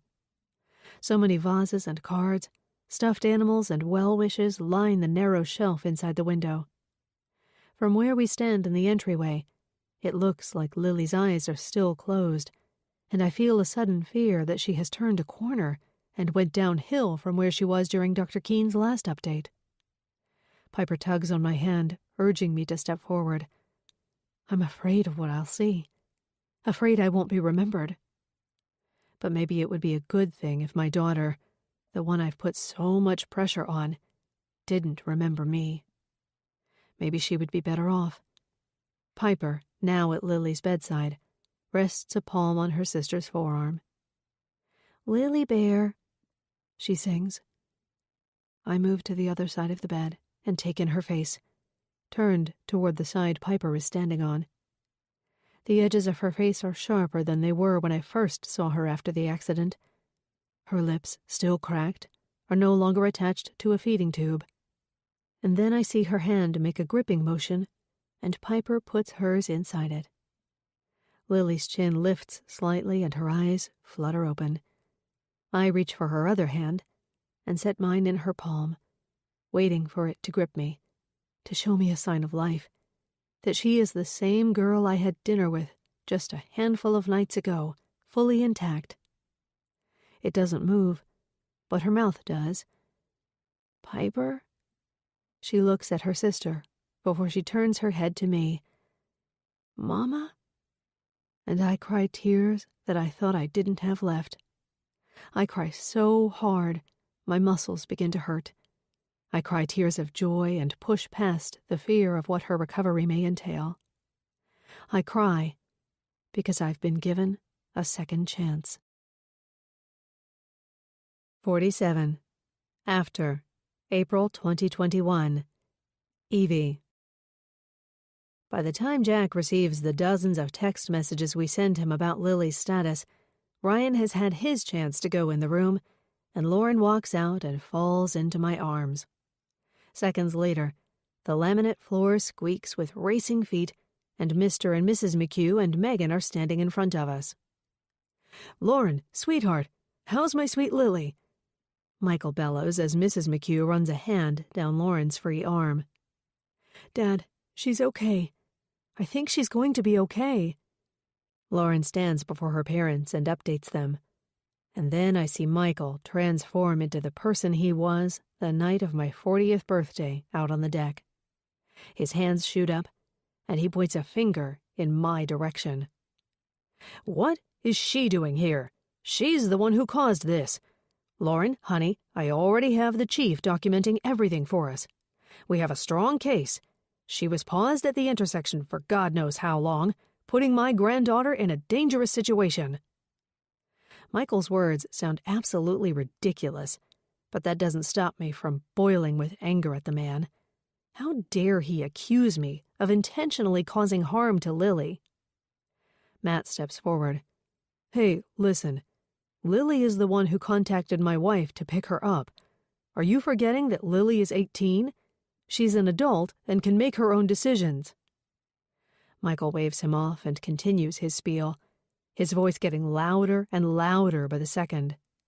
He's always been a man that likes to attract attention, but until recently, I didn't realize it was this kind of attention. "Stop! Just stop!" The familiar voice hits my ears, and I turn toward it in shock. Liam steps forward, coming face to face with Michael McHugh as if he is his wrestling opponent. "I am the one who started this." Matt and I look at each other, both of us wrapped in the same thread of confusion. "Liam, what are you talking about?" Matt asks. "You don't have to get involved in this, buddy." "Will you just listen to me for once?" His tone is that of an executive leading a room of board members, and we all stand at attention. "I knew that Piper was sending the video out to the school, and I knew that Lily would be upset." We all continue to stand in silence, awaiting his next words. "I went to the party to try and stop Allie from spreading the stupid video around, but it was too late. I saw Lily. I knew she was drunk. Jack was with Connor because they were getting ready for an early baseball game the next day. They weren't invited to the party because, well, Jack didn't get accepted into any of the schools that were celebrating." He remained still like a statue as he spoke. "So I texted you, Mom, from Lily's phone, because I wanted to make sure she got home safe. I took her phone when she wasn't looking, hoping to delete the video, but it was too late for that. So I texted you and told you to come pick her up. But then she started running down the road, and she was so fast." He shakes his head, defeated. "So it's all my fault." I thought about how fast she had been running even in her drunken state. "She was running," I said, agreeing with Liam's story and finishing it off. "And when I picked her up, she got in the back seat and started to feel sick. So at the intersection, I stopped, probably for longer than I should have, and told her to hop into the front seat so she wouldn't be as sick." "And you think this ridiculous story gets you a get-out-of-jail-free card?" Michael steps forward, hovering over me now, spit flying out of his mouth. And then Lauren moves between me and her father and says, "I believe we've had a get-out-of-jail-free card for the past 24 years, Dad. So yeah, I do think that Evie deserves a free pass." 48. Before. August 1997. Lauren. For a yacht club that has such high annual dues, I'm surprised by how run down the gym is. I walk around the small space and take in the torn workout benches, the outdated machines that look more like torture devices than fitness equipment. I stand beside the windows and check out the view, the only area of the space that doesn't feel claustrophobic. If it weren't for these windows overlooking the Atlantic Ocean, this space would be just a low-budget gym, an afterthought for anyone who had an interest in fitness. It's 8:15, so there is only a sliver of sun left, but it's enough to pull out the color of the ocean, lifting the pigment of the dark blue and jazzing up the scene with sparkling gentle waves. My gaze is pulled down to the deck below, where a circle of women from the event have escaped for a cigarette break. One of them is my Aunt Jill. She always has at least one cigarette when she drinks, and tonight she's most certainly been drinking. I watch as the women talk animatedly, throwing hands forward into the circle and upward to the darkening sky to emphasize their points, getting louder as the conversation goes on. I look down at my watch. 8:18. He was supposed to be here 3 minutes ago. I step away from the window and drop onto one of the torn leather benches, as the metal bar above me rocks side to side in response. This room probably looks better than it actually is right now, since I've already had 2 lemon drop shots. Aunt Jill's daughter, Kristen, has become an expert in sneaking booze from the adults at the house parties, but tonight she managed to sneak some from the bar below. This is always a packed event. August at the yacht club in general is busy, but nobody misses the annual sailing gala, so it's not surprising that she swiped a bottle of booze from the bar when the tender wasn't looking.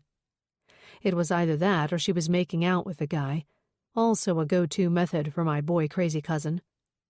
Part of me feels like her tonight, sneaking off to meet a boy, drinking illegally.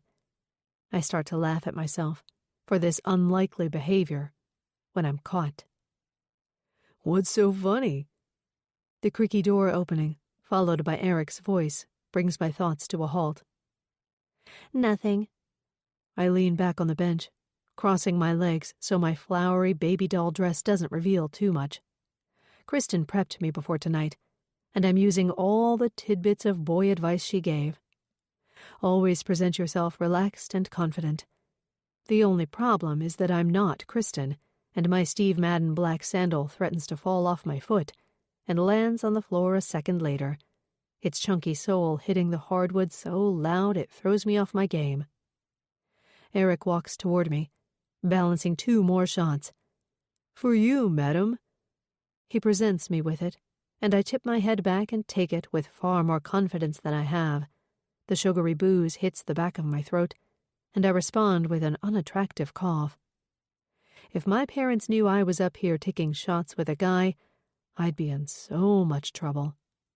Luckily, they are down there making the rounds, schmoozing with the best of them, and for once their attention is diverted from me and my sister and their obsession with making us appear perfect. Poor Megan is stuck down there hanging out at the kids' table with the offspring of my dad's biggest clients. I did my time partaking in that fancy charade, though. I deserve a break. Again, I laugh at myself. Are you laughing again? Eric moves closer to me. I can smell the Nautica cologne on him, and it sends a ripple of excitement through me. It blends with the body spray Kristen aimed at me seconds before I headed to the gym for my secret meeting. I turn toward him to respond, and his face is flush with mine. His lips land on my chin, and I pull back and laugh again. Sorry, that went poorly. Let me try again. He uses a hand to guide my face toward his, so he can reach his intended destination. I've kissed boys before, but Eric Landers is not just any boy. His lips are magical. They part and his tongue greets mine, just as I had dreamt about since last year's gala. And just as I'm about to lean in further and grab his arm, the doorknob smacks into the wall, and a concert of giggles and hoots and hollers fills the musky gym. Kristen is standing there clutching a mini backpack and framed by 2 boys and another girl, friends of hers from the senior class, all 1 year ahead of me. Seriously? Eric says as he puts an arm around my shoulders and pulls me closer. He's laughing now, and while I want to scream at Kristen for interrupting, I go along with it. I've been following her around since I could walk, and tonight is no different, which is why I take the mini bottles of liquor she swiped from the bar and sip on them as I laugh along with everything the others are saying, agreeing when it's appropriate to agree, and nodding in all the right conversational breaks. By the time I stand up to follow them back downstairs, it's nearing 10 o'clock and my body feels untethered to the ground. The steps blur together, and I have to grasp the railing to keep my balance. By the time we reach the ballroom, where the party is dimming down, the space is one massive blur, marked by colorful moving bodies. The band is playing one final song, an island tune from what I can make out, and my little sister Megan tugs on my arm. Lauren, it's time to go. I look down at her and see her one face expand to 2. Dad needs you to drive. He and Mom had a tad too much to drink."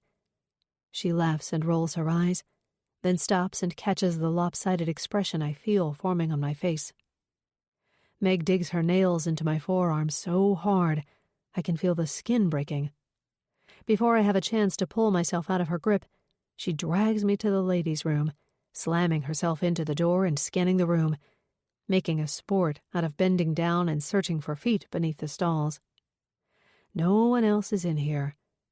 I drop onto the couch that serves as a resting area for female yacht club members, the sunflowers on my dress blending into the swirls of flowers on the cushion. "What the heck is wrong with you?" Meg stands over me. "You're drunk. Are you drunk? Where?" "Yes, I'm drunk," I hiss. I lean to the side, my palms sinking into the cushion. "I'm a drunk." The words come out mashed together. "I love you, sis. You're so pretty." "Oh, shit, Lo. You're supposed to drive us home." "I know. Dad's gonna kill me." I hold an index finger to my lips. "But shh, don't tell him, okay?" And then, just as she pulls me up off the couch, my lazy equilibrium causing me to almost fall on top of her, the door to the restroom smacks open and a voice follows.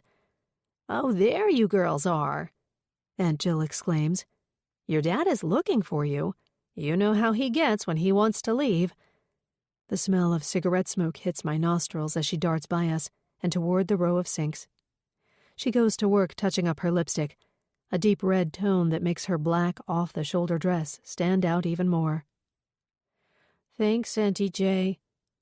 With arms still linked, we push through the door, and I hear her say something about how nice our sisterly bond is when the door slams shut. "Drink this." Meg pulls a water bottle out of her bag and hoists it at me. I chug it and feel the water move through me. "I'll be fine, Kay. We're only like a mile from home.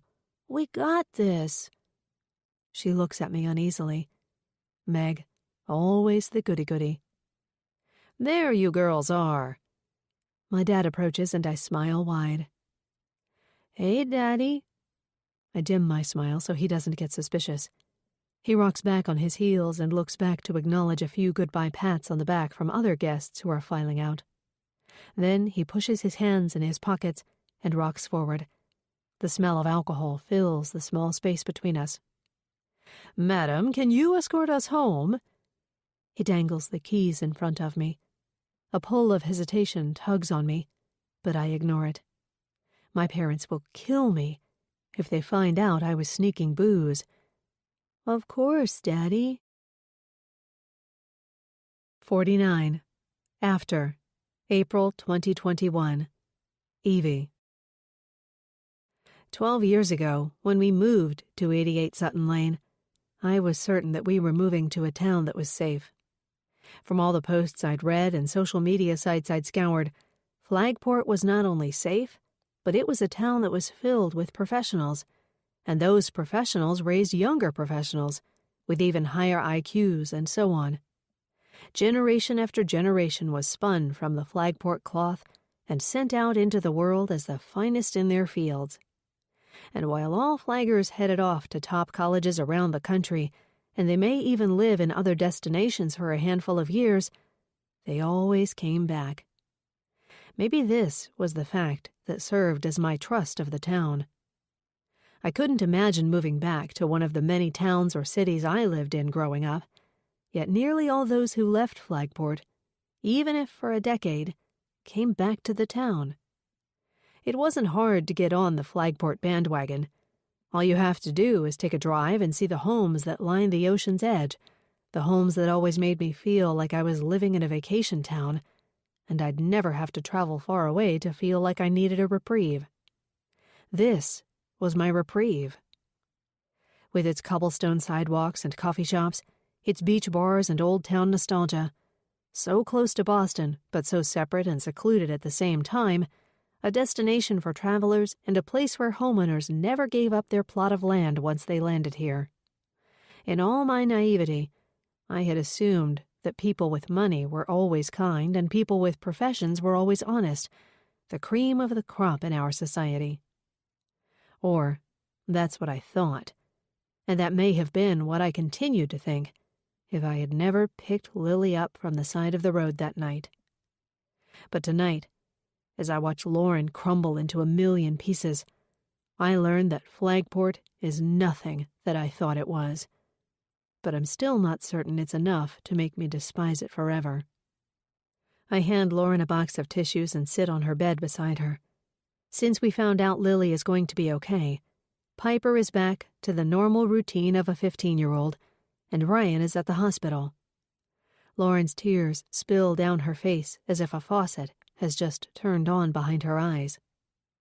"Hey, honey, it's okay. Everything is going to be okay now. Lily will be home in, like, a week, and we'll figure everything out between them. Maybe Jack won't go to California after all." "It's not that." Her voice shakes when she says the words. She balls up a tissue and pats her cheeks and beneath her eyes until her tears are dry. She stops sniffling and crying, and she looks at me with a look of determination, as if she is preparing herself for a speech. I look at her, confused. "What? What do you mean?" "There is something that I have to tell you. Something I've never told anyone before." 50. Before. August 1997. Lauren. I pinch my cheeks as I walk toward my dad's navy blue BMW, hoping it will send a shock of sobriety through me. I sink into the driver's side seat, and I fumble trying to find the seat adjuster so I can alter the position so it fits my leg length. My father is a massive man, and the chair is so far back I nearly hit the windshield when I over-aggressively push the lever and dig my heels into the floor so I'm closer to the pedals. The smell of alcohol hits the air between me and my dad, who is in the passenger seat, adjusting his positioning as well. I'm grateful for the cough drop I found at the bottom of my purse, and the fact that my dad's own boozy binge is the answer for the smell in the car. I've already sobered up a decent amount, so I think I'll be fine to get us home. I promise myself to never drink in a situation I may have to be the designated driver ever again. I may never drink again until I'm 21. I should have known better. This isn't the first time my dad has asked me to drive us home from a family event because he's drank too much.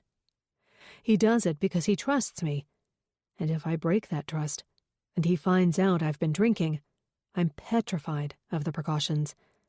I rationalize that I am doing us all a favor, and I hold firm to the idea that I will get us all home safe. After I hear the click of 4 buckles, I ease out of the yacht club's parking lot. It's the end of the night, so luckily there are only a few cars still parked, but there are a few that I have to navigate around to get out and onto the main street. My dad turns up an oldies station on the radio and starts singing along to the song. A Beatles song. He tips his head back against the headrest and gets louder with the lyrics of the song Help. Just as he is confessing his desire for needing somebody, not just anybody, I turn onto Bellevue Street, the easiest route to the main street that will take us home. I look over at my father and laugh, the euphoria of the alcohol still in my system and causing a carefree giddiness inside me. Bellevue is a hilly street, one with 2 massive bumps that cause stomach-dropping adrenaline to rush through if you take the hills fast enough. "Get the hills, honey," my dad says as he looks ahead. He knows this street well and has spent many years as a teenager accelerating in just the right spots to get the same rush that every other teenager still aims for today. I push on the pedal as we reach the sweet spot, just before the top of the hill, where we'll inevitably catch some air if timed right. "Slow down, Lo," Megan says from the back seat, but I don't listen. I keep my foot on the pedal and I wait for my stomach to drop. I wait to hear my father's boisterous laugh, but instead, I hear the sound of metal hitting metal. One loud crash. By the time my foot hits the brake, it's too late. I look at Evie, whose brown eyes are two giant saucers. She looks as if she is watching an action film. Oh my gosh. She pauses and leans forward, hugging the pillow to her chest. So what happened? I'm surprised that my tears have held off this long, but they are overdue and come bubbling to the surface. We crashed, and then I continue. The BMW had no choice but to come to a screeching halt when it came face to face with a Honda going in the wrong direction on the one-way. My dad's car had successfully crashed into the Honda just as it was turning into a driveway. Because of the speed at which we were going, the BMW spun around and was now facing uphill in the opposite direction. Oddly enough, instead of looking around to see if everyone was okay and to assess what had just happened, I remember thinking about how miraculous it had been that the Beatles were still playing. The car radio was still functioning, while I was frozen in complete shock. In front of me, the front of the car was crumpled. The navy blue hood that had always been smooth thanks to my father's dedication to getting it detailed regularly was now wrinkled and dented, half the length it was just moments before. And then I hear it. My sister shrieks from the back seat. She's screaming and howling in the back seat. I hear the back door open, followed by a thump. To the right of me, I hear the click of my father's door open. All I can think is that I killed my sister. My baby sister. But I remind myself that she is screaming. She can't be screaming if she is dead. My father bashes his elbow into his door until he gets it open, because he's pinned between the airbag and the seat. I still can't move. With my sister on the ground outside of the car and my father pushing through the door, I can't move. Where am I? Is this a nightmare? And then I remember my mother. I twist my neck, and that's when I feel a surge of pain run down my left shoulder. I move my body and my mother's head falls forward. The seatbelt did its job and stopped her from getting thrown forward, but she is unmoving, still. Mom! Mom! I push past the pain in my shoulder and climb into the back seat. I shake my mother left to right. I unbuckle her seatbelt and watch as she flops onto her side. Mom! Dad! We need to help Mom! Although later I felt the pain in my throat from all the screaming I was doing, at the time I felt like there was no sound coming from my lungs. I leave my mother and go out the side to get my dad, where he is hovering over my sister. I watch as Megan pushes herself up onto her elbows. She's crying, but she's alive. Your face. I point to her forehead where a river of blood is cascading down her skin. And that's when I feel heat move down my shoulder. I reach for my neck and glide my hand downward, and that's when I see all the blood. The glass from window breaking sliced through the back of my shoulder. I tap at the cut with my index finger and feel the gash. It doesn't hurt like I imagined it would. From the other side of the car, I hear my father screaming my mother's name. Colleen! Colleen! Wake up! And then I hear my mother's sobs. There is a scramble of assessing one another and unintelligible exchanges that I don't remember. Bruised and bloodied, my family stands at the top of the hill where we'd gotten joy from roller coasting over so many times in the past, and we see the other car. I didn't know it at the time, but it was a Honda Accord, a 4-door with a booster seat in the back. The 4 of us stumble down the hill, and that is when I realize I'm completely sober. All that drunken giddiness has disappeared, replaced with bullets of fear that seem to hit me with every step closer to the car we get. I look at Evie and take in her expression, knowing this may be the last time she will sit in the same room as me. What she hears next may cause her to run away from me, never turning back. By then the sirens were whirling and getting closer, and I remember all I could think about as I stepped closer to that car was how hot I was, and how I tried to sip the air and take in breaths to no avail. It was as if someone had me in the tightest bear hug ever, and they wouldn't let me go. My dad looked into the door of the Honda, and that's when I saw the woman's face. She didn't have the gash like I had across my forehead, but the left side of her body had to have been hit hard, because the door was smashed in and her body was flopped toward the right side, her head lolling over and a curtain of brown hair concealing her face. "Don't touch her, Dad! You're not supposed to touch an injured person!" Megan's voice punched the air, making demands. She'd always been the smarter of the two of us, much more knowledgeable about important things, where I'd been more consumed with my social life and my popularity rating at school. The booster seat was upside down on the same side of the car the woman's body was leaning toward. And as I stepped to the other side of the car, I braced myself for what I would see. But there was no child. It was the only thing I was grateful for that day. But at the same time I realized the booster seat had been empty, I realized that the woman, now pale and completely lifeless, was somebody's mother. We had been about 1 mile from the police station, so it didn't take long for them to arrive on the scene. Paramedics came seconds later and went to work pulling the body out of the car, while the police cordoned off the area and asked questions. By the time my adrenaline started to dim, I looked around and realized lights had been flicked on in the homes that lined the street. Several front doors had been flung open as neighbors had congregated on front lawns to assess the situation. The hill that had been known as a safety issue for years, but was never really addressed, no matter how many speed bumps were placed or camera threats were made. My sister and I, still shaking, stood huddled together on the front lawn of one of the neighbors who brought out a blanket and some waters for us, while our father talked to the police.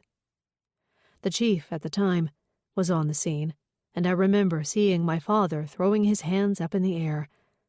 I was afraid he would get in trouble, so I walked over and said, "Daddy, it's all my fault. It's my fault." And before I could tell him I had been drinking, and I would have never pressed the gas so hard otherwise, he turned to me, his lips one hard line, his eyes darting between me and the chief. He stepped aside toward me. "Lauren, I need you to stay quiet, and I never, ever want to hear you bring this night up again. Let me handle this." "Sorry about that, Chief. My daughter is pretty worked up and emotional from all this, as you can imagine." "Of course." The chief nodded. He, too, had daughters my age. "Listen, I hate to even bring this up now, considering the circumstances, but the Honda, well, it was coming up the hill the wrong way, and that's when it crashed into us. It's just awful." My dad dragged a hand down his face, and I bit my tongue and watched as he continued his lies. "She came from nowhere, really." Just then, another police officer who had been assessing the scene stood beside the chief and my father, waiting for them to finish conversing. "Sir, I have an ID," he finally said. "Jessica Milburn. She's from 111 Cantor Street in Bridgeton." And then I watched my father as he transformed into a horrible monster. "Ah, that explains it, Chief," he said as he massaged his right leg.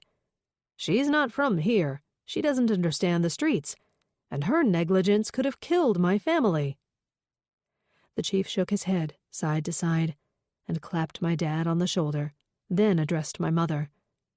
"I'm so sorry, Mrs. McHugh, that you had to go through this." My father stayed behind, and an ambulance came to pick up my mother, Megan, and me. And I've never driven down that street again. 51. After. April 2021. Evie. By the time Lauren finishes telling me the entirety of her story, I'm frozen. I can tell she is assessing me. She's attempting to figure out what I'm thinking. But this really has nothing to do with her.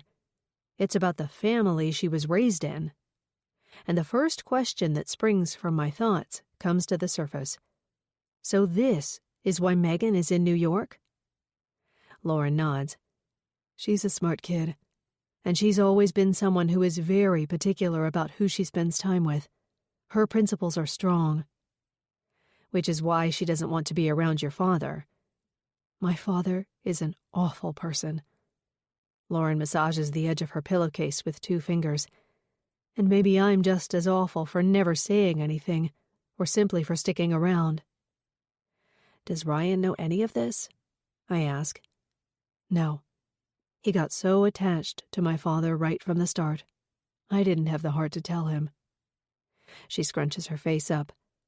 Ryan, well, as soon as I met him, I saw him as my way out of Flagport. I was looking for a way out, but those ideas vanished when he met my dad and started working for him. And then I thought that maybe life could go back to normal in Flagport, you know? We had the perfect setup. They were working together. My dad wasn't telling any lies as long as things were okay. And things were okay. They've been okay since I met Ryan at the diner. And they were even more okay when you guys moved in. They were okay until the night of the accident. And then, the truth had to come out. All of it. My obsession with Lily, my negligence toward Piper, who my father was. I'd been holding on to so many lies since I was 17. I felt another question rise to the surface. Why were you in the diner the night you met Ryan anyways? From what you say, you weren't a book-smart kind of student. So why were you there, reading, of all things? I never went to college. She shook her head side to side as if she was trying to shake out the lies. After the accident, I was a mess, as you can imagine. But Mr. and Mrs. McHugh, being the upstanding citizens that they were, couldn't have that. They couldn't have me walking around sulking all the time in front of the townspeople and their friends. They couldn't let me cause a shift in their perfect reputation. So they sent me away to Pembroke Academy. And they had to send Megan along with me because, well, that would just look weird if one of their daughters was away at private school and the other wasn't. Megan was furious about it, and that is what set her on the path to bitterness toward my parents. It's a well-deserved bitterness, obviously. Megan was always smarter than the rest of us, more capable of independence, and unlike me, she never needed anyone else. She didn't need others to validate her, and she has maintained a pulse on who she is. I was happy to be in another town for several hours every day, in a place where no one really knew my parents or my family name. This may seem like a big deal in Flagport, but Michael McHugh is just another rich real estate guy outside the borders of this town. And after I graduated high school, I still wasn't back to myself. The pain of causing that accident and killing an innocent woman is not something that leaves you.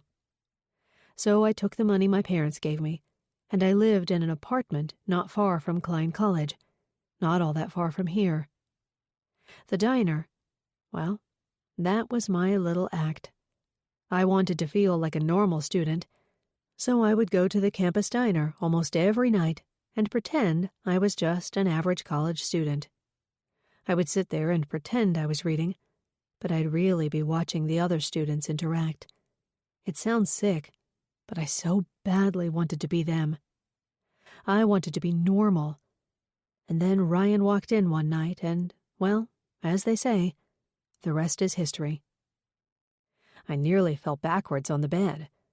All this time I thought Lauren had met Ryan while they were both attending school. But there were so many little clues over the years that said otherwise, especially the way Megan responded when I asked her if she went to the same school. And Ryan doesn't know. She waves a hand in front of her. Now that right there, that's what I call a white lie. And he got so much out of it because he had been wanting to break into real estate, and my dad was his gold coin. The thing is, my father really is a good guy, as long as you're on his side of things. I figured that out the hard way. I think about how Mr. McHugh acted like he was a second father to me until he needed someone to blame for his granddaughter's accident. But instead of blaming me, why didn't he just go after the girl who hit us? I inquire. Because my father will do anything in his power to look powerful. He knew that you guys weren't from here, and he felt threatened. Maybe he was scared that you would tell people that Lily isn't the upstanding citizen we all thought she was. Heaven forbid, if his daughter and granddaughter make a mistake. Do as I say, not as I do. I say the words that my mother repeated to me on occasion. The words that led me to do exactly what she did. And then I tell Lauren about what I overheard her dad talking about on the deck at my birthday party. I'm no different than Lauren in some ways. I, too, block out the things I've done in my past. So, what now? Lauren lets out a long exhale and slaps her palms on her thighs. Well, I have a lot of making up to do to both of my daughters. We both push up off her California king-size bed and walk toward her door. Think you'll stay in Flagport? She stops and turns, settling her gaze on me. That depends. I form a question mark in my brow. If you remain my friend, because without you, I have no reason to stay in this town. You couldn't get rid of me if your father tried. I pull her into a one-arm hug and my cast smacks into her arm. Ouch, she says, and I step back. Oh no, did I squeeze too hard? It's my shoulder. She massages the space between her neck and rear delt, a constant reminder of what I did 24 years ago. My shoulder got impacted in the accident, and it's never been the same. It tends to act up when I'm stressed. As we walk into the kitchen, we hear the sound of 4 doors slamming shut. Lauren turns to me, a silent cue to follow her to the front window. It must be my house, I say when we don't see anyone in her driveway. Our 2 homes are so close that I've often mistaken a car door slam at her house with mine. She follows me as I lead us through the pathway that drops into the street between our 2 homes, and I stop and look at the stones we've made over the years as I say, "Looks like we're due for a stone for 2021, over my shoulder. In my driveway, Matt, Ryan, Liam, and Piper emerge from the car swept up in a conversation. They don't see us until we howl at them from the pathway, and then the 4 of them turn. Lauren yells, "Guys, come here. I have an idea." I watch her voice land on their faces, and they are thinking the same thing I am. Lauren and her ideas. We all act as if we have to brace ourselves for her idea, but the truth is, I think it's safe to say every single one of us appreciates her ideas, her parties, and the over-the-top moments that make her who she is. I watch as she races toward her garage and comes back seconds later. Now, all of us are circled around Lauren as she presents us with something she is hiding behind her back. A blank slate of moldable clay, this one far bigger than the others we've created. It's for all of us. She looks around the circle as we all shake our heads. "Where did you get that?" Piper asks. "I've had it. I've just been waiting for the right moment." She looks around. Who's first? When nobody volunteers, she looks at Liam and says, "How about you, Liam, since you were so good about looking out for Lily the other night?" She winks at him and then smiles at me, and we all stand around as he presses his hand into the mold. I notice how much bigger his hands have gotten, and for the first time, I realize that I think my younger son is actually growing up. After we all tattoo the mold with our palms, I say, "Wait, what about Jack and Lily? We'll bring it to the hospital. I don't think you're going to get Jack to leave Lily's side anytime soon." She winks at me and asks, "Feel like going to see our kids with me?" I nod and follow her to her car, and we drive back to see Lily. This time, we talk about things the way we used to. "Do you think Piper has a crush on Liam?" she asks, and we both laugh. 52. After. August 2021. Lily. All right, that's it. I put all my weight on the trunk of Jack's car. "You sure you got everything?" Matt asks as he pulls Jack into a hug, and my dad pulls me into his side. Evie steps forward, pulling me into a hug. "Take care of him, okay?" she whispers in my ear. I hold her at arm's length, letting my fingertips run over the scar on her left arm. I don't remember anything from the accident, but the scar on her arm shows me that she was injured. Not just physically, but I know that she still holds on to some guilt that she was the one who picked me up that night. Sometimes I wonder what would have happened if Liam hadn't used my phone to text his mom. Would my mom have found out and put an even tighter leash on me? Would I have gotten hit by a car while I was running on the side of the road in the dark? The questions have circled in my mind for the last 4 months, but I don't let them wreak havoc on my life, because sometimes things happen. Bad things. Like how my mother drove drunk and killed a woman, a mother, no less. Sometimes there is no rhyme or reason to the chaos that circles our lives. Sometimes it's simple luck. As my grandfather would tell me, "You will always have good luck as long as you're a McHugh." I'm certain he's spreading his good luck around now since he moved and decided to travel the world with my grandmother.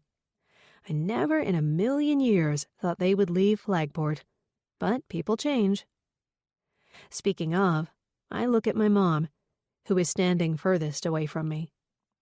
I open my arms up and motion for her to come in, and I give her the biggest hug I've ever given her, hoping her perfume will stick to me and I'll be able to smell it the entire drive to California.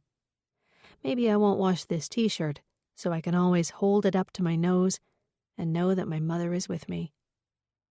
If anyone has changed these last few months, it's her. Since my grandparents left, I've seen a freedom in her disposition, as if for the first time ever she's been free to be herself. And that tight leash that she's had on me all these years, well, that is gone. As mad as I am at Piper for inadvertently sharing that video with the school, I'm grateful that my little sister will be able to spend her next few years of high school under the same roof as a mom who accepts her for who she is, without that suffocating grip that she had on me. I hold my mom at arm's length and take in the looks we share. Our physical likeness has only seemed to get stronger over the years, while our identities have managed to pull apart, so there is a clear line between her and me. "I love you," I say. "I know you do." After a moment she says it back, but I know there is no need for the words. She loved me so much all these years that she didn't want me to end up like her. Some might say that it is a warped way of showing love, but I now know that she was only doing what she knew how. 53. After. August 2021. Evie. I raise my good arm in the air and wave as we watch Jack and Lily drive off, and I can't help but think of their love story. Gosh, when you think of it, it's kind of been easy for those two, huh? I say as Ryan, Matt, Piper, Liam, Lauren, and I walk back to our driveways. "How so?" Matt asks. "Well, their one true love always lived right next door to them all these years." "Yeah, but that doesn't mean they didn't have to go out there and try out all different kinds of relationships on for size." Ryan asks, "Remember that goth dude Lily dated for a week? Until I put a stop to it." Lauren laughs. "See? My crazy was good for some things." "You've got a point," I say. "Sometimes you really do need to step in and take control of certain situations." I wink at Lauren, knowing that she will pick up on exactly what I'm referring to. This time it doesn't have anything to do with Lily. Instead, it has to do with her parents. I hadn't been imagining it when I saw Michael McHugh getting upset that night at the deck. When I brought this up to Lauren after she confessed her father's shady past to me, she went digging. It turns out Savannah Kennedy, the little girl whose house Katie Milburn was being picked up from that tragic night on April 13, 1997, had kept telling her mother a different story over the years. Even at 30 years old, she believed that what she saw was the truth. that the blue BMW was going down the street so fast, and she was certain, when she looked out the window that night, that the silver car was turning in the driveway and the blue car was going fast, real fast. Savannah Kennedy's mother, Robin, had chalked her daughter's ideas up to a creative imagination until she brought it up again while they were visiting relatives in Flagport, having moved away a long time ago. That's all Lauren and I needed to get her father to move out of town. Mr. McHugh had been talking about getting rid of Savannah Kennedy, afraid her memory would tarnish his reputation. There was no way we were going to allow another person to die, and the only way to be certain to do that was to threaten Michael McHugh. If he stayed, Lauren would tell the police the truth, even if she had to confess that she was drunk. She would tell them the lies her father had told to the police that night. The lies that were believed simply because he was Michael McHugh. If he stayed, his reputation would get dragged through the dirt. And being the most important thing in his life, he simply couldn't have that. This concludes The Things We Carry by Kate Anslinger. Narrated by Amy Talmadge. Copyright 2023 by Kate Anslinger. Recording copyright 2025 by Tantor Audio, a division of Recorded Books. Please visit tantor.com for more information on our growing library of unabridged audiobooks.